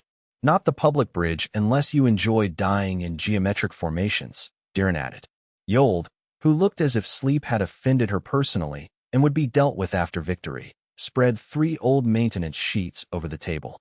"The Cedar Bell line," she said. "If the tower still stands true." The room stilled around the name. Graves had heard the tower mentioned twice in passing over the past days, never with this kind of weight. Yold tapped the nearest sheet. The Cedar Bell had once been the chief alarm tower for flood, fire, riot, and bridge failure in the lower capital, built where Basin, Milling, and Shrine roads could all hear its command tones. Before the regent's uncle, before the false succession, it had also served a less public purpose. Certain bell patterns awakened witness routes across the city and ordered the old seat houses to open sealed stores or hide records before any court could seize them. The Rose had not destroyed the tower because it sat too visibly in the middle districts and because tyrants prefer to keep old symbols as dead trophies. Instead, he had put ash wardens around it, muffled its use to palace-approved alarms, and posted clerks who treated the bell code like superstition instead of infrastructure. Yold's dry mouth tightened with anger. He thinks history becomes decorative when one is vulgar enough. Leora set both palms on the table. "Can we take it?" Diren sniffed. "Taking towers is easy. Keeping bells from killing whoever climbs the frame when frightened ash men start cutting the ropes is more technical." "Technical is acceptable," Ox said. "We have Graves." "That is the opposite of a technical solution," Diren replied. The laughter eased the room for a breath, but only a breath. Yold traced the tower approaches and explained what mattered. If they controlled the Cedar Bell, they could coordinate food movement from the Basin stores to the mill wards, move children and elders out of streets before ash sweeps hit, and call the outer districts to action with something more lawful and ancient than rumor. If Theros understood that danger, he would either fortify the tower heavily or use it himself to lure rebels into a killing cup. Leora accepted both possibilities without changing expression. "Then we move before he assumes we dare it," she said. "Soraya, I want climbing teams from the hooks and lane runners from the Basin. Diren, choose who touches the ropes. Yold, teach us the bell patterns before some eager hero announces a flood while we are trying to start a city." The council broke into motion. Graves stayed a moment after the others, watching Leora gather maps into bundles with the fast, deliberate economy of someone too disciplined to let fatigue become clumsiness. She had slept perhaps 2 hours since Ashgate. There was soot at one cuff and a pale line at her temple where helmet leather had pressed all night. She did not look diminished. She looked expensive in the oldest meaning of the word, as if the world had spent too much pain making her and would not easily be permitted to waste the result. "You are staring like a man composing a shrine inscription," she said without looking up. "I was deciding whether you need food or rebellion more urgently. Those are not separate matters." "That is not an answer." She glanced at him then, a real glance, not the public measuring kind. I need both. I would prefer to receive the food first, because kissing you in front of Arvin while I am holding siege charts would start conversations I do not have time to supervise. He laughed, surprised into warmth in the middle of smoke and strategy. It felt almost indecent that joy could survive here, and yet perhaps that was the point. He passed her the heel of bread he had carried untouched from breakfast, then leaned one shoulder against the table beside her. When this day worsens, as it plainly intends to do, tell me where you need me most. She broke the bread cleanly in half and handed him part back. At the bell if we win it. At the worst lane if we do not. Near enough that I can put my hand on your arm when the old current decides to become theatrical. He accepted the answer because it was honest and because love, in a city under siege, often arrives disguised as tactical clarity. They ate in silence for a few breaths, while below them the captured square clattered with labor. When she finally spoke again, her voice was lower. Graves, if the bell works, the city will hear me not as a rumor or a banner in one district, but as command. After that there is no useful retreat. He thought of the ford, the old road, the chamber under Astor Hall, the hooks above Ash Gate, all the places where fate had offered them dramatic language, and both of them had survived by choosing the practical version instead. There was never any retreat worth wanting, he said. She held his gaze, and for a moment the whole battered hall seemed to narrow to that shared line between them. Then Soraya re-entered with 3 runners and a new set of troubles, and the day resumed its appetite. Chapter 48, The Cedar Bell. The Cedar Bell Tower stood where 3 districts argued over ownership, and all of them were right. From the basin side, it looked like a flood marker risen to civic arrogance, square-based and stone-banded with carved water lines and relief panels showing boats, wheat sheaves, and long-vanished magistrates pointing meaningfully at the horizon. From the milling road it resembled a watch keep, all narrow slits and upper galleries. From the shrine road it seemed almost ceremonial, its upper lantern carved with cedar leaves and old witness knots blackened by weather. Theros's ash wardens had added uglier details in recent years. Iron cages over the lower windows. A scaffold on the east side used for proclamations. 2 public warning boards nailed across the lower arch where citizen notices once hung. Graves saw all of this from a dye warehouse roof 1 street over while dusk folded slowly through the city. The tower should have felt central. Instead, the regent's rule had made it isolated, as if everyone had been taught to walk around the heart of the district and call that prudence. Leora crouched beside him behind the parapet. Below them, ash wardens in gray-lacquered coats patrolled the tower square in board pairs. A wagon stood under the east scaffold with rope coils and oil casks. On the upper balcony, 1 signal clerk leaned into the rail and looked outward with the false relaxation of a man who believes the city below him has forgotten how to climb. Diran lay flat on Graves' other side and muttered detailed insults about the condition of the tower braces. She had insisted on joining despite Soraya's complaint that no one so committed to disapproval should be allowed near active warfare. Diran claimed that war was mostly the punishment for poor maintenance and had therefore become her professional concern. The East support rope is new, Diran said. Not original. Palace replacement. Cheap fiber with good outer braid and rotten heart. If they drop the bell weight in panic, it will fail on the 3rd pull. Can we use that? Leora asked. We can use everything. The question is whether you want the tower or a memorable accident. Graves touched 2 fingers to the roof slate and listened down into the lawful seams of the square. Old load lines met there from 3 quarters, which made the tower feel less like a building than like a civic knot. Under the ash additions, he could still sense the original intention. Not domination. Warning. Coordination. A structure made to tell a city that danger shared is more survivable than danger denied.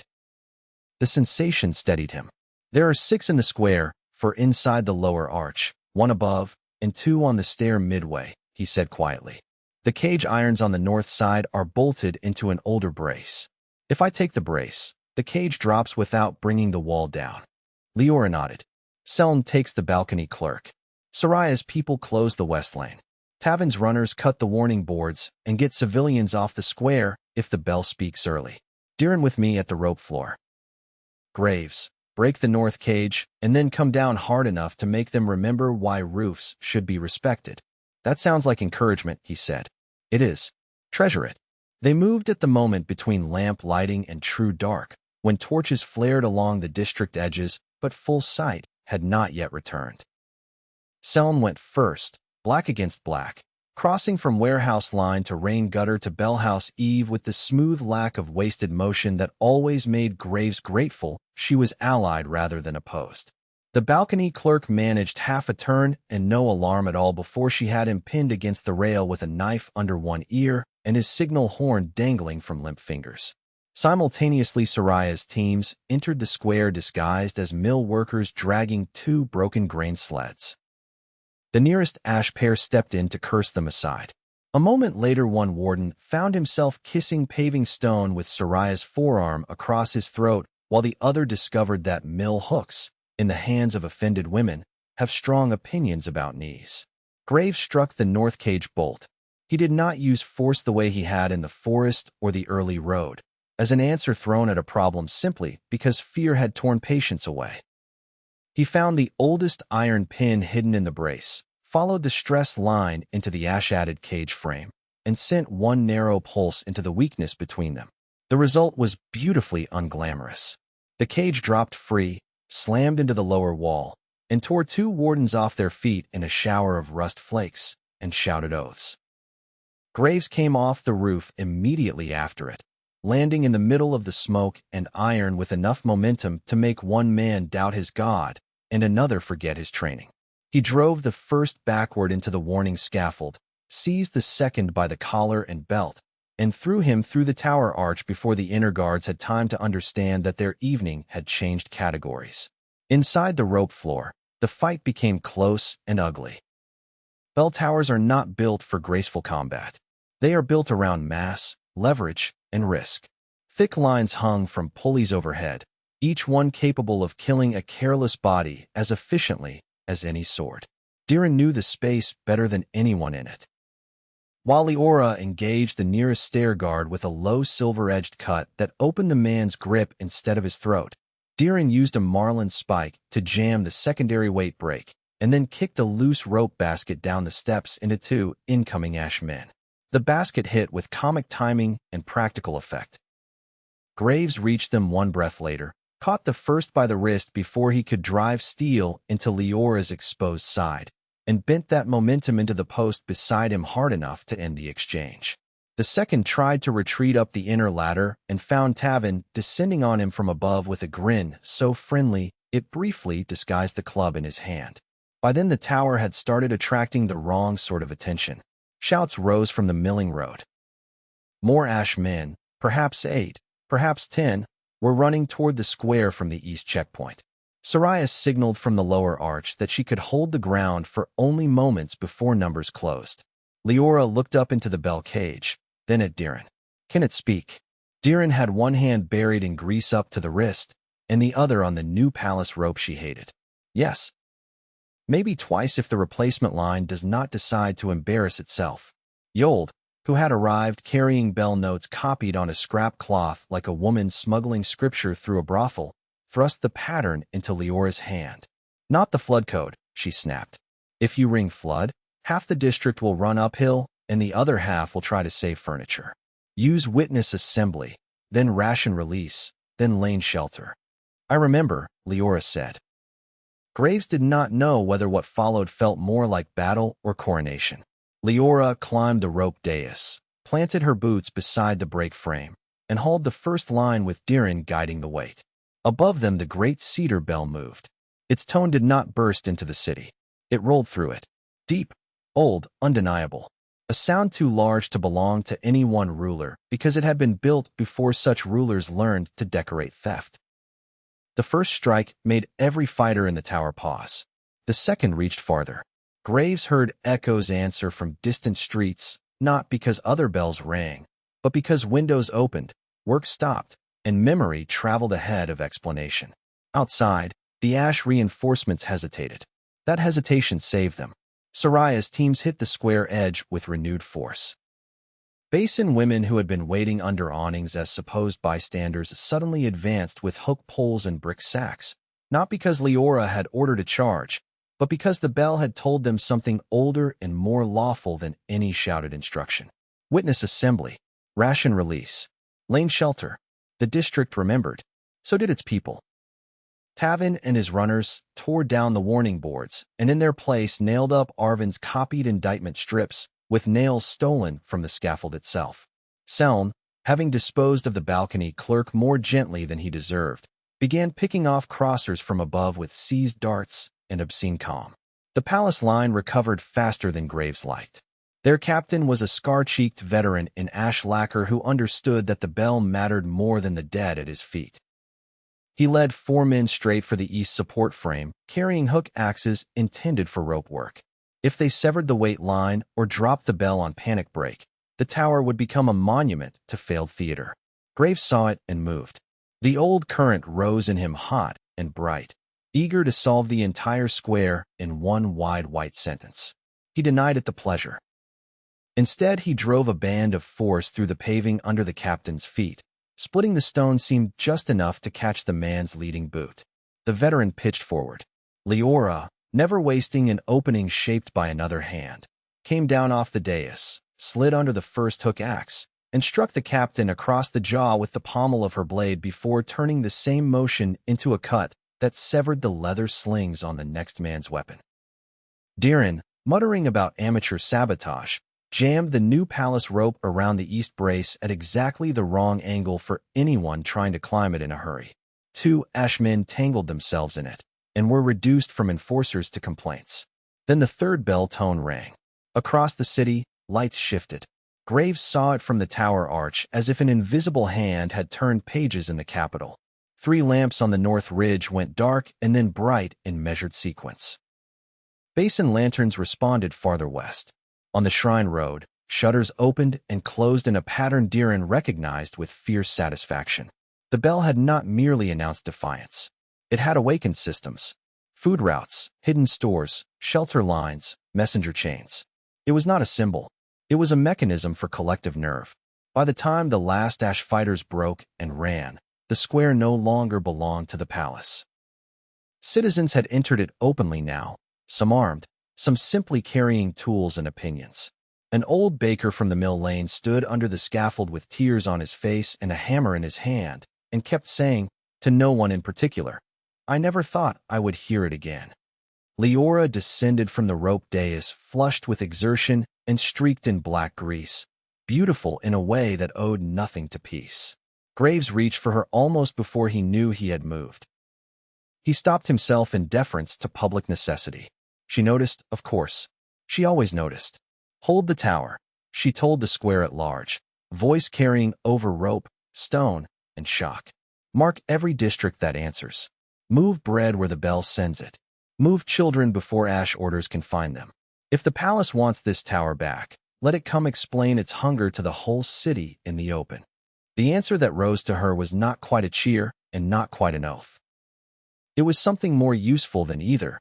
The sound of people taking instruction from someone they had chosen to trust. Later, after midnight had deepened and the first bread carts rolled under bell-directed escort toward lanes that had not eaten properly in days, Graves found Leora alone on the upper balcony, looking out over a city now stitched with answering lights. He came to stand beside her. Below, the tower crews worked in shifts. Above, the carved cedar leaves around the lantern caught moonlight on old stone. "When you pulled that rope," he said softly, "I thought the whole capital would either kneel or start a riot on principle. It may still do both. I would not advise it. You look dangerous with civic authority."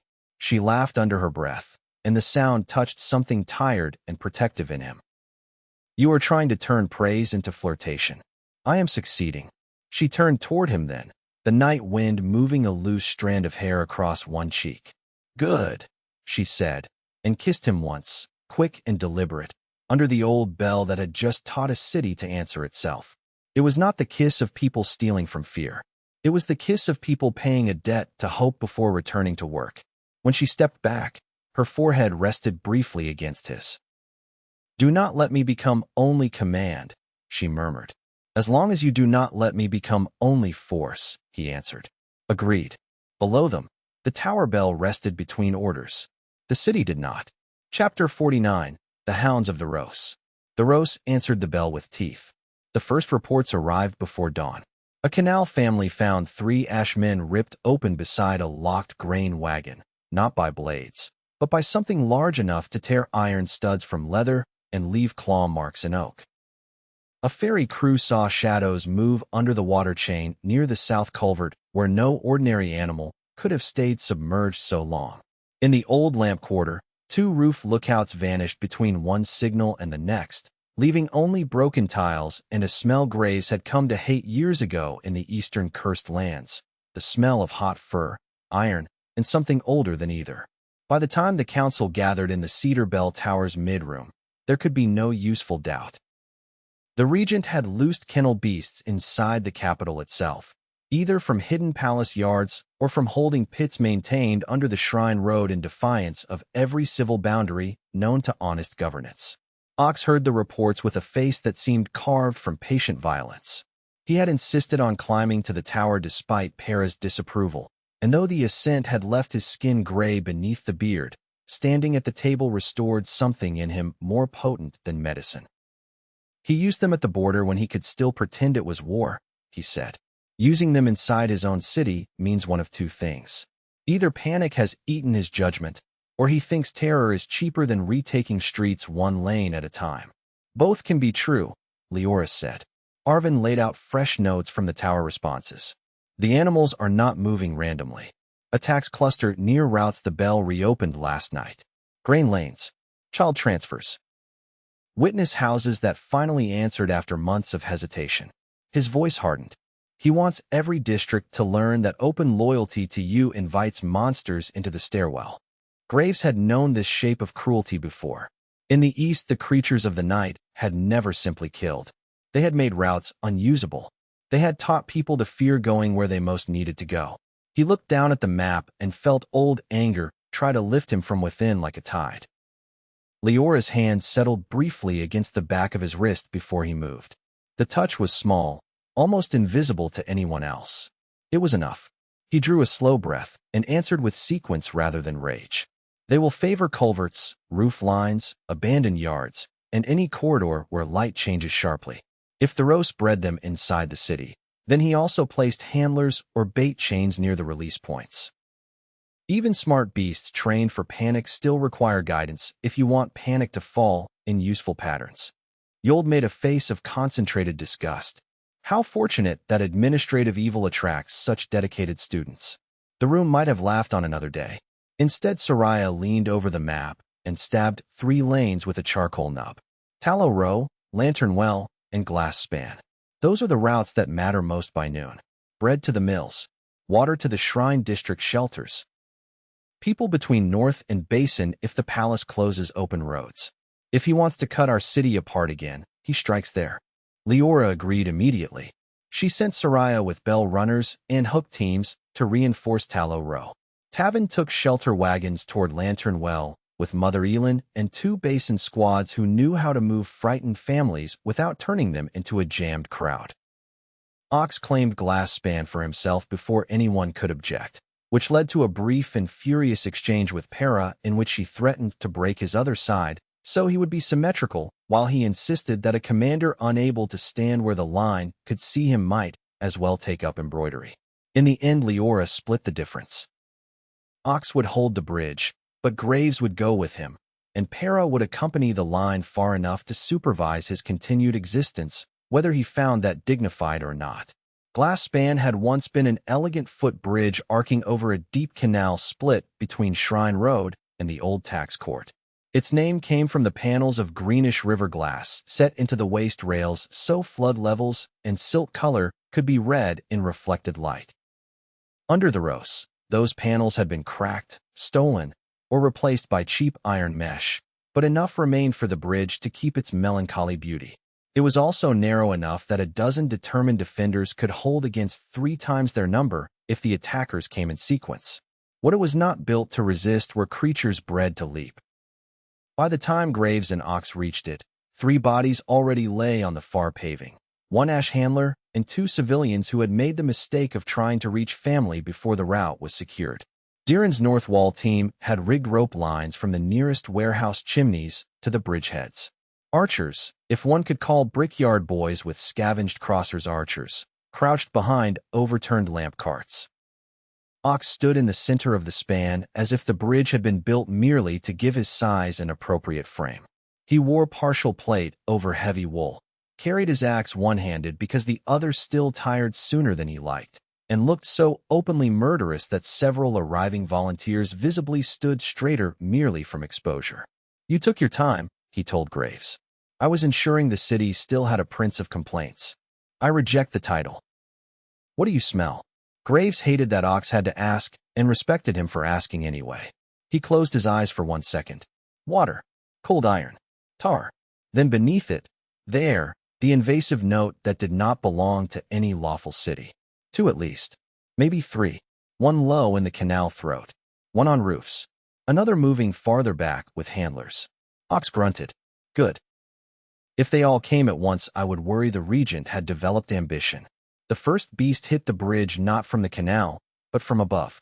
It launched from the tax court roof in a black curve that would have cleared the whole span had Graves not felt the disturbance half a breath early and thrust a band of force upward into its descending chest.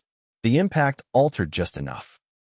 Instead of landing in the middle of the defenders, the creature smashed through the side rail and hit the bridge stones at an angle that shattered 2 glass panels and gave Ox the window he needed. The big man stepped in once and brought the axe down behind its forelimb with such precision that the beast lost momentum before it lost life. Tar, dark blood, and river stink burst across the parapet. Then the canal erupted. The second creature rose out of the water chain with a handler rope still dragging from one shoulder. This one was leaner and longer than the first, more serpent in movement than hound, and smart enough to use the bridge supports for cover while it climbed. Crossers fired from both heads and accomplished little beyond anger. Graves sent force downward to crack the chain braces the beast was using, but it let go before the collapse and launched up under the span. A volunteer at the north end shouted in real terror as claws hooked the planks beside his boots. Ox moved again, but even he could not be at both rail and stair in the same instant. Leora solved the distance by arriving over it. She had ridden hard from Tallow Row with 6 fighters and came off her horse before it fully stopped, using the saddle's last forward surge to carry her onto the bridgehead in one smooth, lethal line. Her first cut severed the handler rope. Her second bit into the creature's exposed jaw hinge as it came over the edge. Graves hit it simultaneously with a narrow blast driven through the broken glass panel into the bridge post beneath its grip. The post jolted. The creature lost purchase. Ox's returning backswing opened its neck enough to end the argument.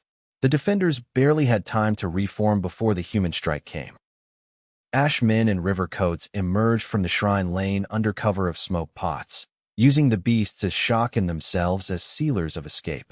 Their captain wore no lacquer, only dark wool and a short blade at each hip, which told Graves this was not a checkpoint bully, but someone trained for inner work. The man's eyes assessed the bridge in one glance and went at once to the rope lines, the wounded, and Ox's reduced range on his left side. Competence recognized weakness because it lived by that recognition. Graves disliked him immediately. "Drop the bridge," the captain called to his people. "Do not duel the giant. Turn the structure into the canal and let panic finish the district." That, at least, was a language Graves understood. He moved not against the captain first, but against intent. 2 ash sappers darted for the support wedges with pry bars and oil. Graves drove a pulse through the nearest wedge pin, locking it into swollen oak so deeply the first sapper jarred both shoulders trying to move it. The second reached the south line and got farther. Leora intercepted him in a whir of silver and black, turned his pry bar with the flat of her blade, and kicked him bodily into the rail gap, where Diren's rigged safety rope caught him under the arms. He hung there cursing while the battle continued, without consulting his preferences. The captain came for Graves then, which proved him intelligent enough to be difficult. Their exchange across the center of the bridge was too tight for spectacle. Knife, brace, low cut, shoulder check, current band, retreat to avoid Ox's reach, advance again as soon as the axe recovered.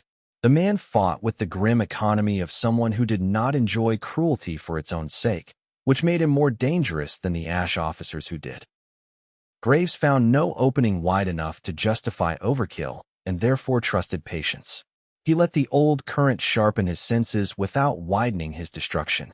He gave ground where the bridge narrowed, drew the captain a half-step too close to a broken glass seam, then struck force sideways into the rail brace. The captain's footing shifted on the fractured panel. Leora saw the imbalance and turned it into consequence. Her blade flashed once, opening the man's sword wrist. Ox ended the exchange by hooking the back of the man's knee with the lower axe beard and driving him flat onto the bridge stones. The surviving Ash fighters broke after that, some fleeing, some surrendering, one fool diving into the canal to escape and learning that cold water and heavy gear are not a philosophy. The defenders stood panting among smashed glass, dark blood, and rope smoke while the canal below carried fragments of the fight toward lower locks. Ox leaned harder than he wanted on the axe haft. Para appeared from nowhere with the expression of divine punishment and began issuing orders no one dared challenge. Leora wiped her blade, then looked over the bridge and the held route beyond it. This was a test, she said. Graves knew she was right. The beasts had been terrible, but they had also been probes. Learn the bell routes. Measure the defenders. See which districts panic, which coordinate, which leaders can be drawn away from command by a threatened bridge or a screaming child. He looked toward the upper palace quarter rising beyond the shrine roofs, all pale stone and concentrated entitlement. He is mapping us through pain. Then we answer with the wrong lessons, Ox said hoarsely. Make every route harder than the last one. They did, for the rest of the day and deep into the next night. Taloro held. Lantern Well evacuated its children through cistern ladders and cellar chains before the creatures could reach them. The cedar bell sounded lane shelter twice, ration escort once, and one grim funeral note that made every district pause while names were carried over the lines. By dawn the city had learned what open siege meant. Not glory, endurance, adaptation, and the sort of collective memory that has to be rebuilt hour by hour under pressure. Graves lay down for perhaps 1 hour in a former tax clerk's office above the bridge and woke to find Leora beside the window, still in her coat, looking out over the canal with her hand pressed against the old stone as if listening to it. He rose and went to her without speaking. When she leaned into him, only slightly, it felt more intimate than any stolen softness could have been. He is going to get worse, she said quietly. Yes, I can fight him. I can command against him. What I do not know yet is how much of the city I can ask to survive before I become another person who thinks people are acceptable fuel. He thought of Corvin then, of the old Archmage giving away power so deliberately that he died smaller in order to arm a future he would never see. Not perfect, not innocent, but deliberate. The question itself is why you are not him, Graves said, or the Rose, or any of the others who decide bodies are abstract once counted in sufficient quantity. She exhaled, weary and fierce at once. Stay with me when I become difficult. He almost smiled. That is the least ambitious vow I have ever heard. It is the only kind that survives war.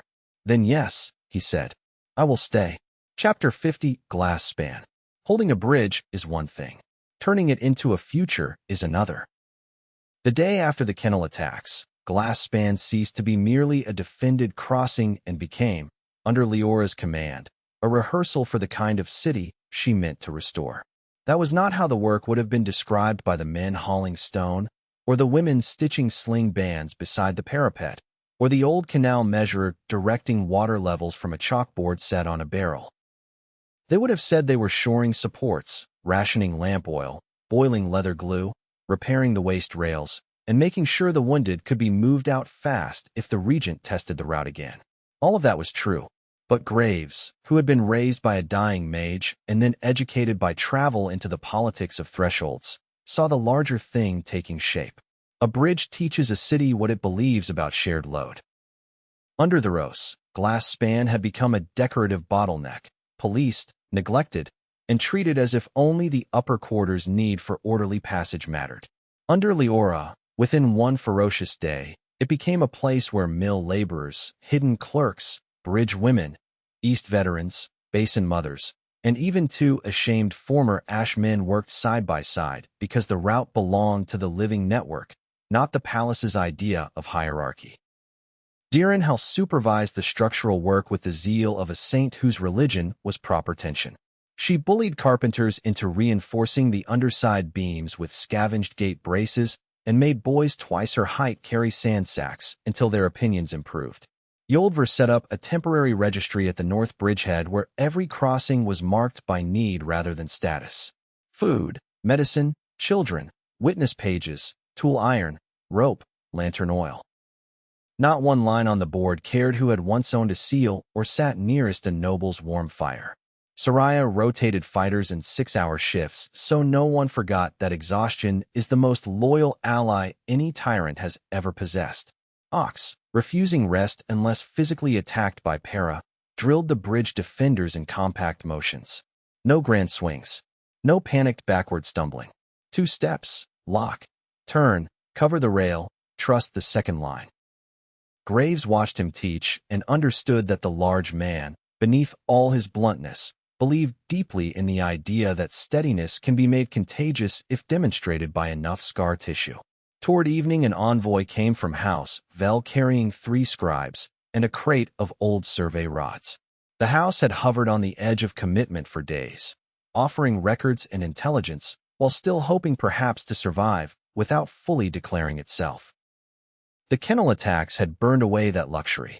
The envoy, a thin woman named Ella Vel with a court voice and a laborer's eyes, bowed not as one superior acknowledges inconvenience, but as one adult recognizes another's earned position. The Shrine Road cistern maps are yours, she told Leora. Also the service measurements under Harvest Court, though my house would prefer if history omitted how long we waited to become brave. Leora accepted the rods and the apology with equal clarity. History will remember what you do next more than what you delayed. That answer spread across the bridge crews by nightfall and improved everyone's understanding of her. Graves saw it in the faces around the fires. She was not asking for flattery or inherited reverence.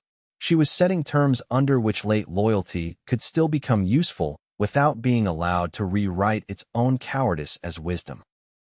A ruler who knows how to admit people into better conduct without forgetting what they have done badly is rarer than poets admit. When full dark came and the work crews changed, Graves finally found a few unclaimed breaths on the repaired upper walkway where the broken glass panels had been replaced by temporary lattice and cedar slats. The canal below held torch reflections in long shaking lines. Somewhere downriver the bell sounded once for ration escort. Behind him the bridge hummed with low human labor. Ahead, the palace quarter glowed in sterile tears, beautiful as a threat. He had just begun to think about the next problem when Leora stepped onto the walkway, carrying 2 tin cups that smelled sharply of Para's herb broth. I have brought romance, she said. It tastes medicinal and mildly vindictive. He took 1 cup from her. You have changed since the forest. I sincerely hope so. They stood at the rail and drank. The broth was hot enough to punish distraction. Below, a barge chain clinked against the canal lock. Above, the first clear stars broke through the smoke. For a time neither of them spoke. That too was new between them. Early love fills every silence because it fears what quiet might reveal. Mature love begins to trust that the person beside you will not disappear simply because speech rests. At last Leora said, when I was young, before my uncle decided succession would be easier if reality were edited, I was brought across this bridge for a midsummer rite. I remember thinking the city looked endless and that endlessness itself meant safety. That if something was large enough, no one man could warp it beyond recognition. Her mouth bent without humor. It was a child's faith. Large systems hide corruption very efficiently. Graves looked at the bridge under them, now packed with honest labor because one district after another had chosen to connect. Large systems also remember better than tyrants expect. She turned the cup in her hands. Corvin believed that. He nodded. The old mage's name no longer entered the space between them like a ghost or a secret. It entered like ancestry, complicated and still alive in consequence. He built into places. Roads, halls, witness seats, the legal seams inside stone. He trusted structure more than heroics. though he trained one by accident anyway. Not by accident, she said softly. By love, poorly explained. That struck him with more force than most battlefield truths. Graves stared out over the canal while the bridge lanterns trembled in the water below. Corvin had lied by omission, manipulated by tenderness, and prepared him for a purpose Graves had needed years to reclaim as his own. Yet underneath all of it there had indeed been love, awkward, severe, darkly humorous, and frightened of time. I used to think if I understood him completely, I would know whether to forgive him. And now I think complete understanding may be the least available form of closure in the world. Leora smiled, tired and real. That is annoyingly mature. I learned it from a queen who keeps turning war into administration. She set down her cup on the rail post and faced him fully. Do not call me that in private unless you are prepared to continue looking at me exactly like this. How am I looking at you? Like the city has already answered, and you do not regret the answer. He stepped closer because there are some truths too precise to be denied with distance. I do not regret the answer. Her hand came up to his chest, not dramatic, not trembling, simply certain. Good, she said. Because if we survive long enough for me to wear a crown in peace, I would rather the man beside me not discover then that he preferred the simpler version of me from the road. There was never a simpler version of you from the road. That earned him a low laugh and then a kiss that lasted longer than the bell tower balcony one had.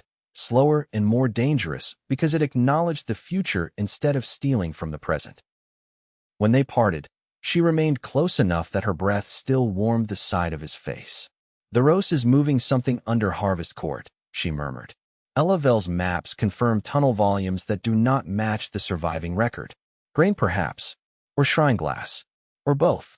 Arvin thinks if we cut that court from the palace side, the upper quarter loses more than food.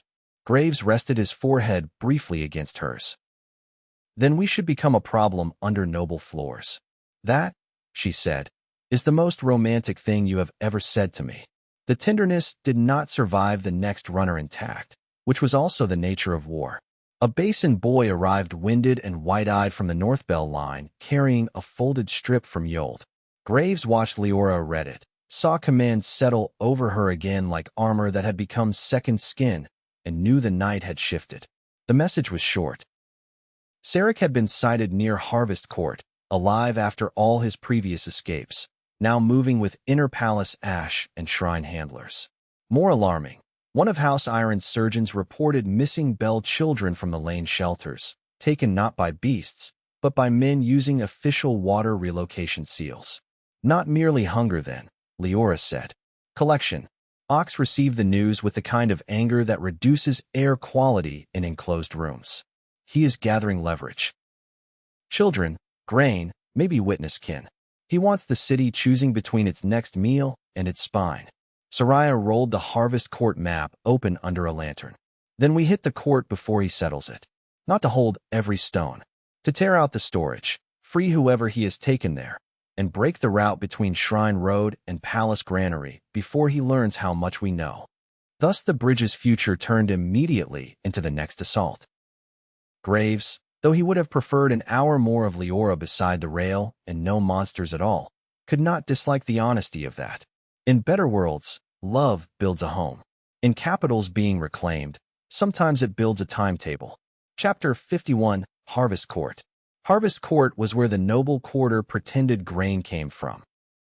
The place had once been an accounting plaza on the lower edge of the upper city, a handsome open square wrapped by arched storehouses and inspection halls where river tallies, mill receipts, and civic reserve measurements were compared before winter distribution. Over time, the noble houses had turned it into something closer to theater. Carved facades, ornamental seal niches, polished cobbles, and the kind of balcony from which soft-handed officials can speak of scarcity while servants carry them sugared wine. Under the roast, the theater had become harsher. Relief sheds were closed to the poor. Side vaults were repurposed for ash stores and emergency seizure ledgers.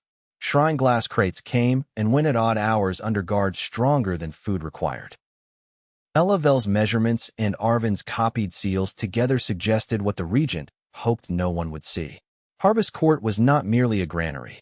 It was a transfer yard between Palace Reserve, Ash Control, and the hidden infrastructure of terror that now ran under the capital. Leora chose the raid hour with cruel intelligence. Not midnight, when every frightened patrol grows jumpy and every honest district is too tired to exploit success. Dawn, when noble offices prepare their first lie of the day and lower wards begin moving bread. Hit then, with the cedar bell already primed to reroute carts, and any grain that escaped the court could be turned outward before the palace rebuilt command. Soraya would lead the south entry through the Tally Arcade. Ox, despite universal disapproval, would command the square strike from a reinforced wagon in the east lane where he could control the line without wasting steps. Graves and Leora would go below through the old cistern access house Vel had finally revealed. Tavin and Diran would take the side vaults and mark every service route with hook cloth so captured stores could flow immediately to the right districts. Mother Elin would manage the receiving chain because no one disputed her right to tell starving men that grabbing without sequence is simply another form of surrender. The cistern tunnel under Harvest Court ran lower than Graves expected and cleaner than it had any right to be, which told him at once that someone had maintained it recently. That maintenance offended him more than filth would have. Neglect is at least honest about contempt. Maintenance implies active purpose. He and Leora moved through knee-deep cold water under a ceiling of dressed stone, lamps shuttered low, blades and current held close. Twice they found new iron grates spiked into old flood arches. Twice Graves shaped quiet force into the pins rather than the bars, and let the locks open like men persuaded by better reasoning. Ahead, the tunnel bent under the main counting floor and widened into a service chamber where grain chutes, sump channels, and 3 newer side passages met. One passage smelled of wheat and burlap, one of oil and hot metal. The third carried that sweet foul night beast scent again, mixed now with the dry sting of shrine powder. Leora's eyes met his in the dim. We split the wrong route first, we lose people. He listened, not with his ears alone, but with the lawful feel he had spent 3 books learning not to fear. Above them, wagons rolled into place. Men shifted on stone. Somewhere to the east Ox would be pretending not to hurt, while making everyone else more useful. Beneath the floor the old city still remembered drainage, civic storage, emergency lanes. The newer dark route cut across those instructions instead of flowing with them. He found it. Middle passage is grain and diversion. Left is oil. Right is where he is hiding the unacceptable thing. She nodded once. Then we become impolite. The unacceptable thing turned out to be children and records together, which was somehow worse than either alone. The right passage ended in a dry holding vault with shrine glass crates stacked along one wall and 12 stolen lame children on the other, watched by 3 ash handlers and a clerk whose robes still bore the water relocation seal he had used to remove them from the shelters. Behind the children sat 2 chained witness keepers from the West Registry houses and a third figure Graves recognized with a jolt. Ella Vel's younger brother, who had vanished 2 days earlier while carrying survey rods to the bridge. Not collected for ransom then. Collected for utility. A city can be ruled by fear only if the right families are made to understand that competence itself is hostage. The clerk never even finished turning. Leora crossed the chamber in 2 low strides and struck him with the flat of her blade so hard his seal chain snapped against his throat. Graves hit the nearest handler with a force band to the sternum that pinned him to a shrine crate and left him wondering which regret had proven decisive. The second handler got farther, drawing a horn meant for the vault lines, but one of the stolen children, a mill girl of perhaps 11, kicked the man's knee from behind with admirable civic spirit. Graves took the opening and ended the problem. The third surrendered as soon as Leora's point found the gap beneath his jaw. The entire exchange lasted less than a breath and a half. Then came the harder part. Not the chains, not the crying, not even the quick checks for injuries. Explaining speed to children who had been told by palace men that anyone entering from below would be monsters. Mother Elin would have done it better. Leora did it well enough. She knelt among them in the half-dark, set her blade aside visibly, and said, "Look at me. Not the seals. Not the men on the floor. Me. You know my name. We are taking you back to your own people now, and the fastest children will be honored by being asked to help the slower ones." That worked because it honored them instead of asking them to collapse. Graves took the chains off the witness keepers while Leora organized the children into a quiet line. Ella Vell's brother, pale but conscious, gripped Graves' forearm once and said, with impressive accuracy for a man recently imprisoned under grain accountants, "The lower west vault is not grain. It is beast feed and powdered glass. Sarek is above with the court captain. They mean to torch the stores if they lose the square." Of course they did. The Rose loved systems too much to surrender one intact. The raid above had already begun in earnest. Through the ceiling stones, Graves felt the percussion of Ox's line meeting the court guard at the Tally Arcade and Soraya's south team forcing the side doors. The grain passage that had smelled like diversion now carried shouting and hot draft. Tavin's mark cloth appeared at the vault mouth precisely when needed, because nothing in the world is more reliable than a practical man who has chosen his side. "Children first," he said, already moving 2 runners into place. "Record second. Deeren has the north side braced.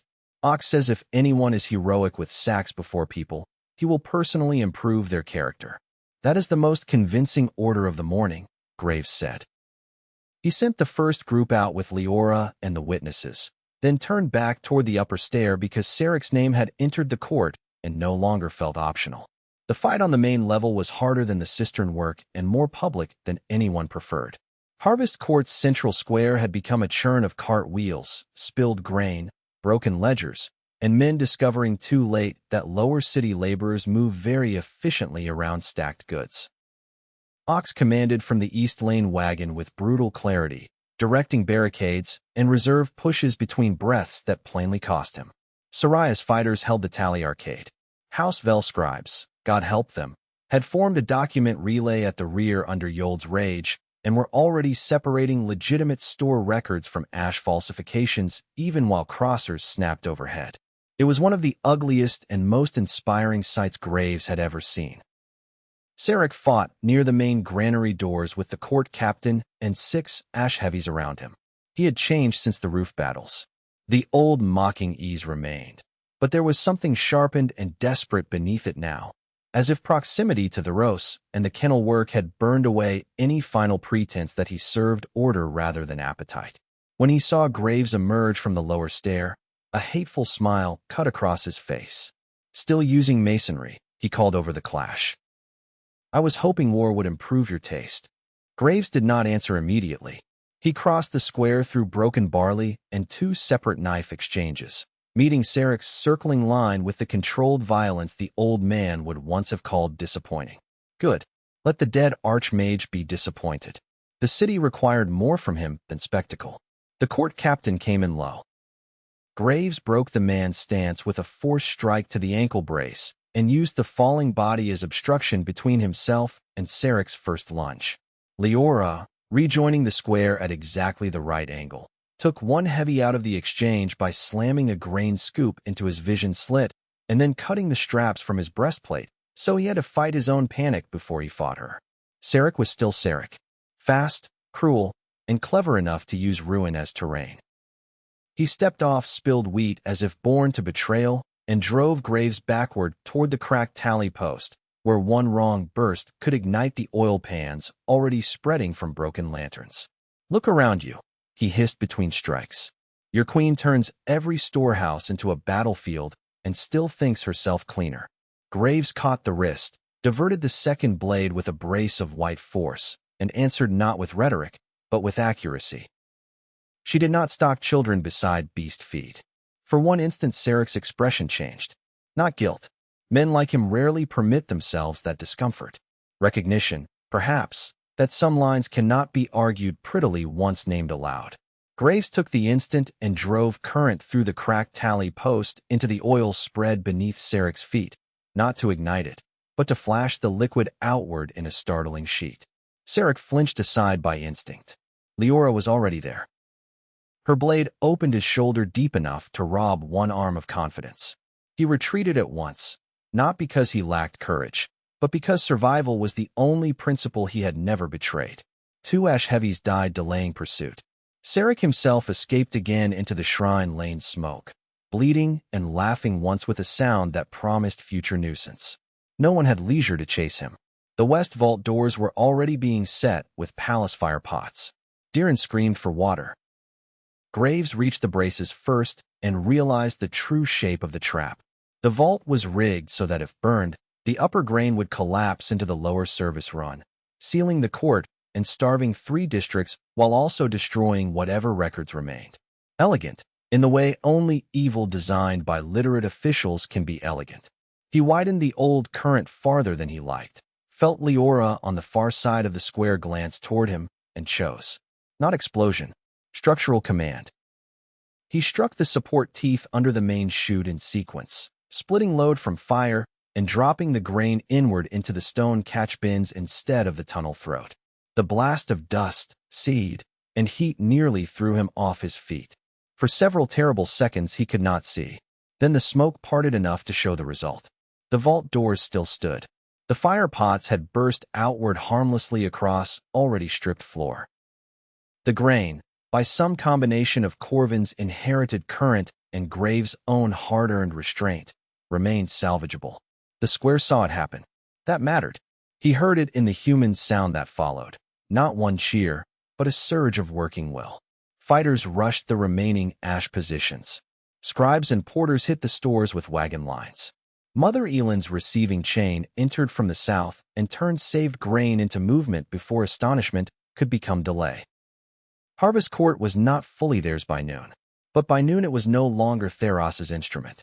When the last meaningful resistance broke, Leora climbed the central tally steps where generations of polite theft had once announced winter percentages to hungry districts. She stood there streaked in dust and dark grain and said, loud enough for square, lane, and gallery to hear, "These stores return to the city that filled them. Witness keepers, mark the transfers. District captains, take what your people can carry in order. Any person hoarding for private trade will answer to me." No one tested that answer. Not because everyone had become saintly in a morning, but because legitimacy had finally arrived wearing competence and a sword. Graves, breathing dust and old power in equal measure, looked around the reclaimed court and thought that if capitals can be healed at all, this is what the first hour must sound like. Not poetry. Distribution. Chapter 52. The Shrine Road. The Roast chose the Shrine Quarter for his next blow because tyrants love symbolic murder. The shrines of the lower capital had never belonged wholly to priests. They belonged to memory, to names carried on old stone, to flood marks and vow niches, and the little domestic rituals by which ordinary people remind themselves that life is more than whatever office currently taxes it. Under the Roast, those spaces had been disciplined, audited, and repurposed wherever possible into ash registries or ceremonial backdrops for the regent's counterfeit piety. Even so, people still lit candles there for lost kin, left bread for the nameless, and whispered witness oaths before undertaking dangerous work. If he could poison that ground, flood it with beasts and blame, he could teach the city that nothing remained untouched. The first sign came as blue glass dust. Yold found it on a courier's boot after the Harvest Court raid, glittering along the sole seam. Elavel identified it from the recovered service measurements. Shrine glass, ground coarse, mixed with kennel scent bait and oil. Not meant for windows or ritual lamps. Meant for trails. Draw the creatures through the shrine roads. Break holy spaces under their feet, and let the public think the rebellion itself had turned sacred ground into a killing lane. Arvin's face went bloodless with anger when he understood the design. He means to sever the emotional city from the practical one, he said. Make prayer fear bread. Make mourning fear resistance. Leora's response was immediate. Shrines were to be defended not as relics, but as route nodes, shelter rooms, and moral terrain. Mother Elin organized candle women and quiet room keepers into evacuation guides. Soraya redeployed hook teams to the cedar chapels and memorial courts along the shrine road. Diren swore that if anyone tracked beasts across polished threshold stone, she would personally educate the offenders with a hammer. Ox insisted on taking the outer lane despite Para's predictions about his continued bad judgment. Graves understood why without needing explanation. Men like the Roast depend on opponents treating symbolic spaces delicately until they become unusable. Ox believed in the opposite. Stand in the sacred doorway if necessary, but hold it. Reverence without protection is merely nostalgia.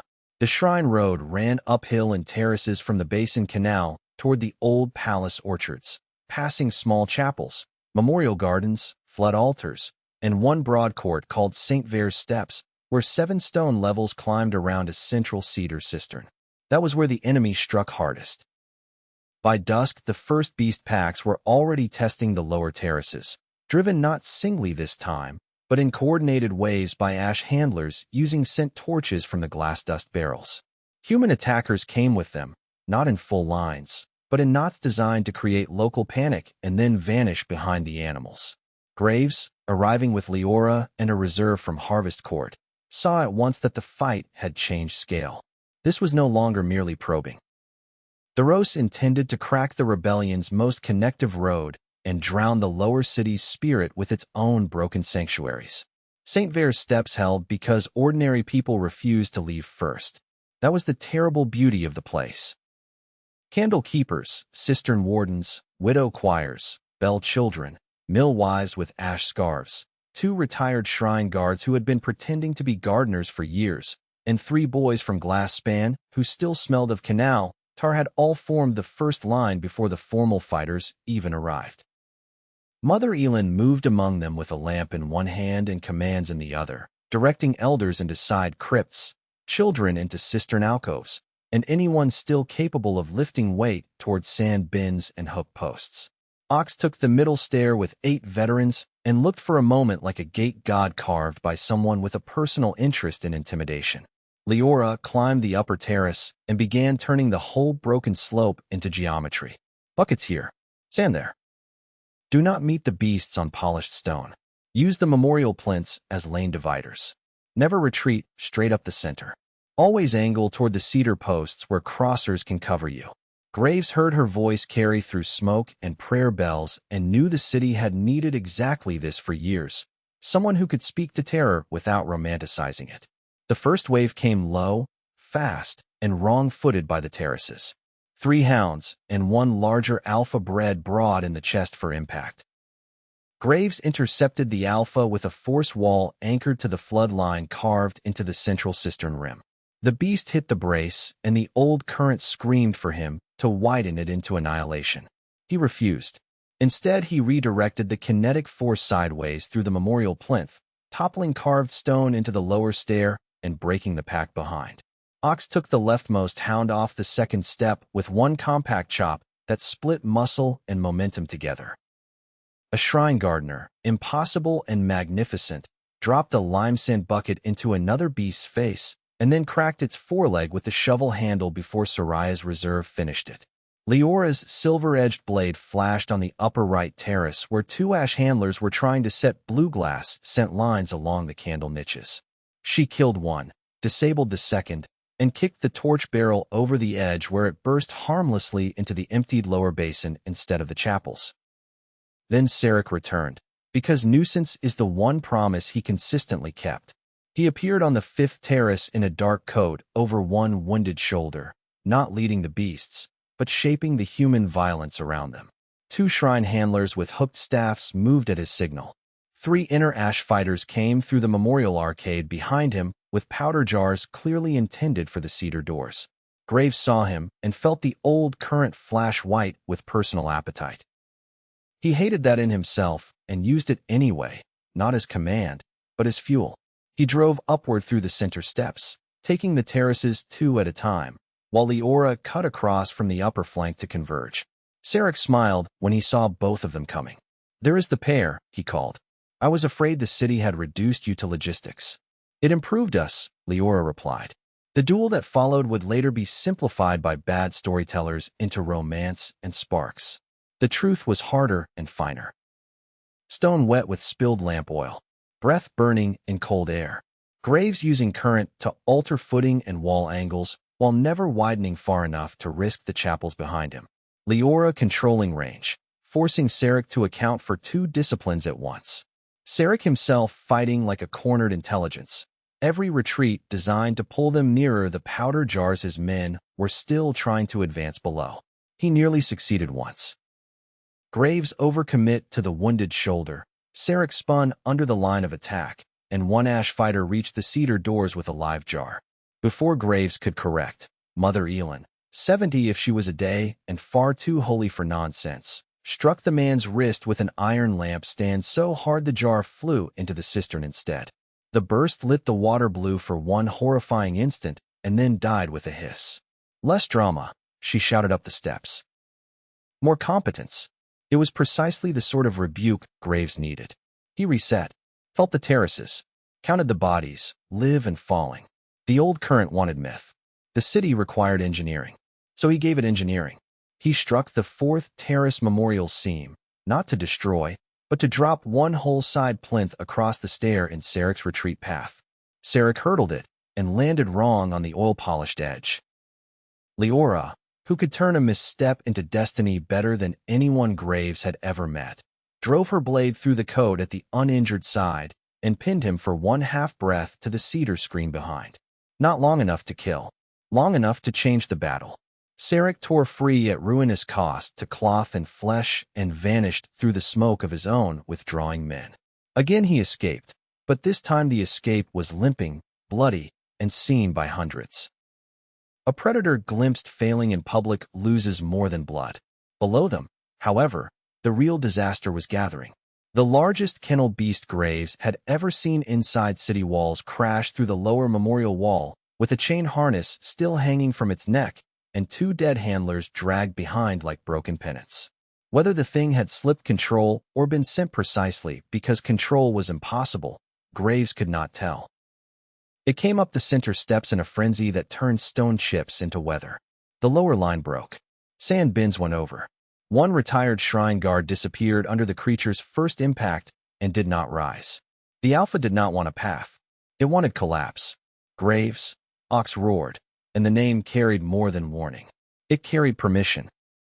There are moments when restraint itself becomes a form of cowardice, and Graves had spent too many years fearing his own excess to always recognize the difference quickly. He recognized it then. St. Vair's steps would not hold if he answered this beast with clever fragments. The terraces were already cracking. Children huddled in cistern alcoves 3 levels above.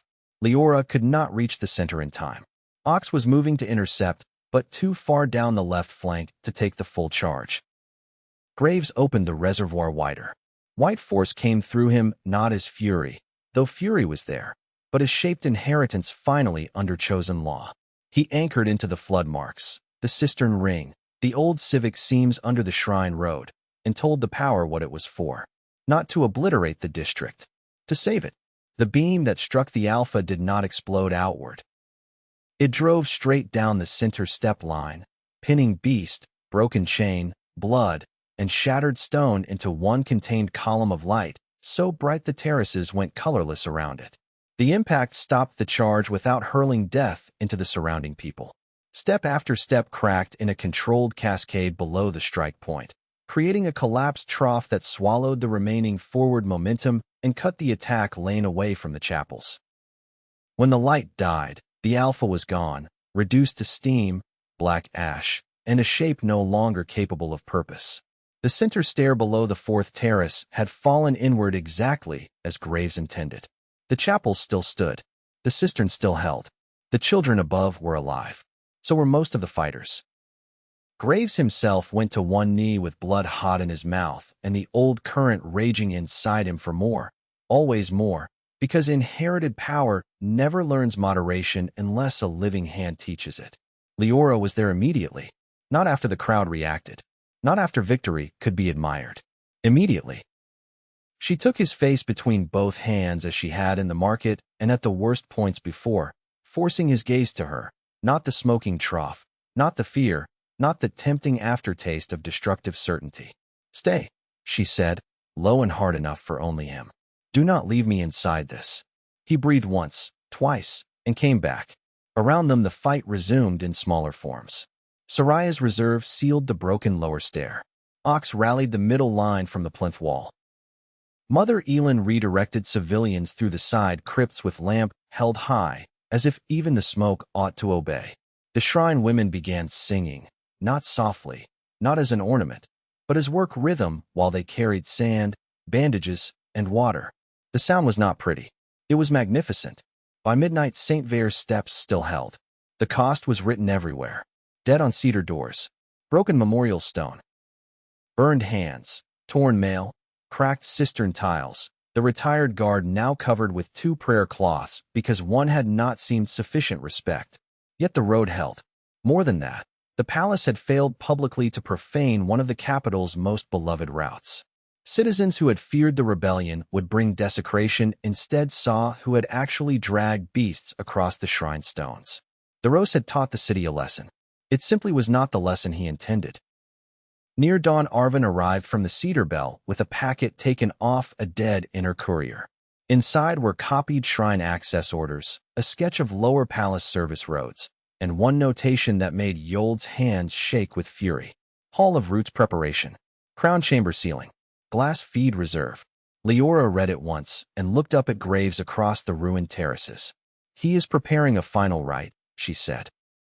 Ox, blood down one sleeve and face gray with pain and stubbornness, spat into the broken step dust. Then at last the coward is making himself convenient. Chapter 53, The Palace Map. The first truly useful map of the palace did not come from a noble. It came from a dead courier, an ashamed kitchen clerk, and a woman who had spent 20 years measuring bridge silt for officials who thought her invisible. By the afternoon after St. Vair's steps, the rebellion possessed fragments that refused to remain fragments once placed in the right hands. The courier packet taken on the Shrine Road included route marks only inner servants would understand. Elavel's service measurements accounted for storage volumes and wall thickness, but not the moving customs of a live palace. Yold knew historical function, but not recent alterations. The kitchen clerk, a soft-faced man named Brannon who had entered the hidden quarter under Mother Elin's protection, knew where Ash officers preferred to walk when they wanted privacy from noble eyes. Diran, for reasons no one fully grasped, understood how ceremonial architecture tends to conceal maintenance shame. Together, under Leora's direction and Arvin's ruthless ordering, the pieces assembled into a working truth. There was a service road running beneath the old palace orchards from Harvest Court's sealed north vault to the Hall of Roots, the ancient audience chamber the Rose now used for restricted rites and Ash policy councils. The route had originally been built for winter fuel and flood stores. Corvin, if the lawful seam signatures meant what Graves thought they meant, had later incorporated it into the witness escape lattice. The Rose had reclaimed it for glass feeds, beast transfer, and whatever crown ritual he now intended. The council met in the reclaimed Cedar Bell Tower because no other place in the lower city could now hold the necessary weight of decision. Outside, bread lines moved under armed escort, and shrine women scrubbed beast filth from holy stone. Inside, maps covered the floor, the table, and one entire wall. Every surviving leader who mattered was present. Leora at the head, smoke shadow under her eyes, and command brighter than fatigue. Ox seated because his side had finally forced that concession, though the way he held himself made the chair seem temporary. Soraya with bandaged knuckles and a list of available fighters already too short. Arvin and Yold amid paper like wrathful librarians at the end of the world. Tavin, Diran, Elavel, Mother Elin, Para, Seln, 3 district captains, 2 old East veterans, and Graves himself standing where he had stood for so long now it felt less like position than identity. Arvin spoke first. If the map is accurate, the Rose is preparing to seal himself in the Hall of Roots with shrine glass reserves, selected Ash loyalists, and whatever kennel remains he judges dependable. That is not a siege posture. It is a right posture. He wants theater for the end, Yold said. Usurpers always do. Leora considered the wall sketch without blinking. Or he wants to convert the palace itself into a pressure engine. If Corvin left lawful anchors in that hall, and my uncle has found a way to foul them with glass and blood, then this is not only about succession display. It is about turning the civic core against the city. Breaking the old witness architecture from the center out. Graves felt the idea land in him with cold certainty.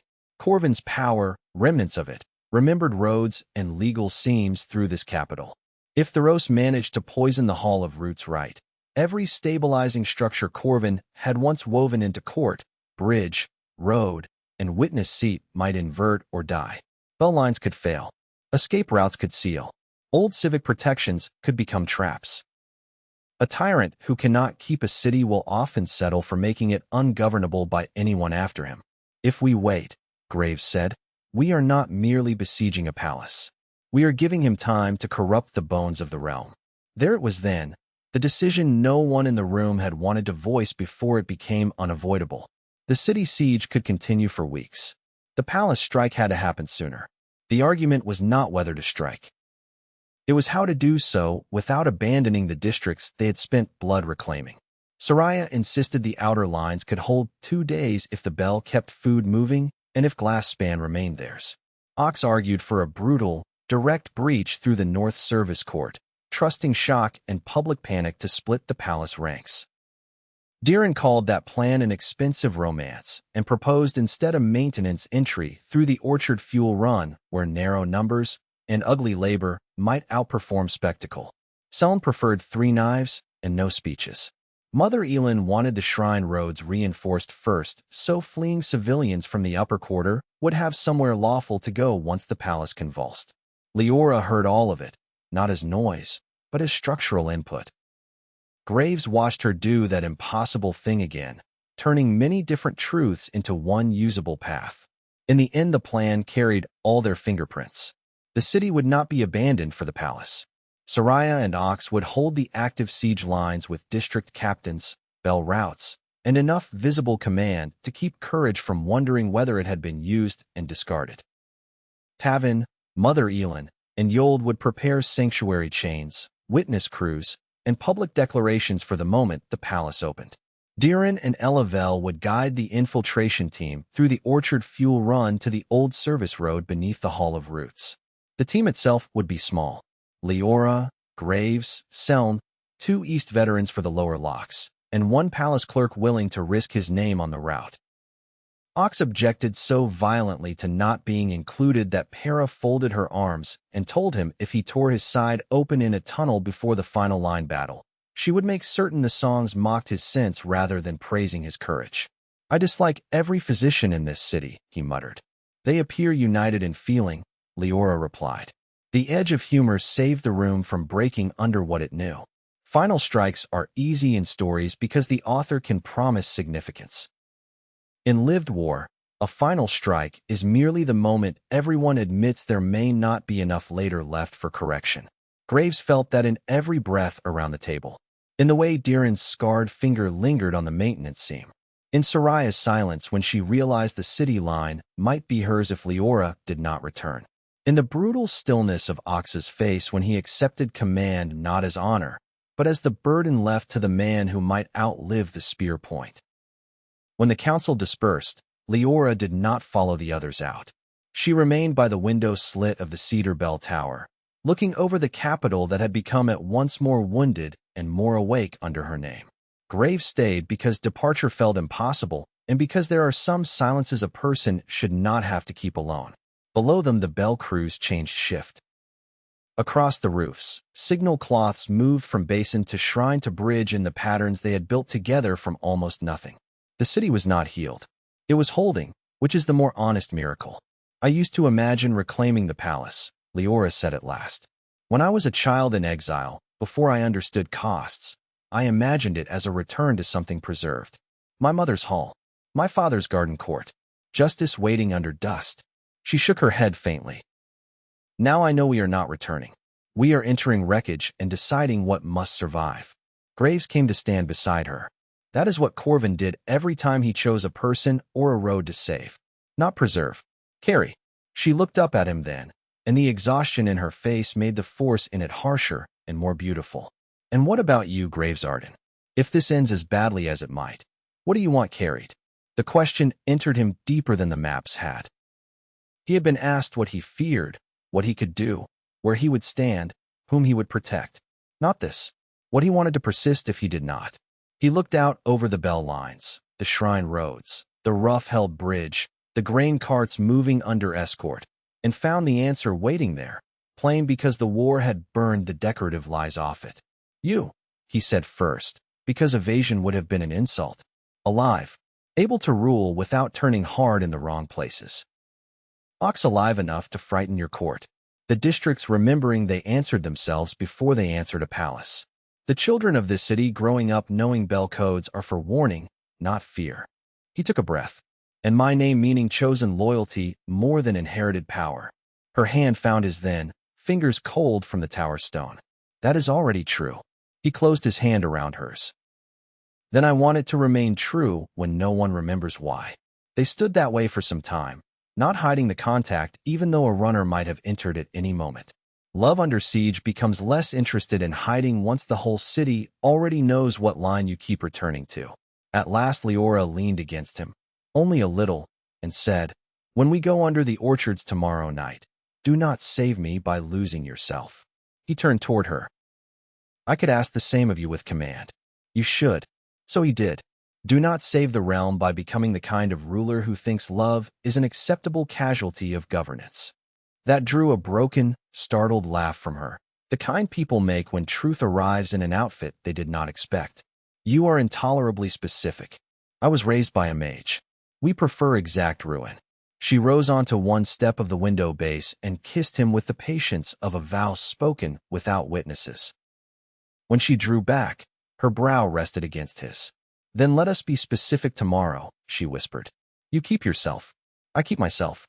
We break my uncle. We open the hall. We let the city in." Night deepened. The bell crews below prepared the last ration tones. Far off, from glass span, a signal cloth flashed and answered the tower with steady color. The city held. The palace map waited.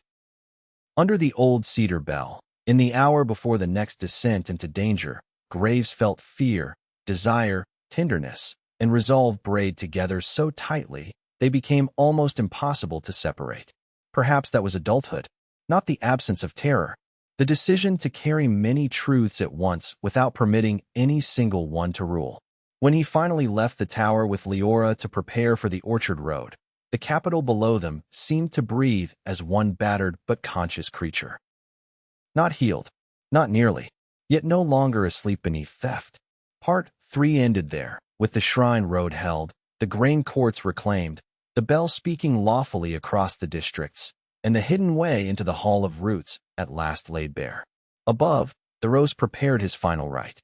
Below, the city he had tried to divide had learned the sound of its own answer. Chapter 54, The Orchard Road. The palace orchards had once been planted to teach rulers humility. That was what Corvin's old notes claimed, at least, in the half-ruined margin hand Arvin had copied for Graves 2 nights earlier. A king who walked among roots and fruit and seasonal labor, the old Archmage had written, could not entirely forget that rule begins in weather, soil, and the willingness of ordinary hands to tend what great houses later pretend they created. Under the rose, the orchards had become something else. Their terraces were still clipped. Their white retaining walls still caught moonlight like polished bone. Their fountain channels still ran in elegant geometric lines from the upper cisterns. Yet the old modesty of the place had been stripped away and replaced with surveillance, storage, and the thin ceremonial cruelty of a man who liked every living thing to understand it existed by his permission. Graves saw that transformation most clearly from below. The orchard road was not a road in the manner of wagons and travelers. It was a service spine under the terraces, laid down generations earlier so fuel, winter mulch, storm tools, and harvest sledges could move without trampling the roots above. Corvin had expanded it during his years as royal advisor, tying the orchard spine into older civic channels, emergency cistern locks, and one narrow service lane that passed under the western palace kitchens before bending toward the Hall of Roots itself. That lane had not been marked on any public record for more than 30 years. Elavel's measurements had found the hollow where it ought to be. A dead courier's route scraps had confirmed the concealed access stone. A palace scullion named Myson had risked his entire family to tell them the turn of the hidden wheel bolt.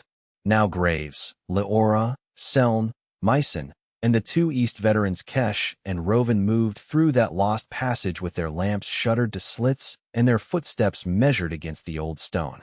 There is a kind of darkness that belongs to night and another that belongs to places intentionally forgotten.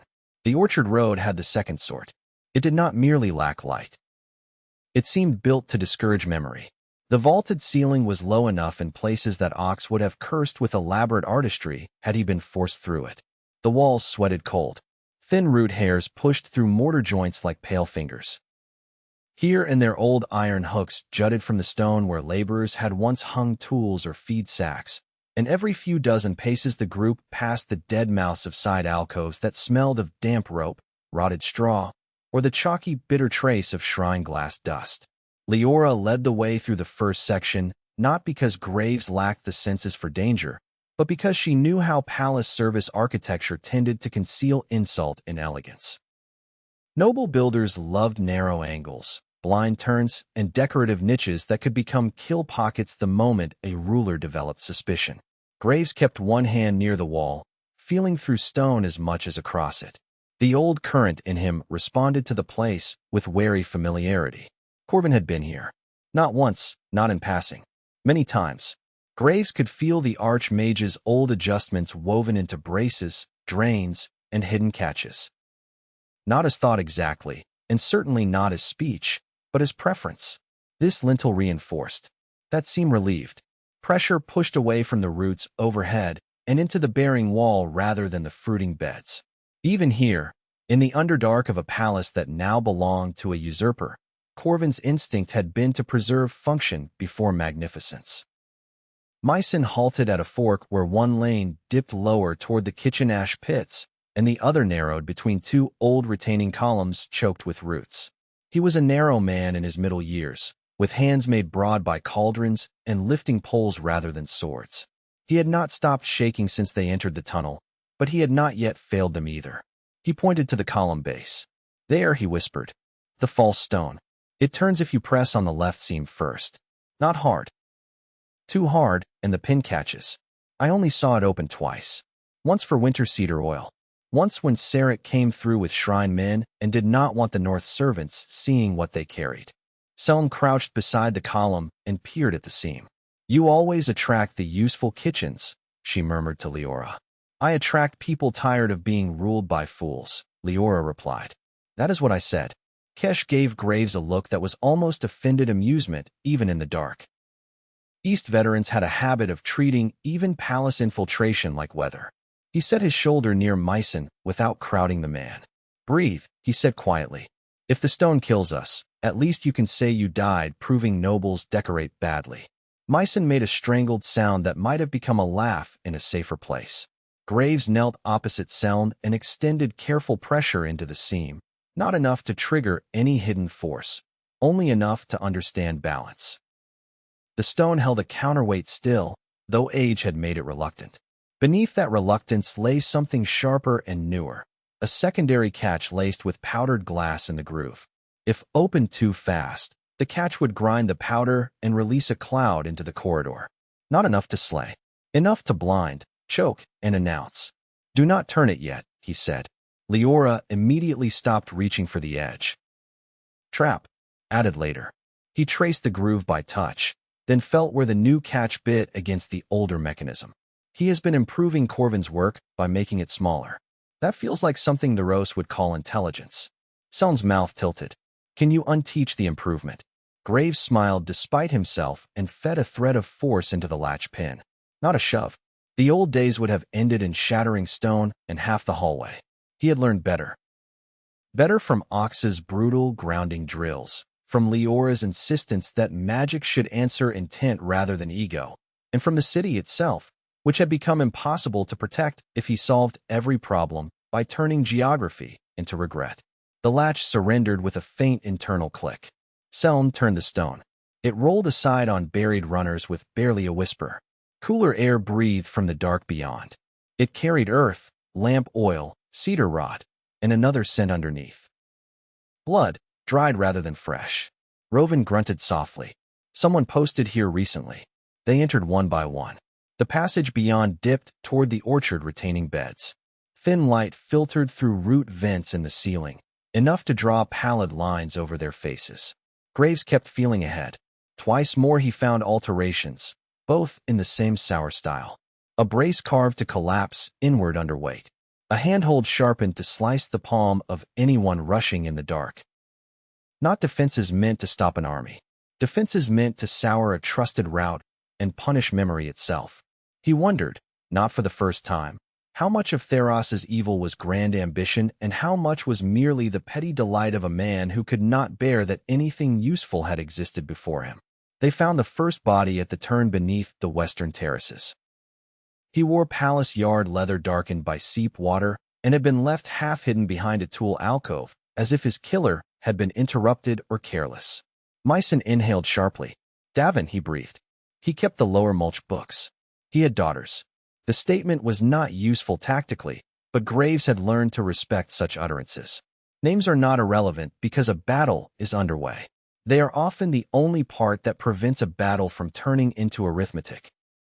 Leora crouched beside the dead man, touching nothing until Graves nodded. There was no live trap on the body, though the Rose had trained them to expect spite. A thin line of dark marked the man's throat beneath one ear. Neat. Fast. No struggle. Seln's face did not change, which was how Graves knew she disliked it intensely. Sarek, she said. Myson swallowed. You know that from one cut. I know it from how much the killer enjoyed silence. Seln rose. He knows the road is compromised, or he has his own task deeper in. Either way, he is ahead of us. That darkened the air more than the body had. Sarek had been missing from open battle since Harvest Court, slipping through lane fights, courier interceptions, and 3 separate attempts to pin him. A man like that was never absent without purpose. Graves felt the old current tighten in answer, not from fear exactly, but recognition. Sarek was one of the last moving instruments of Theros's will. The kind of man a ruler sends into corridors before he dares to descend himself. Then we stop moving like ghosts, Leora said. Quiet still, but fast. She looked to Myson. Can you keep up? He straightened, and though his terror remained obvious, something sturdier had begun to show through it. My wife told me if I backed out now, she would refuse to have me buried under the family name. I can keep up. Excellent, Seln said. Fear of wives is more reliable than patriotism. They pressed on. The passage eventually widened into a low chamber where 3 support roads met beneath the upper orchard cistern. Here Corvin's hand was everywhere. Old carved numbers marked tool niches in a code Graves had seen once at White Hollow. Drain channels had been cut not only for storm runoff but for deliberate redirection, letting the chamber flood one lane while keeping another dry. Iron rings on the far wall suggested the place could be barricaded or provisioned in crisis. Leora studied the pattern and then the branching lanes beyond it. This was an evacuation knot, she said quietly. For the old court. Not merely servants. For the lawful court, Graves answered, surprising himself with the certainty of it. He rested his palm on the center pillar. The stone answered with the faint internal hum of a dormant anchor.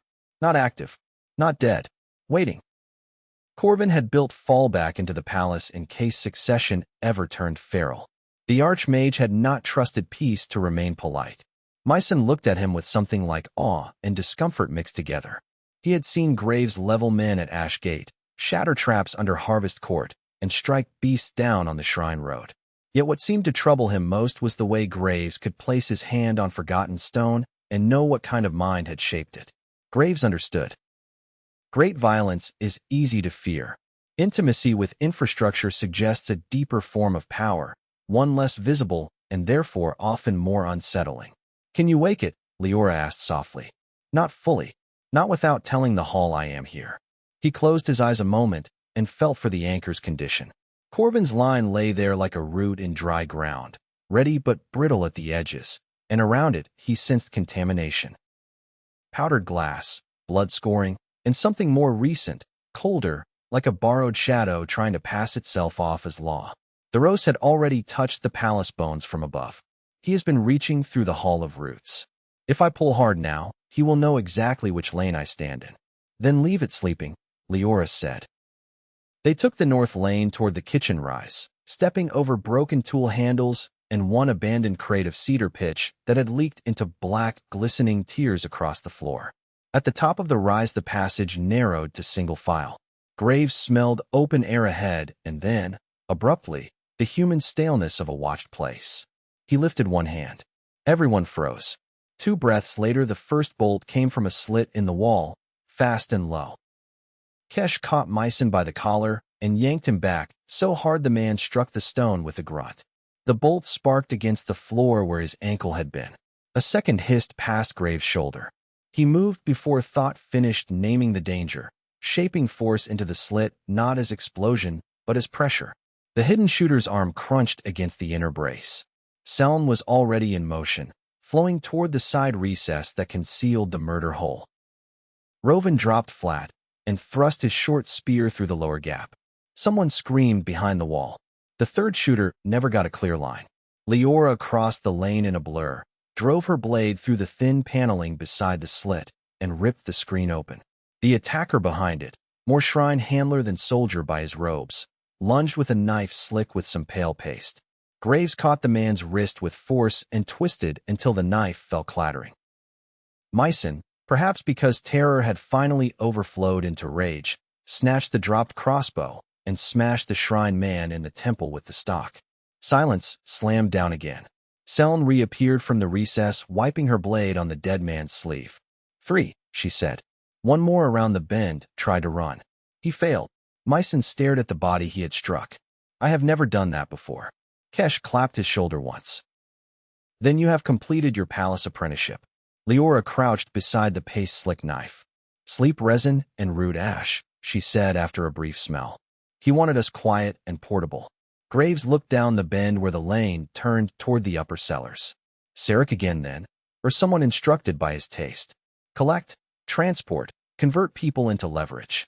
It matched the missing children, the witness keepers, the seized clerks. The Rose was not merely trying to hold the palace. He was gathering the living pieces he believed could be arranged into obedience. They rounded the final bend beneath the west kitchens and heard, above them through the stone, the muffled life of a palace that had not yet accepted morning defeat. Pot lids, feet over tile, a barked order. Somewhere farther off, bells not the cedar bell but the palace's own small service chimes. Graves had expected grandeur from below to sound different. It did not. Rule, at close range, always seems made of kitchens and corridors. Only from a distance does it pretend to be divine. Myson pointed to a low iron hatch set into the right wall. Beyond that is the ash lift court. 2 flights up, and you reach the orchard fuel passage. 3 turns later, the old service road. If Sarek knows the tunnel is open, he will try to cut us there before we reach the hall. Good, Seln said. I am tired of his personality. The hatch was barred from within by a weighted brace. Graves could feel it. He could also feel, beyond the brace, the faint tremor of men shifting their stance. Waiting. They knew the hatch existed. They did not yet know whether the trap line below had done its work. Leora saw understanding cross his face and moved closer. How many? He listened through the iron with palm and breath together. 5 at the hatch. More above in the court. At least 1 handler with glass. Can you open without alerting the floor above? No. He met her eyes. But I can open in a way that punishes confidence. She smiled, tired and fierce in the same instant. That is nearly a family trait now. They made the breach on account measured by touch rather than sound. Rovan and Kesh set themselves to the sides. Seln went low, ready to enter under the first strike. Leora stood just behind Graves, one hand on his shoulder, not to steady him, but to remind him of proportion. That had become the essential difference between his power and its old disasters. Not less force, better belonging. He pressed current into the brace, found the weight pin, and drove it upward instead of outward. The brace sprang free inside with a violent crack. The men on the far side, expecting the hatch to resist until they chose otherwise, stumbled toward it in reflex. Graves hit the iron door with a flat burst. It flew inward at knee height and took the first 2 ash soldiers off their feet. Seln was through before they landed, cutting low, then rising. Kesh entered above her like a thrown door beam with a blade attached.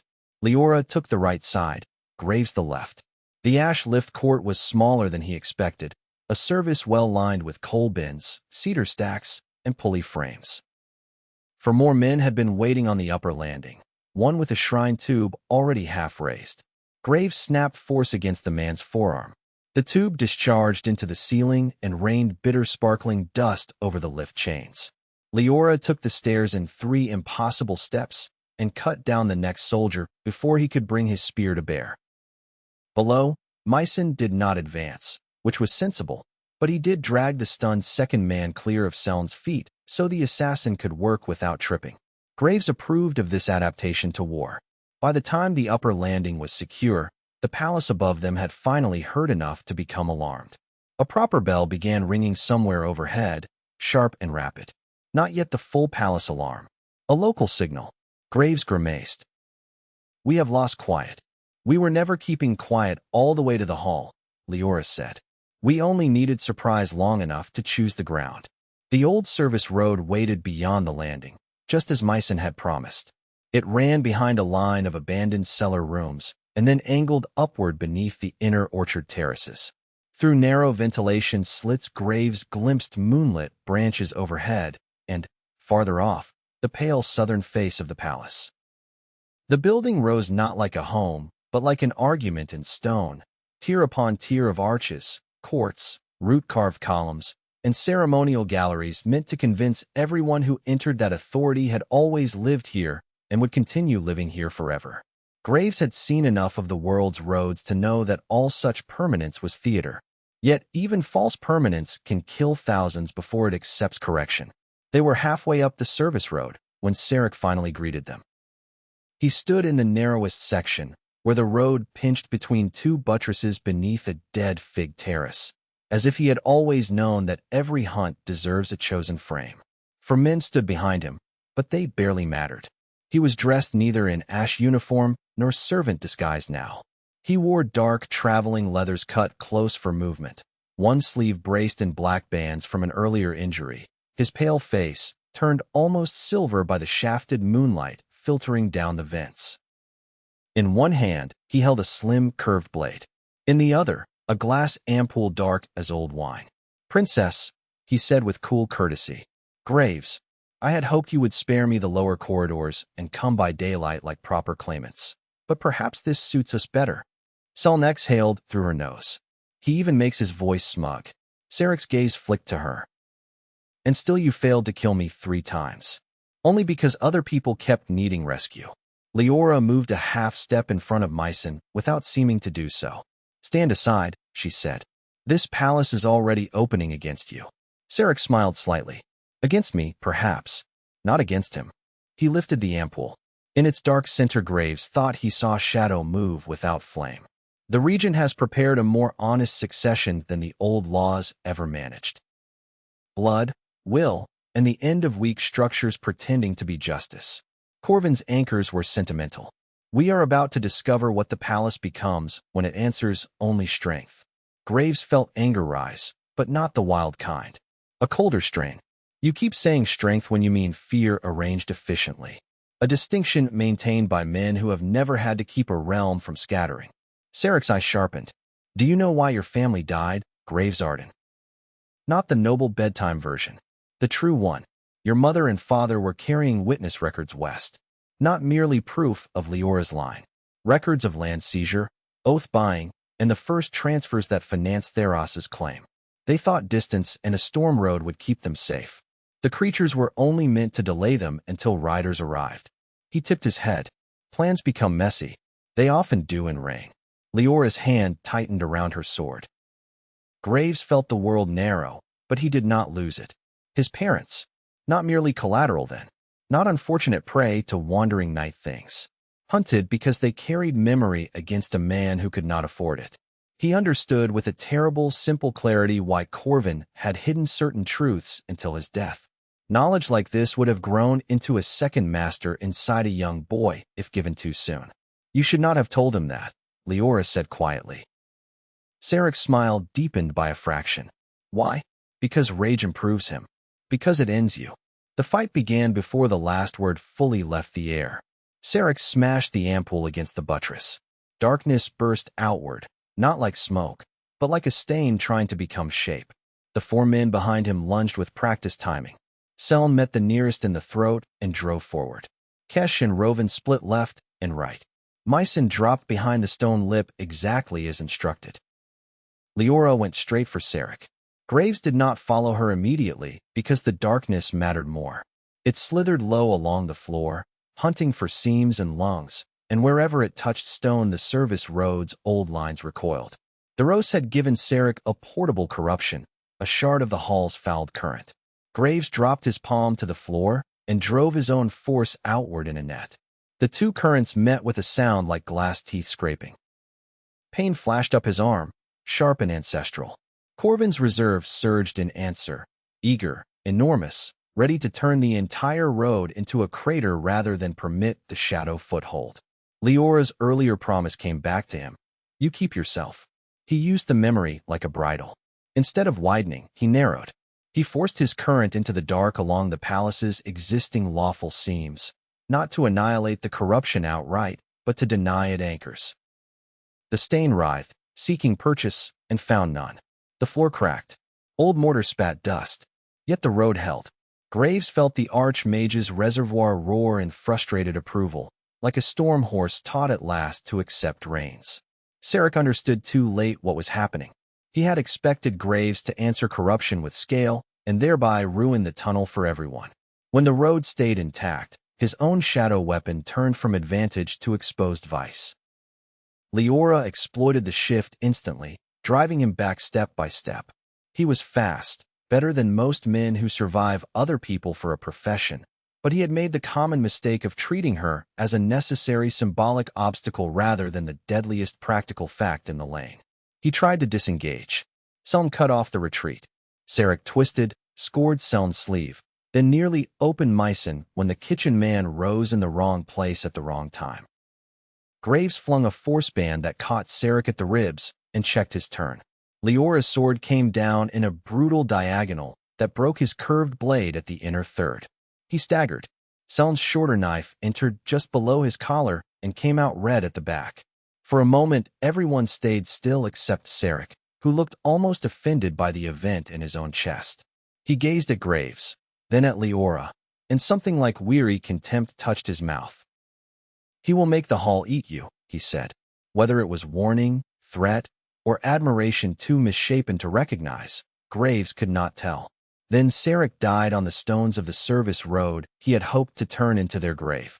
No one spoke over him, not because he deserved ceremony, but because silence is sometimes the cleanest answer to a life spent making rooms smaller. Leora wiped her blade. Seln knelt, stripped 2 hidden needles from Sarek's belt, and said, I had been carrying irritation on that man for weeks. I feel better now. Mycen, still pale, stared at the dead killer and whispered, He ate in our kitchen twice. That is often how evil enters palaces, Kesh said, by believing service corridors belong to it. Graves knelt by the shattered ampoule instead. The last of the dark residue clung to the stone in greasy veins. He could feel where it wanted to crawl upward toward the Hall of Roots. This was only a fragment. If the Rose had enough to share with subordinates, the corruption in the hall itself would be far worse. He rubbed blood and shadow dust between finger and thumb and understood with a sick certainty that Corvin's full reserve would be needed before dawn. Not to dominate, to keep the palace from turning the whole city wrong. Leora saw the conclusion in his face. How bad? Bad enough that I think Corvin knew this possibility when he built the palace anchors.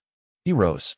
He hid escape knots, witness routes, and relief lines because he knew someday someone like the Rose might try to wear the palace like a curse. Then we finish what he planned for and feared, she said.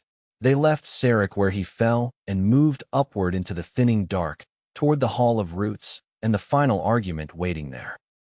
Chapter 55, The Hall Below the Crown. Above them, the city was fighting for the right to remain itself. Below the throne, the palace was trying to forget it had ever served anyone but power. The Hall of Roots lay deeper than Graves had imagined. Its ceremonial entrance, the one painted in old books and remembered in songs, opened from the inner audience court beneath a canopy of carved cedar and silver branchwork. That public version was meant for kings, envoys, and winter oath ceremonies. The hidden service descent brought them in from the underside of the same chamber, through a maintenance gallery built to tend the foundation channels, drain basins, and living root vaults from which the hall drew its name. The ancient palace had not simply been built on stone. It had been grown around an old tangle of cedar roots whose parent grove once stood on the hill before any court claimed it. Corvin, true to his habits, had converted the symbolism into utility. The roots stabilized moisture, temperature, and certain lawful anchors tied to the city's witness architecture. To rule above them, a sovereign was meant to stand not over dead grandeur, but over living continuity. The Rose, in perfect character, had decided continuity was intolerable unless subjugated. The maintenance gallery opened behind a grille screen into a sight Graves would remember even if age stripped every other image from him. The Hall of Roots was vast and wrong. Moonlight from high clear-story windows fell in pale bars over columns that resembled bundled trunks rather than carved stone. Root forms rose from the floor, braided into arches, then disappeared into the ceiling where gold had once been worked into leaf patterns now blackened by soot and ritual smoke. At the center of the hall stood the old root dais, a circular platform of dark wood and white stone where coronation oaths had been given for generations. Around it, the Rose had raised his own architecture. Shrine glass lattices ringed the dais in 6 uneven crescents, each lattice bound into the floor by iron spikes and channels filled with old blood. Cages lined the outer shadow, some holding beasts that shifted and breathed with wet, hungry sounds, others holding people. 3 witness clerks, 2 shrine women whose loyalty had apparently become insufficiently absolute, and a boy of perhaps 15 in palace courier gray, whose terrified face Graves recognized from a message chain at Ashgate. Above all of it, suspended from the root vault like a hateful star, hung a glass vessel the size of a beer lid, dark fluid turning within it, as if stirred by a tide no one else could feel. Leora's breath went quiet beside him, which meant her anger had passed the point of surface. He brought children into the hall. Not many things can make a ruler's crime plainer than architecture. Graves saw, in one enormous instant, everything the Rose had done to this place. The lawful root anchors had been pierced and redirected. The old oath dais had been turned from point of promise into collection engine. The caged beasts were not merely waiting for battle. They were part of the rite, fear and blood meant to feed the corruption threaded through the glass crescents. And at the far edge of the hall, before the broken branch throne reserved for winter hearings, stood the Rose himself. He wore no crown. That was the first true surprise. After everything, Graves had expected the man to arm himself in stolen gold for the finale. Instead, the Rose wore layered black and deep green ceremonial leathers, the sort used in the old days for hunting rites and root oath observances, though his version had been sharpened and stripped of humility until it looked less like reverence than predation made formal. His hair was threaded back with silver rings. A long, narrow blade hung at his left side. One hand rested on a staff of dark wood capped with cracked shrine glass. He was not a large man. He did not need to be. Some people radiate authority because others trust them. Others radiate only appetite and call the result command. The Rose belonged entirely to the second kind. Yet what Graves noticed most was not the regent's poise, nor the twisted hall, nor even the beasts. It was the expression on Theros's face when he saw Leora step through the maintenance screen. Relief, not warmth. Not familial recognition. Relief that the last uncertain variable had finally entered the frame. "Niece," he said, and his voice carried too easily through the hall, as if the glass crescents were already amplifying him. "You have cost the realm astonishingly much to preserve a sentimental legal fiction." Leora stepped out from behind the grille, as if she were entering a court that still deserved etiquette. Graves followed 1 pace to her right. Selm ghosted left. Kesh and Rovan stayed in the shadow of the maintenance arch, ready to cut cages and side routes once the signal came. Myson, by prior agreement, remained at the rear latch to guard their retreat and open the service locks when the city line reached the palace courts. No one needed to say that retreat had become theoretical. "The realm endured you," Leora answered. "Do not ask it to mistake endurance for consent." A faint smile touched Theros's mouth. "You always did inherit your mother's love of phrasing without her grasp of outcome. She would have died disappointed in what exile made of you." Graves felt Leora go still beside him. It was the stillness before precision, not pain. "You do not speak of her. I speak of what I paid to replace her. Those are related matters." His gaze shifted to Graves. "And this must be the archive made flesh. Corvin chose his vessel more cleverly than I credited." A witness-line child, lost conveniently to the road, raised in secrecy, fattened on borrowed force. Did he ever tell you? Boy, how often he begged me to spare the old structures. As though law, if kept polished, could restrain necessity. He told me enough, Graves said. Then he spared you the embarrassment of his optimism. Theros lifted the staff slightly. The dark vessel overhead swirled in answer. Look around you. The city is not governed by witness books and bell codes. It is governed by who can bind fear to outcome. I merely stopped pretending otherwise. No, Leora said. You merely preferred a kingdom that knelt because it was afraid. A kingdom that survives because it is commanded. A palace that consumes its own children is not survival. It is rot. She lifted her chin toward the cages. You have already lost. You simply still control the room. That landed. Graves saw it in the brief tightening around Theros's eyes. Tyrants do not fear accusation as much as accurate framing. Theros had built everything here to define himself as the necessary center. Leora had named him correctly instead, wrought with access to a ceremonial chamber. The regent's fingers flexed on the staff. You imagine the city outside loves you for freedom. It loves you because hunger briefly found a prettier emblem.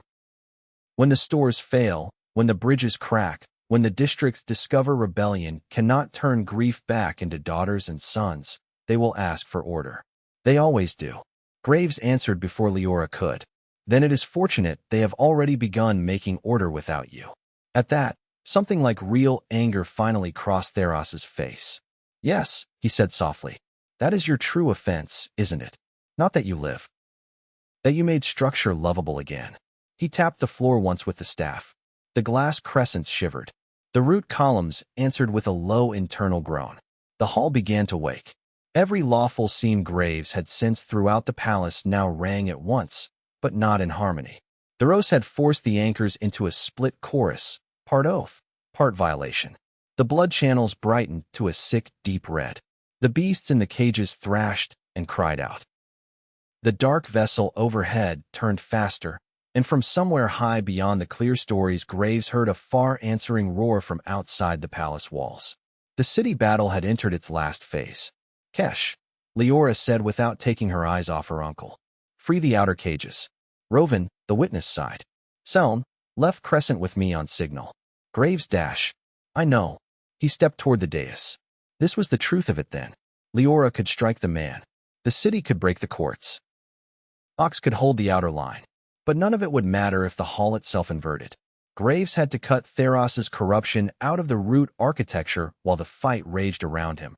And he had to do it without letting Corvin's enormous reserve answer in the simpler language of obliteration. The hall gave him no time to prepare. Theros struck the staff down. The first glass crescent burst. Not into shards. Into motion. A ribbon of dark force knifed from the broken lattice toward Graves, then split midair into 3 barbed lines. He threw up current instinctively. Caught 2. Missed the 3rd. Leora stepped into that line and cut through it with a stroke that flashed silver-white at the edge, her sword answering the lawful threads Corvin had once taught her house to hear. The severed dark line whipped into a root column and left a smoking black scar. Selm was already moving on the left crescent, knives working at the iron pins that held the glass. Kesh and Rovan sprinted for the cages. The first beast cage opened at the wrong moment. A night creature slammed out in a blur of claws and wet fur. Rovan met it with spear and curse. The courier boy in the cage did not freeze. He grabbed the dropped bolt lever and jammed it into the next lock, so hard the chain burst. Graves filed the courage away as if he were taking witness testimony for himself. Then the deeper current hit him. It came up through the dais, not down from the vessel. Theros had been speaking to the hall as if he controlled it, but the real danger lay lower. Corruption had been poured into the old root anchors beneath the floor and was now rising through the ceremonial center, seeking the nearest living conduit with Corvin's line still in him. Graves understood in one horrifying instant that he had not been brought here merely as opponent. He was part of the right. Theros meant to force Corvin's own reserve to either submit, shatter, or overload in public, proving that all lawful structure fails without ruthless command. The floor under Graves' boots flashed white then black. He went to one knee, not from weakness, but because every line in his body suddenly contained too much weather. "Graves," Leora said sharply. "Do not stop for me." He shoved the words through clenched teeth. "Break the crescents. Keep him off the center." The rose smiled with terrible satisfaction. At last, there he is, the old man's true bequest. Graves could have answered with force enough to split the hall in half. He felt that option instantly. Corvin's reservoir rose like a sea behind his ribs, furious at contamination, eager to solve insult with magnitude. The root columns themselves seemed to demand release. One strike, two perhaps. The dark vessel overhead would explode. The crescents would melt. The staff in Theros's hand would become ash. So might Leora. So might the witnesses, the courier boy, the very roots that anchored the capital's legal memory. No. He drove his fingers into the dais wood and went lower instead of larger. Corvin had taught him, though he had not understood the lesson then, that the strongest current is not always the one that travels furthest. Sometimes it is the one willing to choose narrower truth. Graves closed his eyes against the hall's screaming brightness and sought not the corruption first, but the surviving lawful pattern beneath it. Where were the original channels? Which roots carried oath? Which braces tied into bridge, bell, witness seat, and gate? He found them slowly, like voices under a riot. Old lines. Tense but still present. City to palace. Palace to hill roots. Hill roots to the winter court and the river wards. Structure. Carry, not dominate. He took hold of that instead. The noise in his skull changed. Above him steel rang as Leora engaged the rose near the broken first crescent. Seln ripped the second lattice pins free and rolled clear as dark fire spat from the glass. Kesh hauled one witness clerk bodily from his cage while Rovan, bleeding from the arm, kicked the snarling creature back into the half-open beast pen and dropped the gate. Someone shouted from the maintenance arch. More men entering. Perhaps palace guard, perhaps Ox's breach line finally reaching the lower courts. Graves could not afford to look. He pressed Corvin's reserve into the old lawful channels one by one, reasserting them like a hand flattening torn pages. Bridge, bell, witness, sanctuary, public grain. Each line took hold and flared beneath the floor. Each line also hurt. The corruption fought like hooked wire dragged through flesh. Graves felt it biting into his own current, trying to redirect him toward the grand destructive answer. He thought of White Hollow, of Ash Gate, of the ford. He thought of Leora's hand on his arm in the worst moments and Ox teaching him with bruises that strength without footing is only accident wearing confidence. He held. The third crescent burst. This one did not target Graves. It lashed outward toward the cages, perhaps under Theros's panic now rather than plan. Kesh saw it too late. The dark line would have cut across the freed witnesses and the courier boy both. Leora could not break from the rose in time. Graves tore one hand from the dais and caught the line midair with a flat wall of force. The impact blasted him backward across the platform. Pain lit his spine like fire through wire.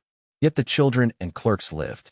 Rovan, roaring something incomprehensible and heartfelt, hurled his spear straight through the base of the third lattice.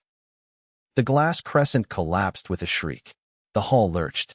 All through the palace, ancient lines began choosing sides. Now, Leora shouted. That was the signal. Kesh slammed the maintenance locks. Seln cut the final pin on the fourth crescent. Rovan seized the courier boy by the collar and dragged him toward the service. Archmage's voice shouted from the passage behind them that the orchard court had been breached and East fighters were in the lower kitchens. Somewhere above, through root and stone, the cedar bell began sounding not ration or warning but claim. Leora had given that order before coming below. If the hall lit lawfully, the city would hear it. The rose heard it too. His face changed then, not into fear exactly, but into the naked rage of a man discovering that events have stopped treating him as the author. He drove Leora back 3 hard strokes and lifted the staff toward the dark vessel overhead. Graves saw the intention instantly. If the right could no longer absorb Corvin's current, the rose would rupture the vessel and flood the hall with concentrated corruption, sacrificing palace, witnesses, roots, and perhaps himself if it denied her the throne. Leora, Graves shouted. She saw the same thing and went for the staff, not the man. The rose answered with speed Graves had not expected from him. The regent let her blade catch the staff shaft, turned with the motion, and slashed low. The cut opened leather at her side and threw her offline. Not deep enough to drop her, deep enough to steal a breath. Graves felt the entire reservoir in him lunge like an animal at the scent of her pain. That nearly ended the world. He caught it by a fingernail of will. Outside the service arch, voices rose. Steel crashed. Ox surely, or Soraya, or half the city.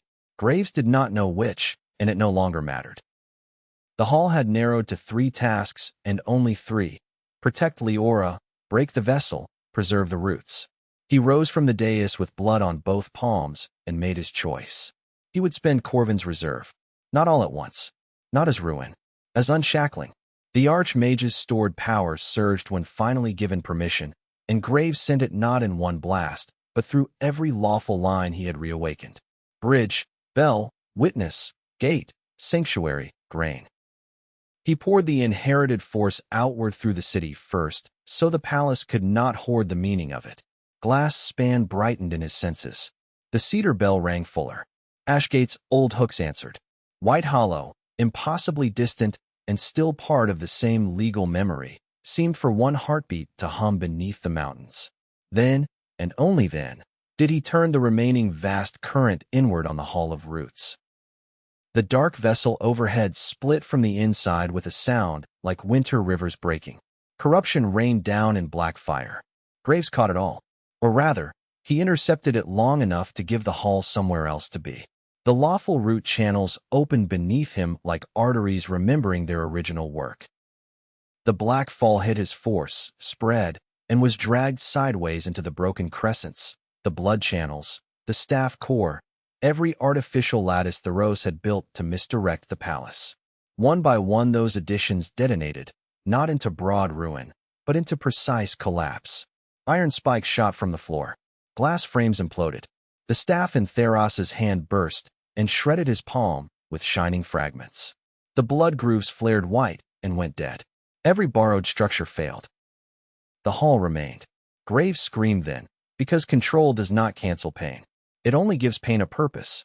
The old reserve burned through him, through every hidden corridor Corvin had carved in his bones over years of secret transfer.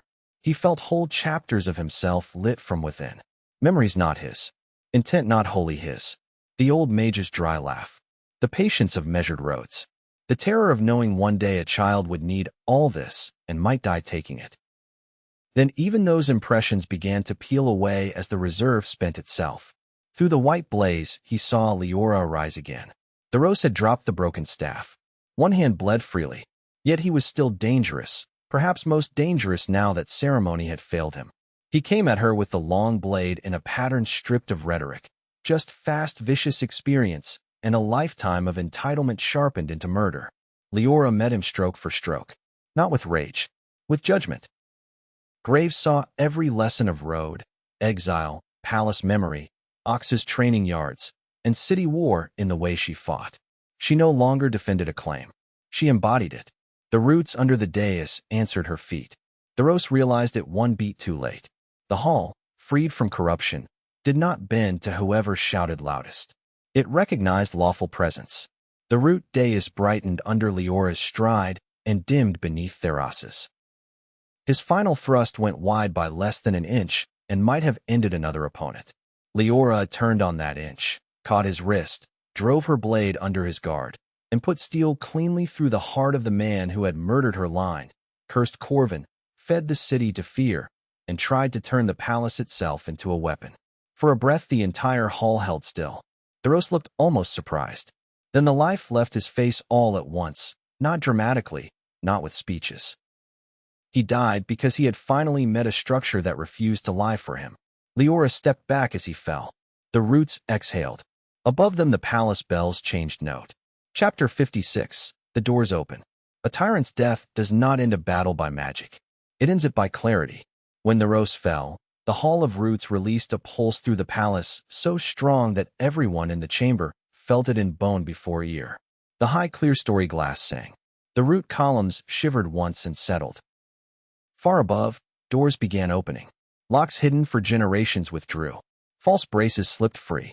One could have mistaken it for enchantment if one had not spent the previous months learning how often what people call enchantment is simply old infrastructure finally allowed to do its work. Graves did not enjoy the clarity immediately. He dropped to both knees beside the dais with the spent brightness still tearing through him in aftershocks. Corbin's reserve was not gone in a clean instant. It departed in waves, every departing layer leaving behind heat, ache, and a raw, startling lightness as though whole private weather systems were being dismantled inside his veins. He could still feel magic. His own. Smaller, steadier, less like a storm being politely asked to inhabit human shape. Yet the Archmage's immense stored power, the force that had once made him a danger to landscapes and armies alike, was burning itself into absence. There was grief in that, to his surprise. Not because he wanted to remain monstrous. He did not. But because the old reserve had been, for all its burden, Corvin's final act of love. To feel it leaving was to feel the old man dying a second time, this time with understanding rather than confusion. Graves pressed blood-slick hands to the floor and breathed until the hall stopped tilting. Leora reached him first. Her side was cut and bleeding through her coat, though not with the fast, alarming flow that would have broken function. Ash streaked her cheek. Her braid had half come loose. She looked more beautiful than palace paintings had ever managed because there was nothing decorative left in the moment. She knelt, caught his face in both hands, and searched his eyes with terrifying concentration. "Stay with me," she said. He almost laughed because he could hear his own words to her echoing back. "Trying," he managed. "I dislike how interesting you make that word sound. That is because I was raised badly." The breath she let out then was half sob, half fury at nearly losing him. She touched her forehead to his just long enough to make survival personal. Then command reclaimed her, because it had to. She rose, turned, and began giving orders that reorganized the chamber faster than panic could enter it. "Kesh, Roven, every captive out through the service road unless they can walk under guard above. Selm, confirm him dead and take whatever letters or seals he hid in his sleeves. Myson, open every lower lock on the orchard side and send the signal to the kitchen yard. Palace staff who lay down tools are under protection. Staff who arm themselves for the dead regent are not." Selm nudged Theros's shoulder once with her boot, then crouched to strip 3 seal rings, a key chain, and a folded scrap packet from his inner vest. "Dead enough for philosophy," she said. "Which is a shame because I had prepared a speech." The courier boy, now free and furious in the practical manner of the newly rescued, ran to the nearest cage and began helping the shrine women out. One of them, older and harder than her gray robes suggested, looked from Theros's body to Leora and dropped to one knee. Leora caught her shoulder before the motion completed. "Not now," she said. "Move the living witnesses first." That refusal did more for her claim in Graves' mind than any ceremonial gesture could have done. Outside the hall, the battle had shifted. They could hear it in the changed rhythm. Less desperate collision, more movement, more shouted names instead of abstract war cries. The lower palace was opening and the city was entering. Graves forced himself upright by degrees. His legs shook once, then remembered purpose. Leora noticed immediately and moved to steady him. He caught her wrist instead, gently. "Your side. My side will wait 1 minute. You nearly became weather." "Again," he said. "I nearly became weather again. This is repetitive of me." A laugh burst from her before she could stop it, wild with relief and disbelief. "Then stop doing it in rooms with ceremonial importance." There was no time for anything softer. Yet the exchange itself felt like proof that they had crossed the worst threshold. People who can still joke in a ruined hall with blood on their sleeves have not surrendered the human part of victory. They left the hall through the ceremonial stair rather than the service descent. That decision mattered. Graves saw at the moment they emerged into the inner audience court, and the first ranks of palace servants, Ash survivors, city fighters, and East veterans all turned toward the stair at once. News had outrun sight.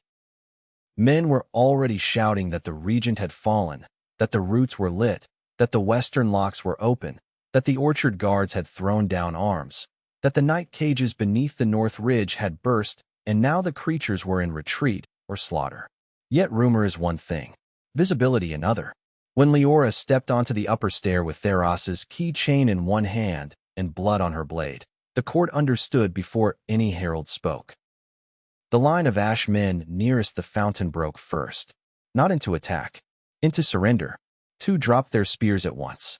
A third fell to his knees as if his legs had been removed from the argument. Others ran, which was less wise. East veterans and basin fighters alike closed those routes with the grim efficiency of people tired of being hunted by men whose certainty had always outpaced their worth. Across the court, palace servants who had spent years speaking only in safe tones looked openly at one another for perhaps the first time in their service lives. Then Ox arrived through the north arch like the answer to every door that had ever been too small for him. He was not supposed to be there yet. Para would have strangled him on principle, and perhaps later still might. But the breach at the kitchen yard had accelerated the lower court fight. The opening locks had split the palace defense, and Ox, once he smelled finality in the air, had apparently decided medical instruction was an advisory genre rather than binding law. His bandaged side was dark through again. His hair was wild with sweat. He carried one axe and someone else's shield because he had probably broken the first or lent it to a more perishable fighter. Behind him came Soraya, Tavin, 3 district captains, and enough of the city to make the court stop belonging to the palace even before formal declaration. Ox took one look at Theros's body being carried down under guard and grunted. Good. I was concerned I would have to climb stairs for that pleasure. Leora descended to him faster than dignity manuals would have liked. She seized his forearm, looked at the reopened blood staining his side, and said, with the exact tone of a future queen speaking to a beloved idiot, "You were explicitly ordered not to come through the north breach. The north breach was lonely without me. I may still execute you for procedural decay. Wait until I have eaten." Soraya arrived a step later, gaze sweeping the court, the dead regent, Graves' posture, the opened locks, and the servants gathering at the walls. "City line holds," she reported, because useful people report first and feel later. Glass span secure. Cedar bell still sounding claim. North Ridge kennels broken.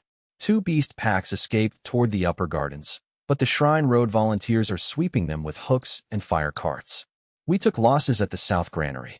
Not catastrophic. Enough. Her eyes landed on Leora's bloodied side and narrowed. Para is going to have an opinion. Para has made a profession of opinion, Ox said. And yet she remains correct too often to ignore, Tavin added. The moment might have dissolved into relief there had not the palace itself still required formal capture. Leora understood that before anyone. She turned from Ox to the gathered court, then to the upper galleries where lesser house retainers, scribes, kitchen women, lantern boys, and a handful of ash officers too stunned to flee now watched history with the indecent hunger of the recently unafraid. "Hear me," she said. No herald announced it. No staff struck the floor. No choir lifted a note. Yet the court quieted as if the palace had been waiting years to listen to a voice that did not speak in theft. The Rose is dead. His right is broken. The Hall of Roots stands lawful again. By blood, witness, and public survival, I claim the palace in the name of the house he displaced and in the name of the districts he starved. Ashmen who surrender now are under witness protection and will answer by law. Any who continue the fight after this hour fight not for order, but for rot. Palace servants are not prisoners. The stores are opened under tally. The infirmaries are to be placed under neutral care. The lower gates remain under city guard until the dead are counted and the living are fed. She paused. Graves saw the exact instant she decided to say the next part not as symbol, but as operational truth. The palace is not above the city any longer. Open the doors. Let the witnesses in. That changed everything. One can kill a tyrant and still leave a throne isolated enough for the next liar to dress it. Leora refused that outcome in a single instruction. The doors opened. Not merely the gate leaves to admit troops, but the document rooms, the tally chambers, the shrine petition hall, the winter hearing arcade, the sealed store catalogs, the upper kitchens, the infirmary records, the bond ledgers, the servant protection books, all of it. Witness clerks entered under armed escort. District matrons entered with counting slates. Shrine women entered to verify the dead. Even the frightened retainers of lesser houses, seeing concealment had ended, began bringing out locked chests of papers they had hidden for years because fear had finally lost its wage.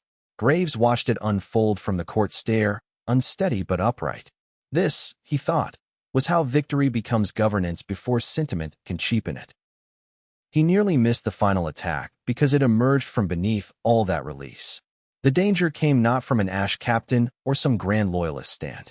It came from one of the shrine handlers freed from the hall, a narrow man who had crouched shaking beside the fountain long enough to be mistaken for simple terror. Perhaps he had believed the roast would prevail until the last heartbeat. Perhaps he had hidden a private oath too deep for fear to break. Whatever the cause, he moved with sudden obscene speed, drawing a sliver knife from his sleeve and lunging straight for Leora's back while every eye was on the opening doors. Graves did not think. He did not need Corvin's reserve for this. His own magic answered him, clean and immediate. A narrow band of force snapped from his hand, struck the attacker's wrist, and flung both knife and man sideways into the fountain lip. Ox's shield arrived a heartbeat later and finished the question. The court gasped, then settled when it saw Leora still standing. Graves stared at his own hand for half a beat, startled by the difference. The magic was smaller now. No earthquake in the bones. No roaring sea. Only himself, precise, alive, enough. Leora turned, saw what had happened, and understood with one glance what he had just learned. Her expression changed into something tender enough to hurt.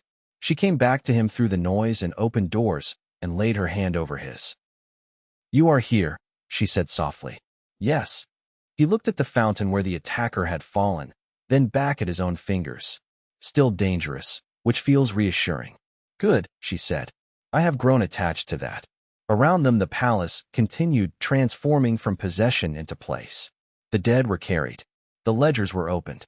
The city came in. And under the root-lit arches of the reclaimed court, Graves realized that the most frightening inheritance of his life had ended not in annihilation, but in proportion. Chapter 57. The city enters.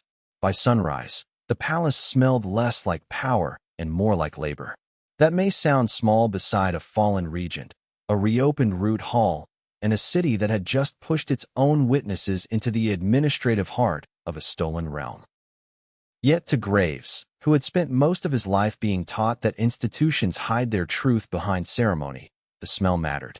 Boiled linens from the infirmary, wet stone where the courts were being washed of blood, hot grain from the kitchens now ordered to feed the lower watch first, wax and ink from tally rooms suddenly alive with honest accounting, ash and cedar from burnt kennel gates. Human work. Necessary work. It was the scent of a building remembering that it existed to be used rather than admired. He would have liked to sit down for 12 hours and let Para threaten him awake only when the kingdom required another catastrophe.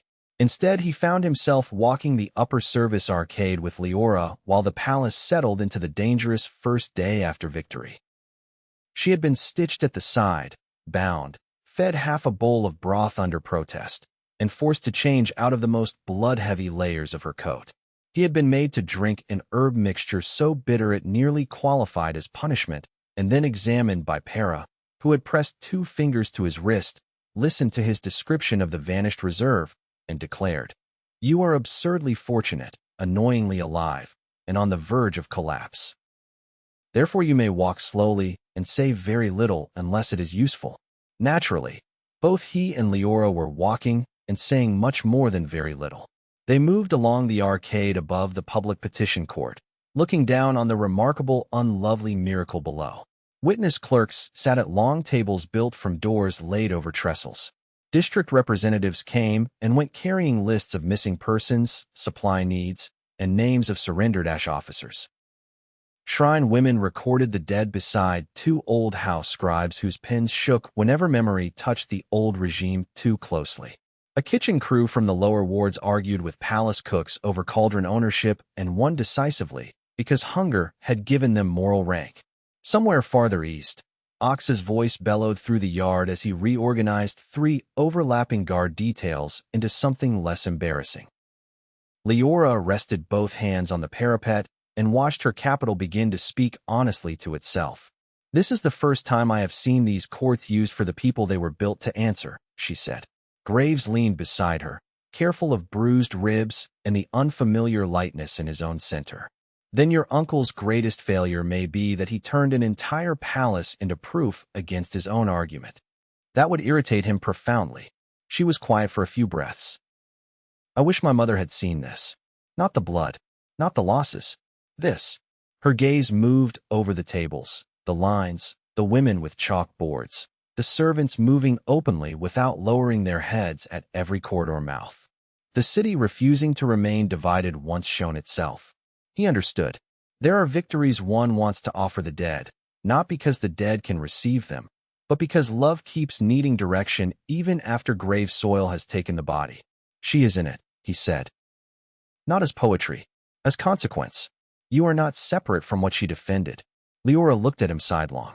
You have become inconveniently good with the honest sentence. That is because all the dramatic magic is gone, and I must contribute somehow.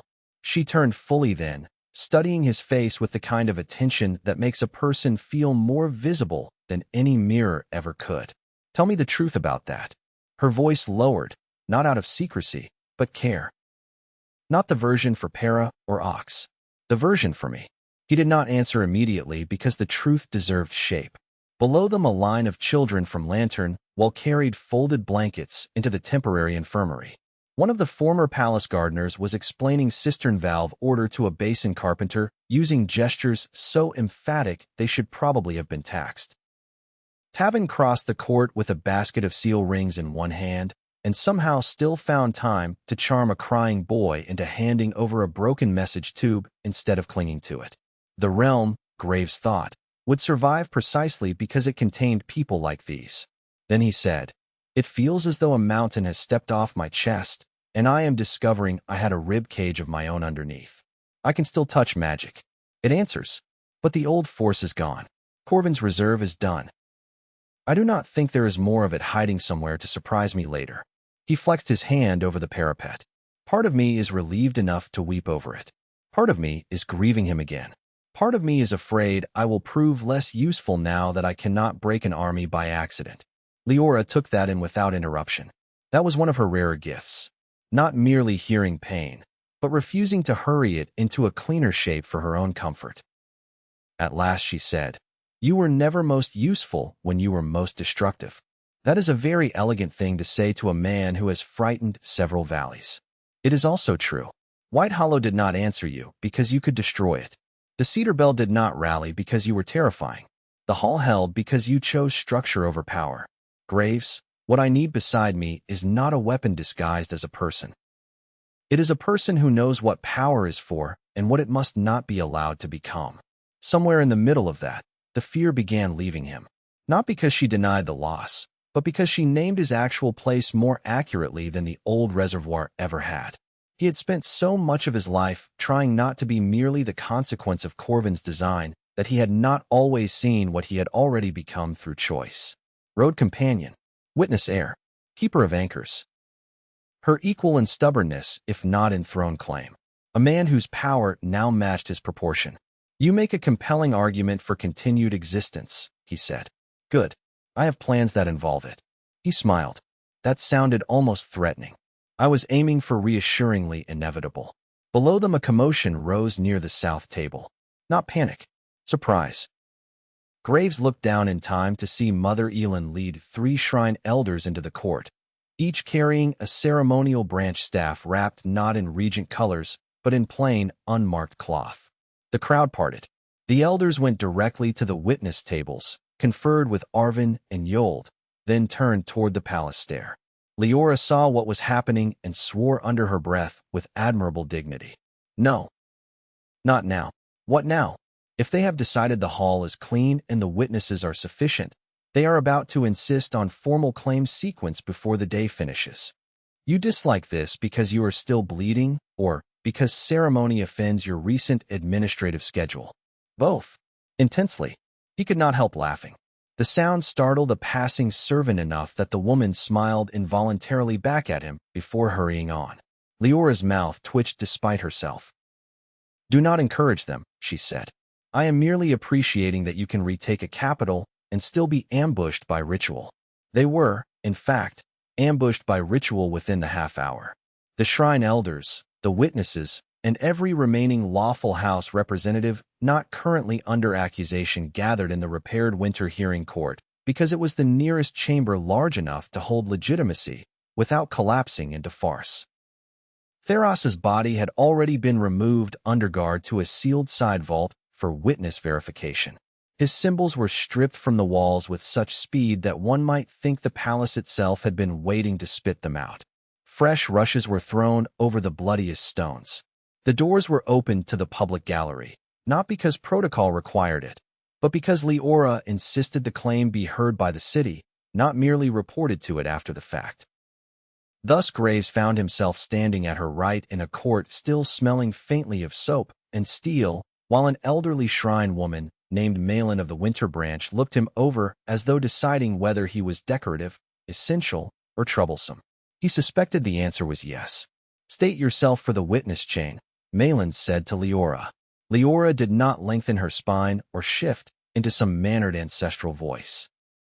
She simply stood as she had stood on roads, walls, and battle lines, and said, "Leora of the Elder Branch, daughter of Elian, granddaughter of Cyril, surviving lawful heir of the Cedar Court line, claimant by blood, witness, and the public survival of the realm under unlawful displacement." Malin nodded. "Who stands witness?" Arvin spoke first with ledgers. Yold with the Hidden Branch records second. Elavel with service measures and recovered seals third. Then, to Graves' surprise and private approval, a basin matron from the Cedar Bell district stepped forward from the public benches and said, "The city stands witness that she fed it better than the man who stole its crown. Put that in whatever formal language you need." A ripple of laughter moved through the court, not mockery, but recognition. Even Malin failed entirely to conceal the corner of her mouth. "Public necessity has always been a valid if inelegantly phrased witness," she said. "Recorded." Then she looked to Graves. "And you?" State relation. He had expected this moment and still felt it land harder than battle.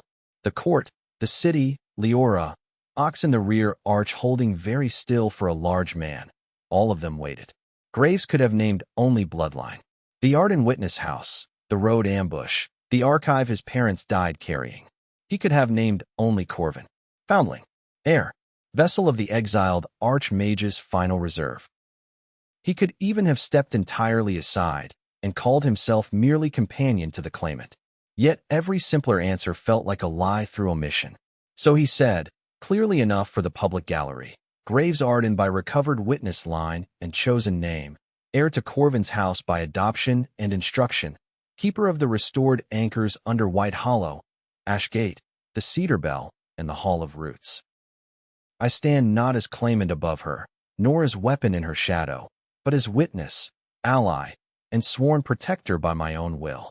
The court took that in with the stillness people reserve for truths that alter more than one category at once. Malin, to her credit, did not rush to reduce it. Recorded, she said. Chosen relation carries weight when publicly declared and publicly proven. Leora's hand found his for one brief, hidden instant behind the fall of her sleeve. No audience saw it. He felt it all the same. The rest proceeded with ritual and necessity intertwined. The hall had to be named clean. The witness chains had to be affirmed. The surviving shrine elders had to declare that Theros's root right was null, coercive, and outside lawful succession. House representatives had to state whether they submitted, contested, or requested witness delay. Most submitted with suspicious speed, which only proved how little belief had ever propped the usurper once fear cracked. 2 requested formal delay and were immediately drowned under documentary evidence of complicity in grain seizures. One old man from House Deeren actually fainted before his turn arrived, which improved everyone's efficiency. At the end of it, Malin took the plain-wrapped branch staff, unwound the cloth, and revealed the old cedarwood claim rod beneath. Not a crown. Not yet. The first thing placed back in Leora's hands was not ornament, but measure. Graves loved that more than he would have expected. By witness and surviving line, Malin said. Receive charge of the palace and the city under it until the formal crowning. Rule first by repair. Leora accepted the rod. The public gallery did not explode into cheers at once. Instead, a strange, deep hush moved through the court, the sound of many people realizing that something stolen for years had just become ordinary again. Then the basin matron began clapping. Ox followed with one hand like a hammer on shield rim. Tavin whistled like a sinner in church. The hush broke. The whole court rose into noise. Graves found himself smiling so hard it hurt. Later, when the crowd thinned and the first phase of legitimacy had been secured, Ox cornered him in the outer passage while pretending this was casual and not the emotional inspection of a man who had nearly lost his family twice in one night. "You look less haunted," Ox said. "That is generous." "Paris says I look half-boiled." "You usually do." Ox leaned against a pillar, carefully hiding the way his side troubled him. Graves chose not to insult him by noticing too directly. "Is the big magic truly gone? The inherited storm?" "Yes." Graves flexed his hand again, feeling the cleaner current answer. "What remains is mine." Ox considered this with the grave seriousness he usually reserved for war plans, and whether soup qualified as edible. "Good." Graves blinked. "That was not the reaction I expected." "I liked having a walking landslide on our side," Ox said. "It was practical, but I prefer you alive enough to age badly. Leora does too. Also, if you remained able to destroy half the kingdom every time she was in danger, I would eventually have had to strike you unconscious for administrative reasons. You say that as though you have not tried before." "I tried for training reasons." "Different category." Ox's expression shifted, grew rougher around the edges. "You did well, boy." Corvin would have been unbearable about it. That nearly undid Graves more than any formal witness sequence had. He looked away toward the busy court below, where Leora stood with the claim rod speaking to the shrine elders and somehow already turning ceremony into policy. "I hope so," he said quietly. Ox grunted. He was a difficult old bastard with a useful mind and deeply irresponsible affection. He would have been proud enough to poison conversation for months. Graves laughed, wiped at one eye as though dust had offended it, and thought that perhaps this too was part of victory. The return of people allowed to speak the dead plainly without fear twisting every memory. The formal crowning took place 3 days later, because kingdoms repaired by people worth following do not rush pageantry ahead of burying their dead and feeding their districts. In those 3 days the palace transformed further. The kennel yards were burned and sanctified. The shrine road received public thanks and enough provisions to embarrass every noble pantry. The missing were named. The surrendered ashmen were sorted by crime and circumstance instead of butchered by revenge. House complicities were posted under witness seal. White Hollow and the other restored anchors answered the palace in steady, lawful tones each dusk, as if the realm were teaching itself to breathe in sequence again. Graves spent much of that time walking places Corvin had once built and the Rose had tried to foul, reassuring himself that the lines held and that what remained in him was enough. It was enough. More than enough. On the morning of the crowning, the city lined the road from the shrine court to the Hall of Roots not with curated cheering alone, but with witnesses, workers, families, cart drivers, bridge women, bell crews, and children who had no intention of letting the palace forget who kept it alive while kings played at divinity.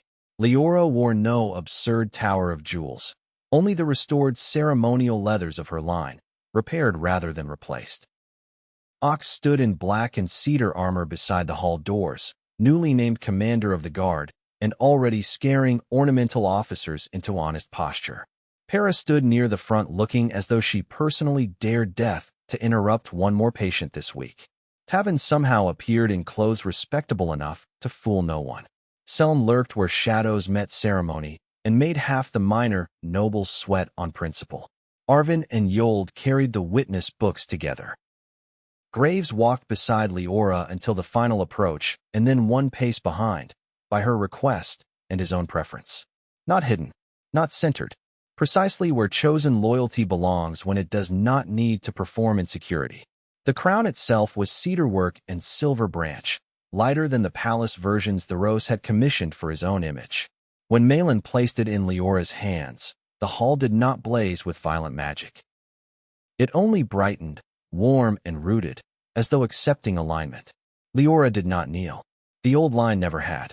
She stood on the dais where she had killed her uncle and raised the crown only after looking once, openly, toward the doors where the city beyond could see. Then she set it on her own head. The hall answered, not with domination, with recognition.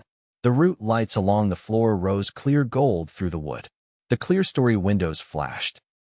Far across the capital, the cedar bell rang once, then once again, and every other answering bell in every reclaimed district followed. Graves felt white hollow hum in the mountains. Ashgate answer on the border road, Glass Span and Shrine Court and Witness Halls all returning the same message in different materials. The realm remembered itself. Chapter 58. What Remains. Peace did not arrive as a grand silence. It arrived as work permitted to continue without interruption. Weeks later, after the first burials, the first trials, the first reopened trade routes, and the first entire night the city slept without palace-fed beasts clawing at its edges, Graves stood on the western terrace above the restored orchards and watched laborers prune storm-broken branches. Autumn had deepened. The air smelled of damp leaves and clean earth. Below him, the orchard road entrances had been sealed and remapped properly under witness control. No hidden terror. No private kingdom of corridors for ambitious men. Children of the palace staff now ran along the upper terraces carrying baskets far too large for their arms and laughing at one another's mistakes. Such ordinary carelessness would once have been punished into disappearance here. Now it echoed off the retaining walls like an argument one. He heard Leora before he saw her, because rulers, when well-loved, are followed by a different quality of silence, not the tense hush of fear.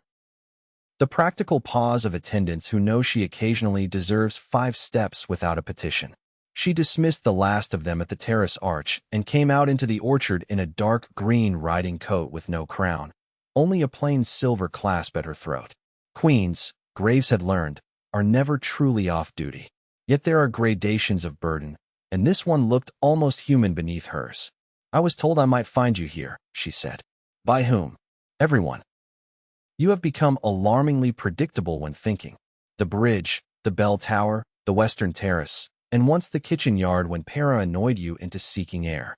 That was tactical withdrawal, not predictability. Of course. She came to stand beside him at the stone rail. Below them, the workers had reached the row where the blight rod had been cut out after Theros's fall. New growth already showed at 2 trunks. You look better, she said. He did. The bruised hollows under his eyes had faded. The lingering tremor after the Hall of Roots had finally left his hands. Magic still lived in him, but it no longer crowded the edges of every sensation. He could lift a fallen beam, steady a failing lamp line, close a gate lock from 10 paces, or feel the lawful tension in an old wall and know whether it needed repair. Useful magic. Human magic. His. I feel better, he admitted. Though there are moments when I still expect the larger force to answer, and it does not. The silence after that expectation is strange. Leora considered the new growth below. Silence can be a room, not an absence. That sounds like something a queen says when she wants her court to stop filling every pause with nonsense. Also when she is trying to be kind to a man adjusting to survival. He looked at her then, properly. Rule had not made her gentler in the soft, useless sense some stories prefer. It had made her clearer. There was steel in the set of her shoulders now that had once belonged to necessity and now belonged to chosen habit. Yet the tenderness had not thinned.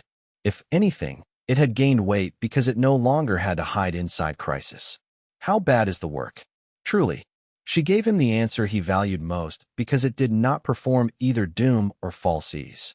Hard. Constant. Less dramatic than war, more exhausting than battle in some ways because there is no satisfying final blow to end grain disputes and road levies. 3 lesser houses are pretending confusion over seizure law. The North Mills need timber. The Shrine Elders want 6 mutually incompatible forms of purification in places where 1 broom and honest accounting would do more good. Ox is reshaping the guard so effectively that ornamental officers have begun developing real opinions. Tavin has become indispensable and therefore intolerable. We are reopening the Eastern Archives next month if the lower vault air proves safe. That sounds like a realm. It does. She let out a breath that almost became a laugh. I had imagined, once, that taking the crown would feel like reaching the top of something. It feels more like being handed 1,000 doors and told all of them, now remember my name. You will answer them. I know. Her gaze moved from the workers to him. The question is whether you understand that one of the doors is yours. There it was. Not surprise exactly. More the long approaching conversation arriving in its proper clothes. He rested both forearms on the terrace rail and watched one of the children below nearly spill an entire basket of early apples, recover, and beam as though personal dignity had never been at risk. I have been trying not to presume, he said. Presume what? That there is a place for me here beyond usefulness. Corvin built me into a purpose. The road rebuilt that purpose into choice. But you are queen now, Leora. That changes the scale of every room. She turned fully toward him, and because they were alone at last, she did not bother with diplomatic patience. Do not insult me by pretending I am too fragile to choose my own life because I wear a crown. He blinked, then laughed softly. There is the woman from the forest. She never left. She merely acquired a palace, a bureaucracy, and more dangerous stationery. Her expression softened, though none of the force left it. Graves, I do not need a weapon near my throne. I do not need a symbol at my side to reassure old men with catalogued anxieties. I need the man who crossed half the realm, learned the difference between power and care, and still chose to stand with me when standing became expensive. If you want the road again, I will not chain you here. If you want a house beyond the west wall and the right to vanish into old anchor routes whenever walls offend you, I can make that honest. But if your concern is whether there is place for you beside me, then listen carefully. I am making one. The orchard wind moved through the terraces, carrying cedar, leaf mold, and a faint sweetness from the late fruit. Graves let the truth of her words settle in him without rushing to prove worthy of them with excessive speech. He had spent years being shaped by others' intentions, good and terrible alike. It felt almost miraculous now to be invited rather than deployed. I would like, he said slowly, a house beyond the west wall eventually, with room for books, for road maps, for overly opinionated guests, and for a kitchen large enough that ox can be fed without regional shortages. I would also like doors in the palace that open to me because I belong, not because I am being summoned as a useful emergency. He met her eyes. And I would like, if you still mean it when the realm is less newly broken, to be beside you in the life after war, not only in the war itself. Leora's face changed in that rare private way that made Graves think of fire finding dry cedar. Good, she said. Because I am quite tired of being brave in public and uncertain only in hallways. He smiled. That may be the most romantic complaint ever made by a reigning queen. You should hear what I have prepared for later. It improves in privacy. Threatening again. I continue to find it effective. He reached for her hand. She let him take it, fingers fitting with that now familiar certainty born not from ease, but from repetition through danger. Below them, the workers shouted for more baskets. Somewhere down in the city, the cedar bell rang the noon measure. From the barracks yard came Ox's distant roar at some poor recruit who had mistaken a straight line for a suggestion.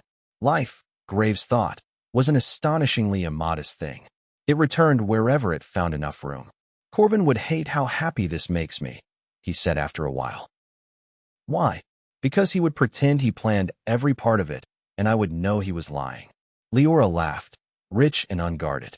Then perhaps we should honor him by disagreeing loudly over what he intended until the argument becomes family tradition. That does sound correct. They stood there until the sun shifted westward and the workers below began collecting tools. At last Leora drew him gently from the rail and into the orchard path between the terraces. They walked without attendants for a little while, turning through rows where new marker stakes showed which trees would be saved, which pruned back, which replaced entirely. Graves liked the honesty of that too. Not every damaged thing could be restored by loyalty alone. Some had to be cut back to living wood. Some had to be replanted. The art lay in knowing which was which and refusing cruelty in either direction. At the end of the third row, they came to the old overlook above the western retaining wall, the place where the city beyond opened in layers of roof, bell tower, canal shimmer, bridge lines, and farm market smoke. From here, the capital no longer resembled a beast held by the throat. It looked like a difficult, beloved organism recovering from poison. White pennants marked repaired roofs. Fresh lumber gleamed at the north mills. The shrine road carried open traffic. Glass span caught the lowering light and returned it like a promise remembered. Leora stopped there and rested both hands on the wall. "Do you know," she said, "what I feared most after the crowning? Not whether I would fail. I assume I will fail at things and then be obliged to correct them. Not whether the houses would plot. They are houses. Plotting is how they flirt with relevance. I feared the city would go quiet again.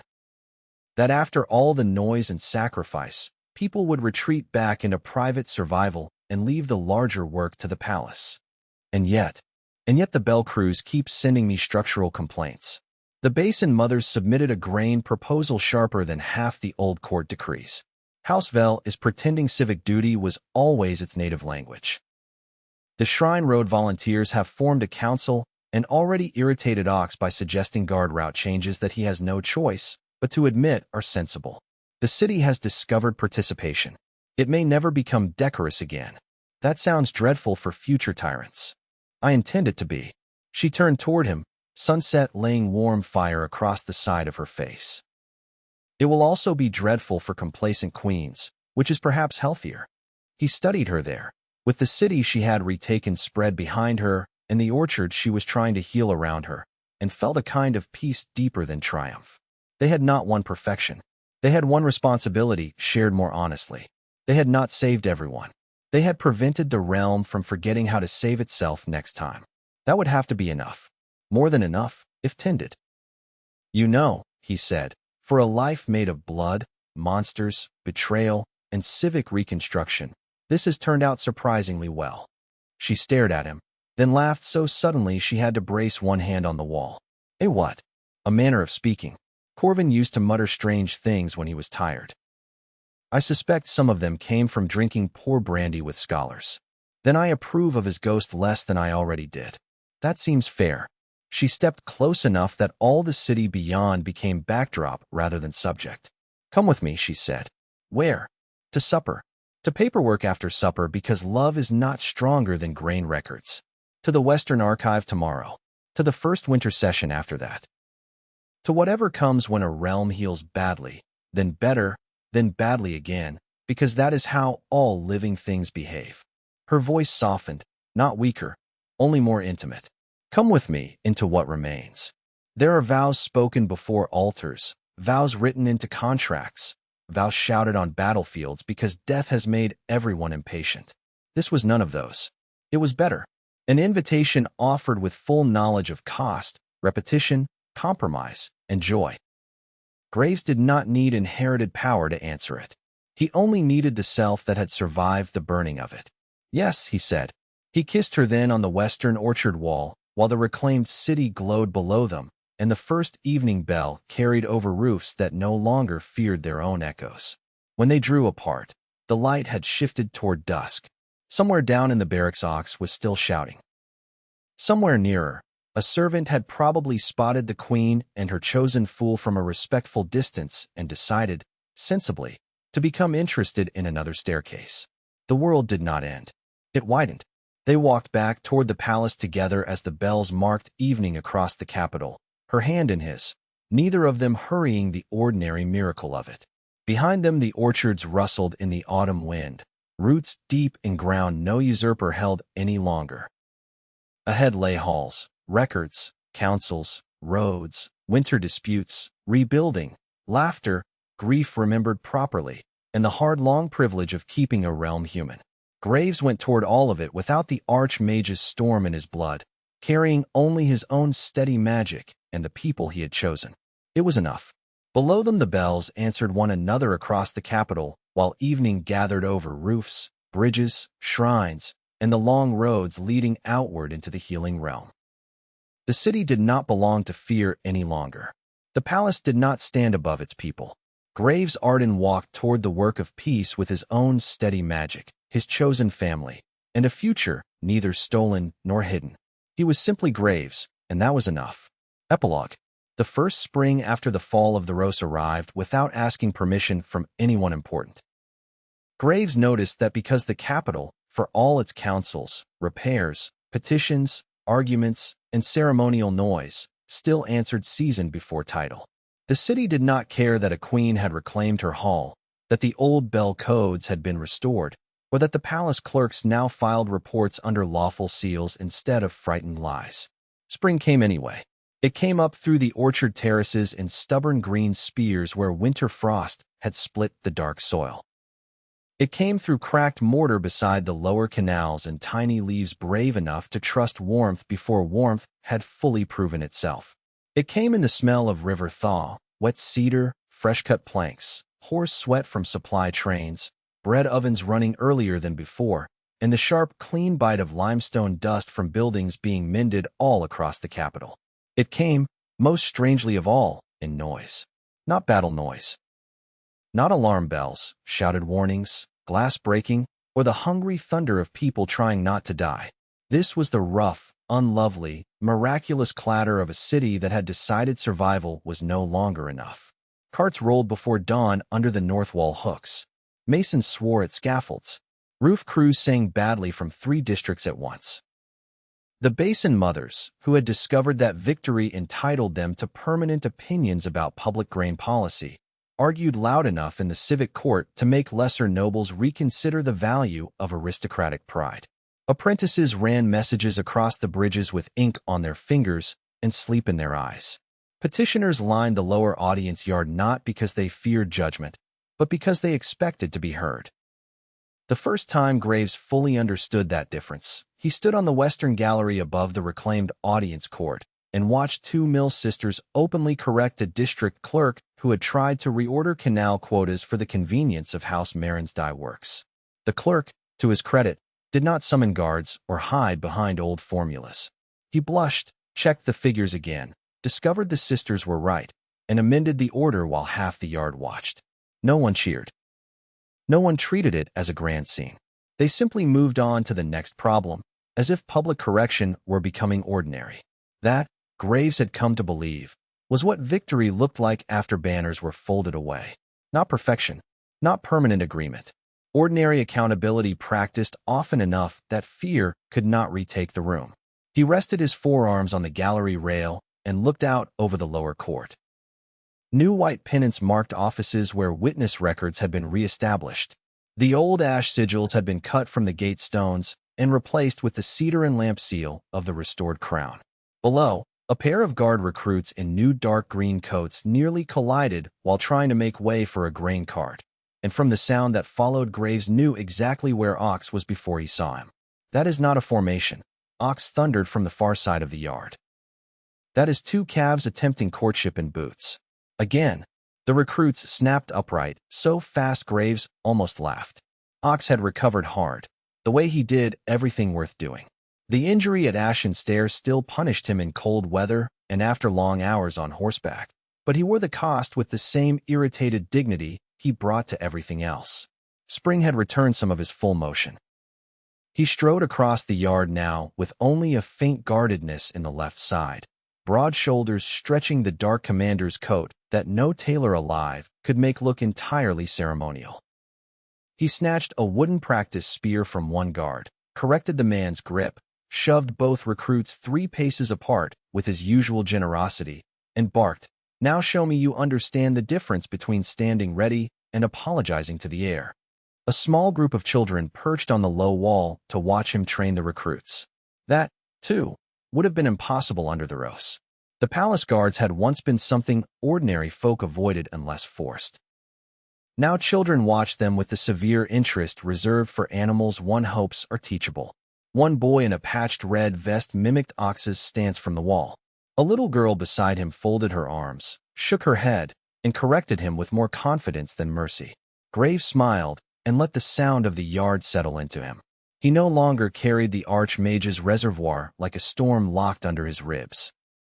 On certain mornings he still woke expecting that old immensity to be there, impatient and bright and dangerous, ready to turn every inconvenience into catastrophe if he loosened the wrong inner grip.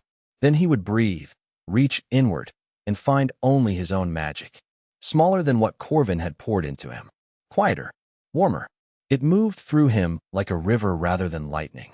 At first that absence had frightened him more than battle ever had. He had feared he would feel hollow once the inherited power burned away. He had feared, though he had told no one, that Leora might look at him after the war and see only what he was without the Archmage's force. Instead, he had discovered an odd, humbling truth. His own magic fit him better. It answered patience before anger. It preferred shaping to shattering. It took more time, more listening, more skill, and much less pride.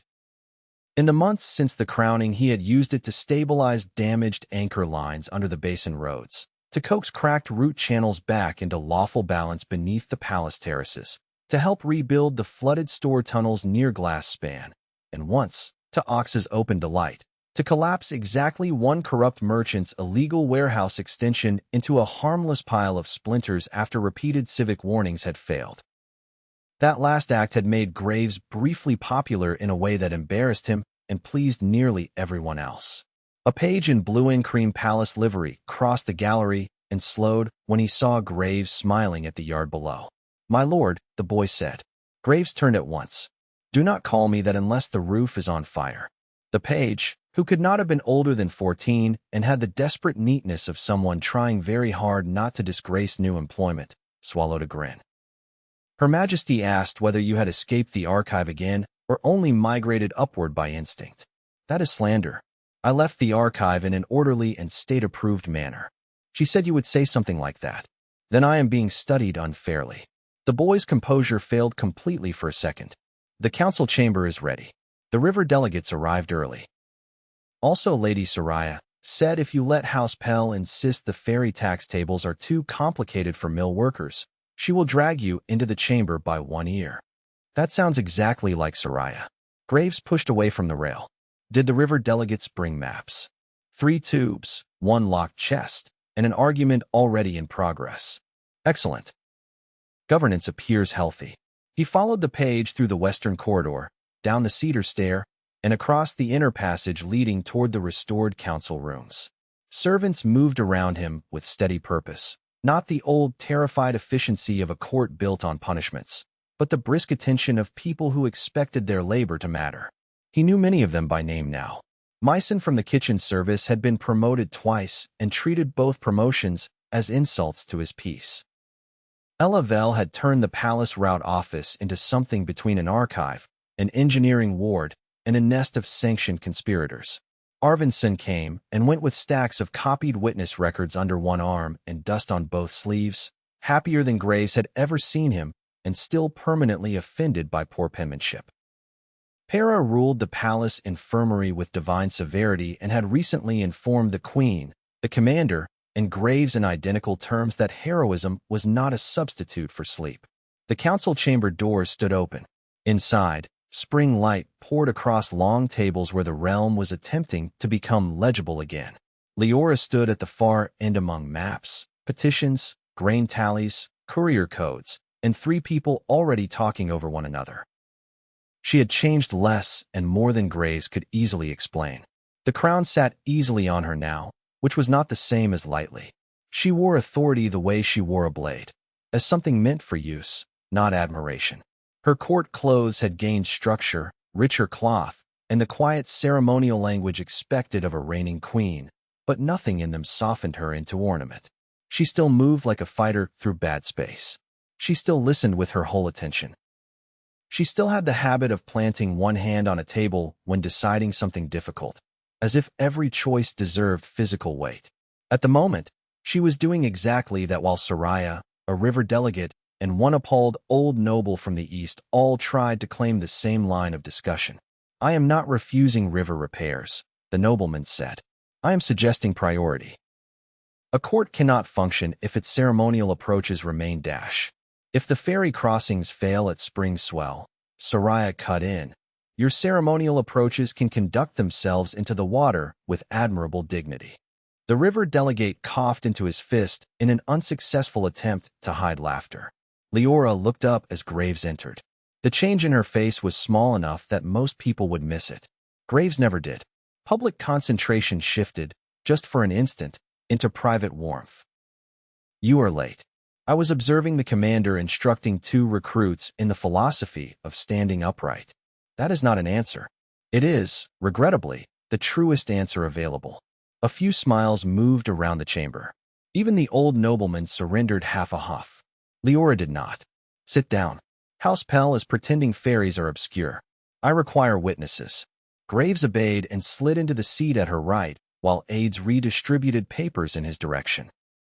The next hour disappeared into the kind of labor no bard ever bothers to praise, and no kingdom survives without. River depth reports, supply routes, temple lease disputes, a request from White Hollow for trained stone rights, a complaint from a Westridge house that Basin women had taken to ringing the Cedar Bell's lesser market sequence whenever price gouging occurred in public. That last item nearly ended the meeting because neither Graves nor Leora could remain properly solemn after Soraya said, with great dignity, that market discipline had become musical. By the time the chamber emptied, the spring light had shifted west. Soraya left with 3 signed warrants and the expression of a woman disappointed to have won without further bloodshed. The river delegates departed arguing cheerfully over dredging crews. The East nobleman, who had come prepared to defend precedents and had somehow left carrying a practical repair schedule, bowed himself out in a daze. At last only Graves and Leora remained. For a little while neither spoke. The silence between them had changed over the months. Early on it had often been full of held breath, exhaustion, or the stunned intimacy of people who had survived too much too quickly. Now it could hold ordinary companionship without diminishing any of the deeper things underneath. Leora sank into the chair she had ignored all meeting and rubbed one hand over her eyes. You are tired, Graves said. I am reigning. That is a polished way to admit fatigue. It is a queenly prerogative to rename suffering until it sounds administrative. He rose, crossed behind her chair, and let his hands settle lightly on her shoulders. She leaned back at once, trusting the contact before she fully thought about it.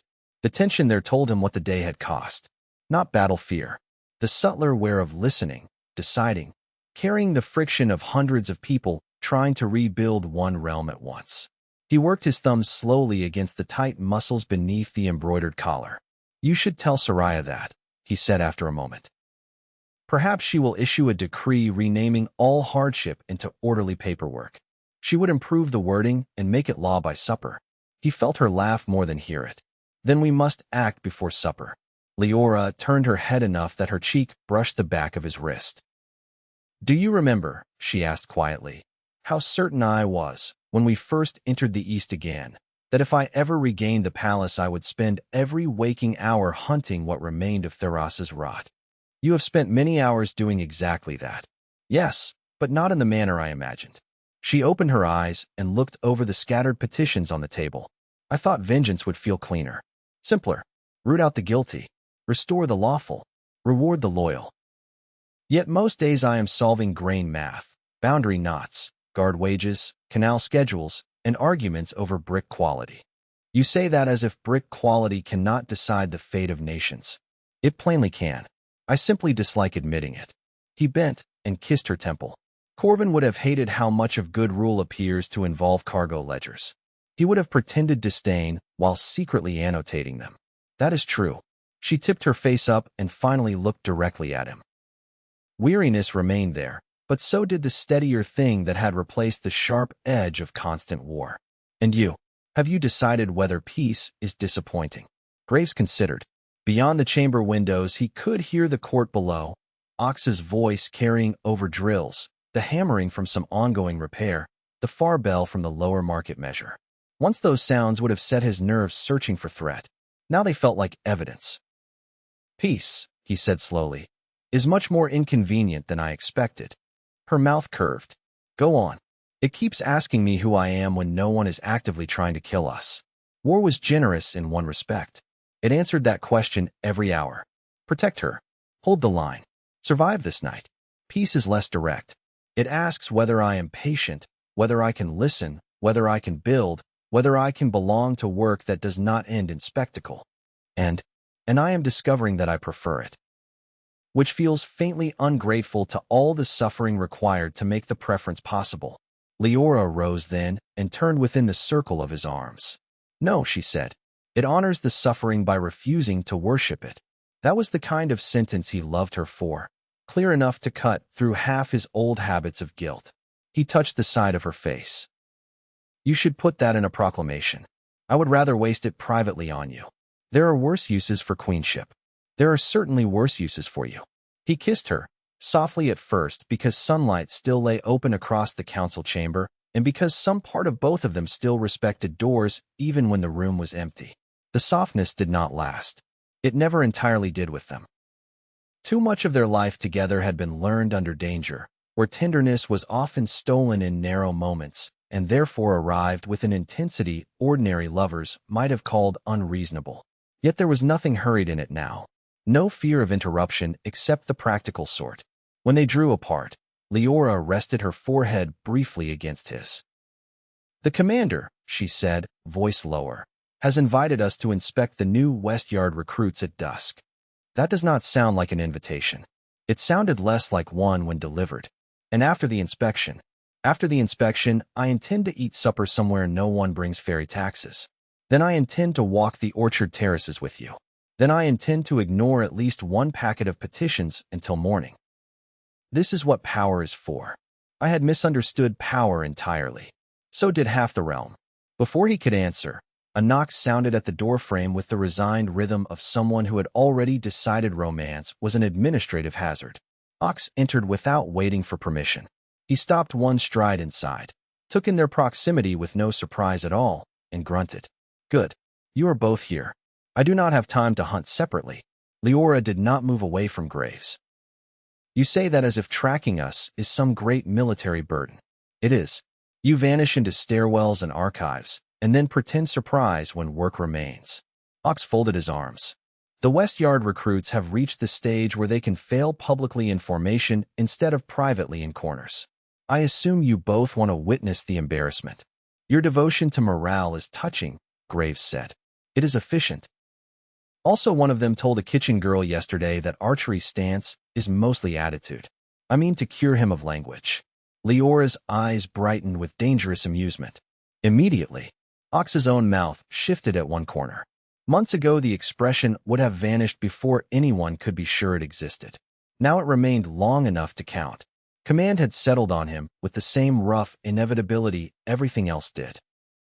He had rebuilt the palace guard from fragments, loyalists, district volunteers, East veterans, and the occasional reformed bastard smart enough to understand the new order would not reward old methods.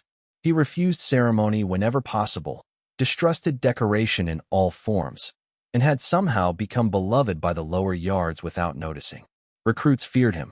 Children followed him. Market women sent him food when he forgot to eat. The city had adopted him as one of its necessary large truths. He also looked tired in the way men do when they carry responsibility honestly. Graves had learned to see that, too.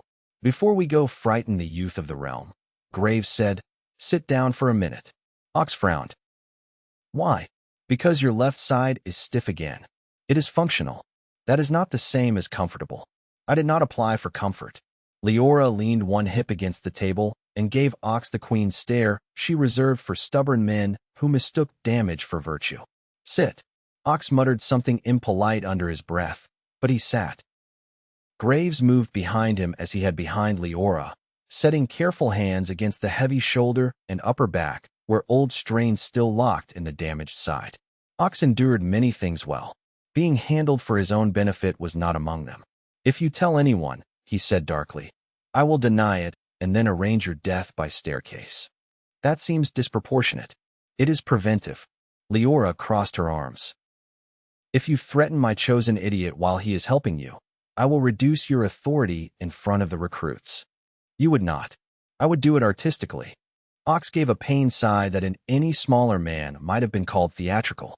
Graves worked slowly, pressing along the hardened line of scar tissue and tense muscle while feeding only the smallest current of his own steadier magic into the deepest knot. Not enough to mask warning. Enough to ease the tightness. Ox's silence lengthened. After a few moments he said, grudgingly, that is less irritating than last time. I treasure your praise. You should. It is rare. When Graves finished, Ox rolled the shoulder once, then again, testing range. Better, he admitted, as if the word had to be dragged through a wall. Leora's expression softened into something almost sisterly, though no blood joined them. That was the truth of the three of them now. They had gone beyond alliance long ago, and beyond friendship not long after that. What remained did not need a proper title. Family served well enough, even if none of them were tidy examples of the thing. At dusk they crossed the west yard together. The recruits assembled on the packed training ground under the lowering gold of spring light. Some stood straight. Some attempted straightness with visible spiritual struggle. One, Graves noticed, was indeed the kind of young fool who would say archery was mostly attitude. Ox fixed on him at once the way wolves notice limping deer. The inspection itself was mostly humiliation in useful sequence. Ox walked the line correcting stance, grip, spacing, eye direction, blade maintenance, boot laces, and in one memorable case an entire understanding of what shields were for. Leora spoke only twice, which made the recruits fear those moments far more than Ox's constant thunder. Graves said nothing at all until a tall girl in the third row, perhaps 16, lifted her chin and asked whether the new guard would answer the city or the palace if the two ever argued again. The whole yard went still. Ox's head turned a fraction. Leora did not interrupt. Graves looked at the girl and saw not insolence, but the capital's new habit of refusing to let power remain abstract. Good, he thought. Let them ask while asking is still possible. The city and the palace are not meant to be enemies, he said. If they become that again, something has gone wrong at the top, the bottom, or both. The guard answers the lawful crown. The lawful crown answers the realm. If either forgets, the bells, the witness houses, the district councils, and the people themselves are meant to remind them before matters worsen. The girl held his gaze. And if reminding fails? Ox answered before Graves could. Then you stand where your oath still means something and accept the cost of it. The words landed hard. Not because they were dramatic, but because everyone in the yard knew he had lived them. The tall girl nodded once. No one laughed. No one shifted. Afterward, when the recruits were dismissed to evening meal and the spring sky had turned peach and pale copper above the palace roofs, the three of them walked out through the western orchard without escort. The terraces had changed since winter. Damage remained, but it no longer defined the place. New grafts had taken on several old trees. The poisoned ground around the lower cistern had been cut back and replanted. Water ran clear through channels once blackened by Theros's corruption. Workers had gone for the evening, leaving only the scent of turned soil and watered roots under the cooling air. They followed the middle path until the city opened below them in layers of roofline, bridge, canal shimmer, and distant smoke from cooking fires. The cedar bell sounded the evening measure. Other bells answered across the capital, not in panic, but in ordinary sequence. Leora rested both hands on the wall. Do you hear it? The bells. No. The argument under them.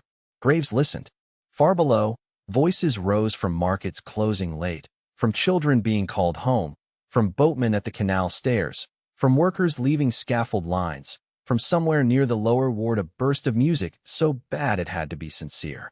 I hear a city convinced it deserves opinions. Exactly, she smiled, faint and fierce all at once. The old houses are already complaining that public life has become noisy. Ox snorted. Good. They miss obedience, Leora said. They miss being obeyed. Also that. Graves leaned on the wall beside her. You sound pleased. I am pleased. Tired. Overruled on 3 matters this week and corrected on 6. But pleased. She turned enough to include both of them. When I was young, before the road and the hiding and all the years pretending survival was strategy, I used to imagine reclaiming the crown would feel like standing above the realm with every line finally answered. Instead, it feels like standing inside the realm while it argues, improves, contradicts, and insists on being alive in all directions at once. Ox looked out over the city. That sounds harder. It is harder. Then it is probably real. Leora laughed softly. There speaks my philosopher commander. I will throw you both off this wall if you repeat that title. Graves considered the city below, then the 2 people beside him. He had once set out from Corvin's house with no name for what he was becoming, carrying power he did not understand and grief he had barely begun to feel. Now the road behind him had become a realm. Not healed, not finished, but alive. Beside him stood the queen he loved, and the friend who had become brother more securely than blood might have done. Somewhere in the lower city, Myson was almost certainly cursing kitchen supply ledgers. Arvin was probably still working by lamplight. Soraya was likely threatening commerce into honesty. Children were mimicking ox in alleys.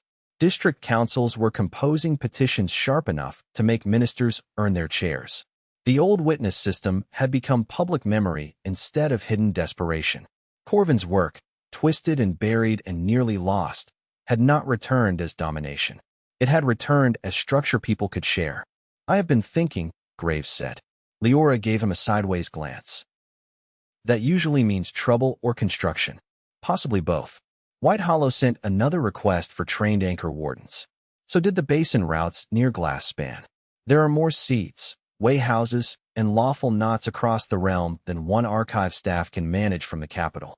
The work needs order, not mystery. Ox grunted. "You want to build something?" "Yes." Leora turned fully toward him. "What kind of something?"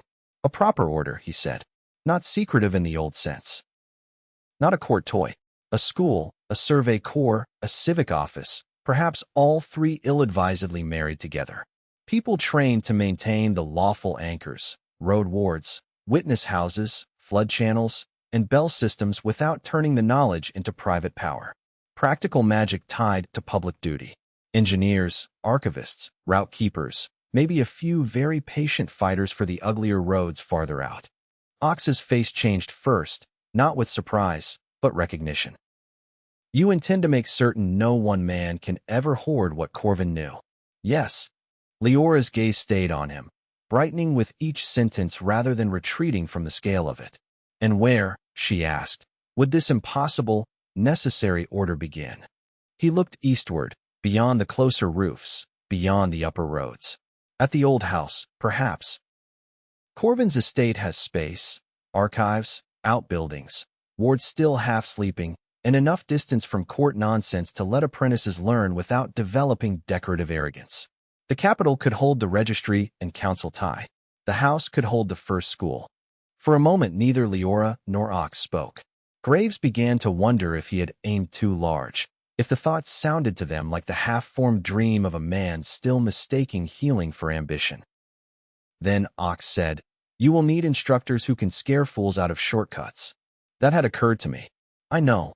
Leora stepped closer until her shoulder touched Graves' arm. "You always did have a dangerous talent for turning survival into structure. Corvin would claim I stole that from him." Corvin claimed ownership over weather, sarcasm, and other people's discoveries. He can remain gloriously dead about it. She slid her hand into his. "Do it, Graves. Build it. Let the realm have more keepers than kings and more memory than fear." He looked at her, then at Ox, then back out over the city. The bells continued their evening measure. Somewhere below, a child yelled in triumph. Somewhere farther off, a boat horn answered the canal lock.